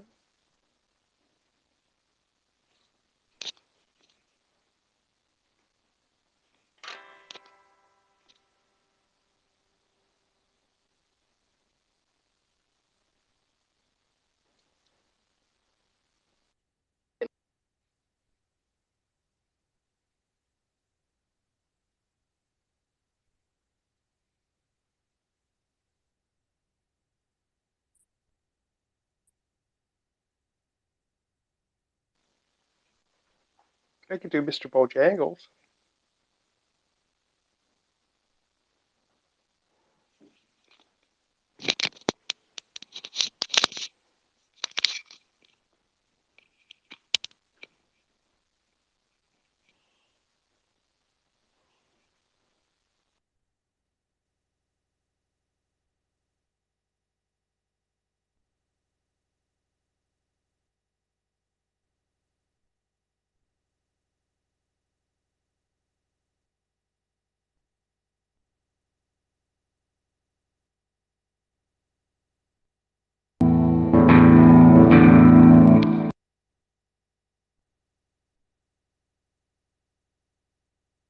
I come back from stocking the cooler again, and your space is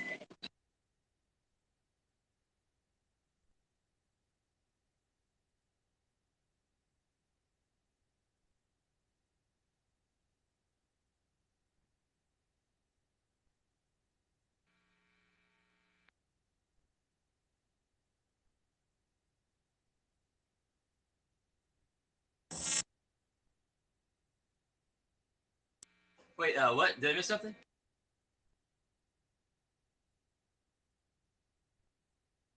No, I'm just saying I came back and your space is dead.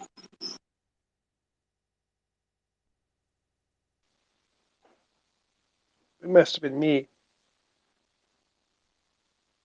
Yeah, I blame Robit. I just burnt my tongue on this donut.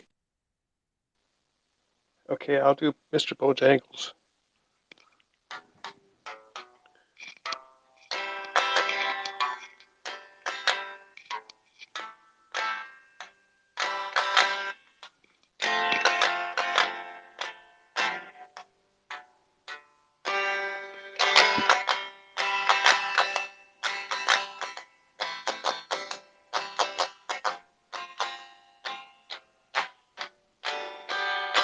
And then this is how I like it.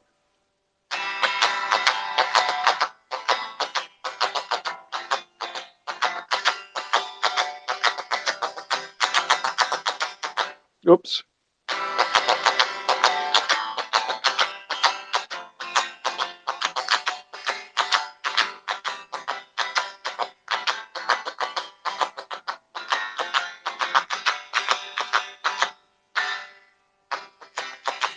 Something like that. Mr. Bojangles.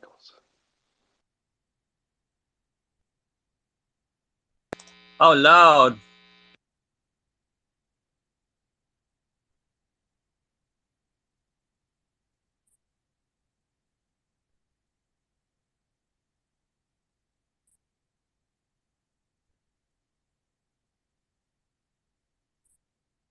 Hey there, you can't like oh you can hear me right now, can't you? Shit. Okay, I'm gonna turn my mic off, but tell me if you can hear my guitar still.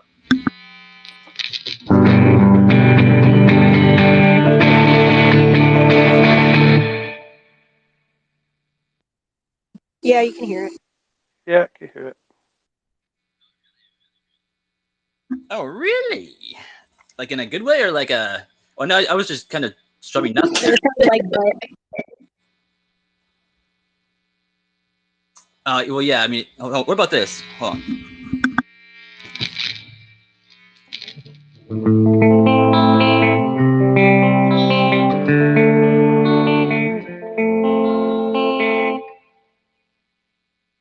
Yeah, that sounded good.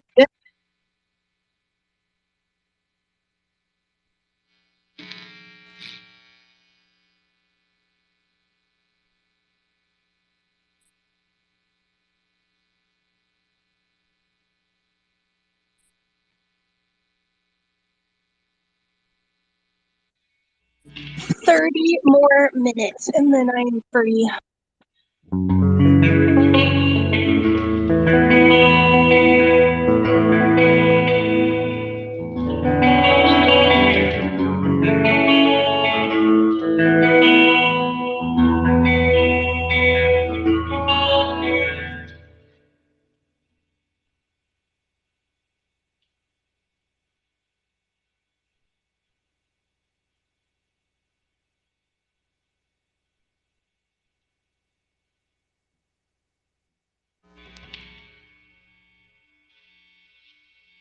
I'm fighting my system over here.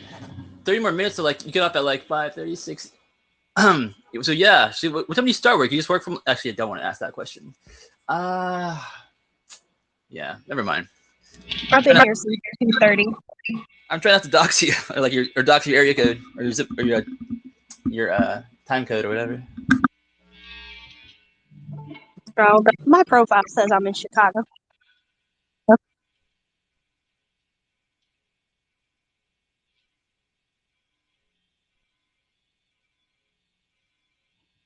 Why does it seem like everyone's going to Chicago lately? I don't know what that is. Seems like everyone seems to be heading to Chicago in the next 6 months, or are already there. I don't know why. I don't know. I'm trying to leave. Yeah.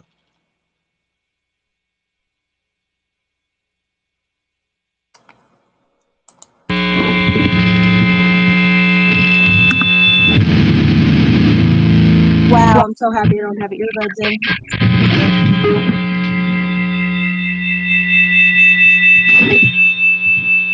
The feedback, my dude.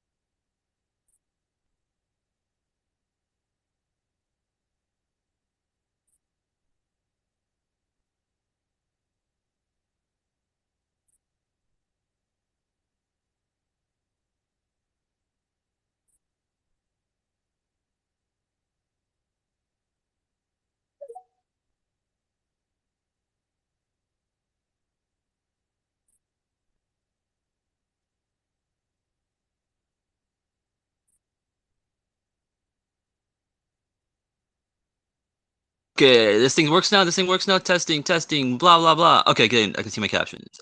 Yeah, I hear you. Right on. Hmm. Totally forgot what I was gonna say. I don't know.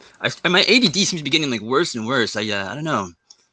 I think I gotta like take some supplements to make my memory better. I think I've like literally like gone full retard just like in the past year. I think I don't know what it is. Radiation from being in spaces all the time.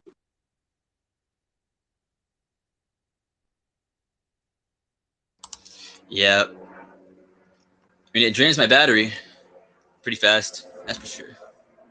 That reminds me. So I discovered, because I just for science type shit, right? But I noticed most of the time when I'm in a space, you'll notice the space is just a pop-up, right? And if you minimize your space, it'll go back to whatever screen you were on originally. Most of the time it goes, I'm on my timeline, right?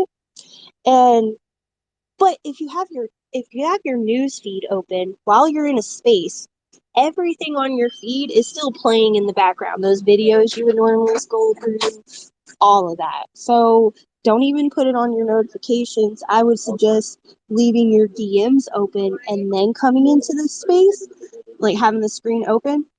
Because then there's no videos or anything else running in the background, draining your battery even faster. And if you need me to make a video to explain that easier, I will.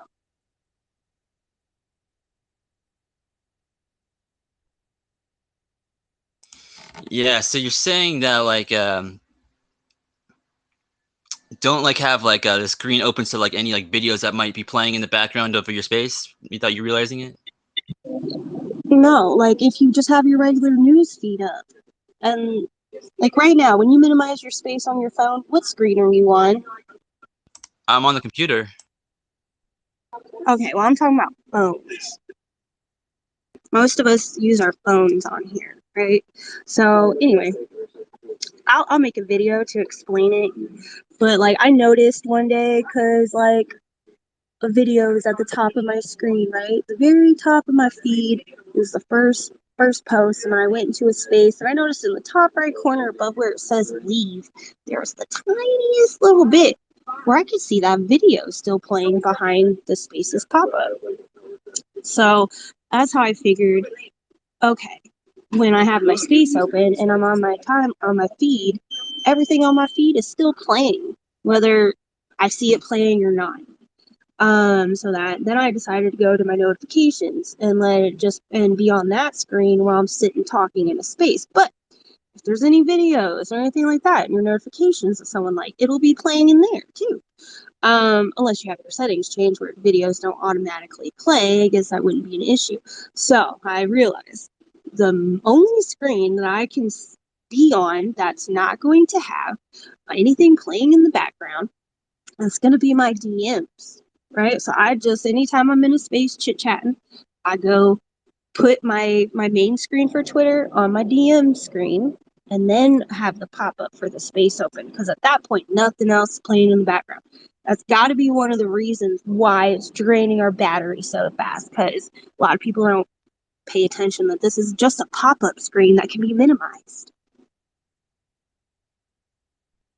and everything behind it is still playing.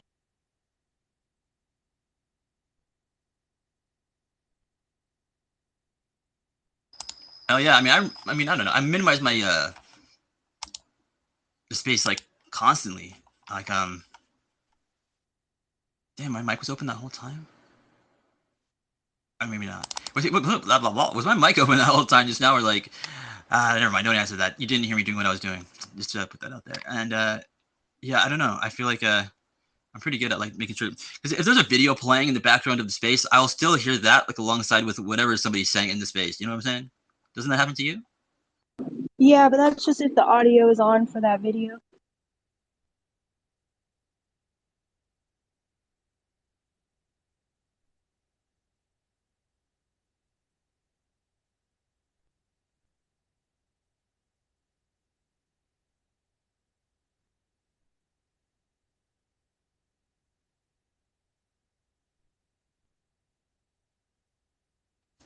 Oh man. Hey, what should I do to for my thing tomorrow? Oh, I mean, I guess you talked about that kind of. Like, we'll have that like the signups or whatever. But besides that, yeah.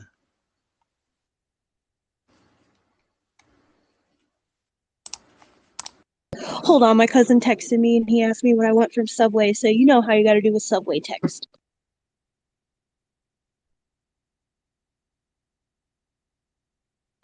Yeah, you gotta make it fresh.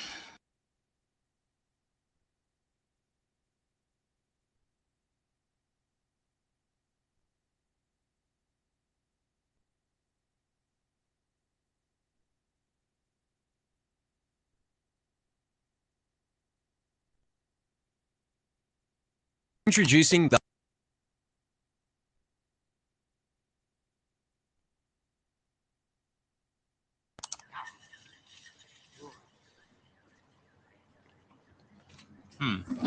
Detective, what if I told you that God and the devil made a wager? Kind of standing bet for the souls of all mankind. I tell you to stay on your meds. Humor me. No direct contact with humans. That would be the rule. Just influence. See who would win. Okay, I'm humoring you. Why? Who knows? Maybe just for the fun of it. No telling. Oh, so it's fun. It's fun when a man beats his wife to death. It's fun when a mother drowns her own baby. And you think the devil is responsible. People are evil, Mr. Constantine. People. You're right. We're born capable of terrible things. But then sometimes something else comes along and gives us just the right nudge. Well, this has been real educational, but I don't believe in the devil. You should. He believes it.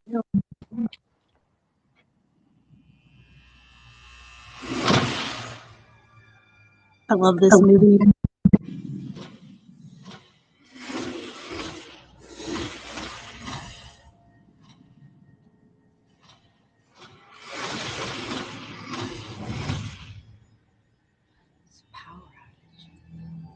Unlikely. Happens to everyone the first time. It's the sulfur.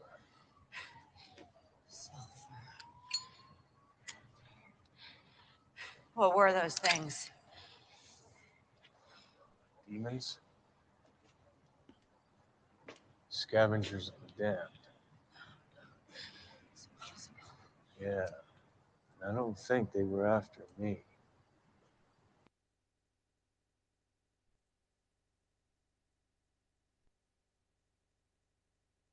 That was such a good video game too.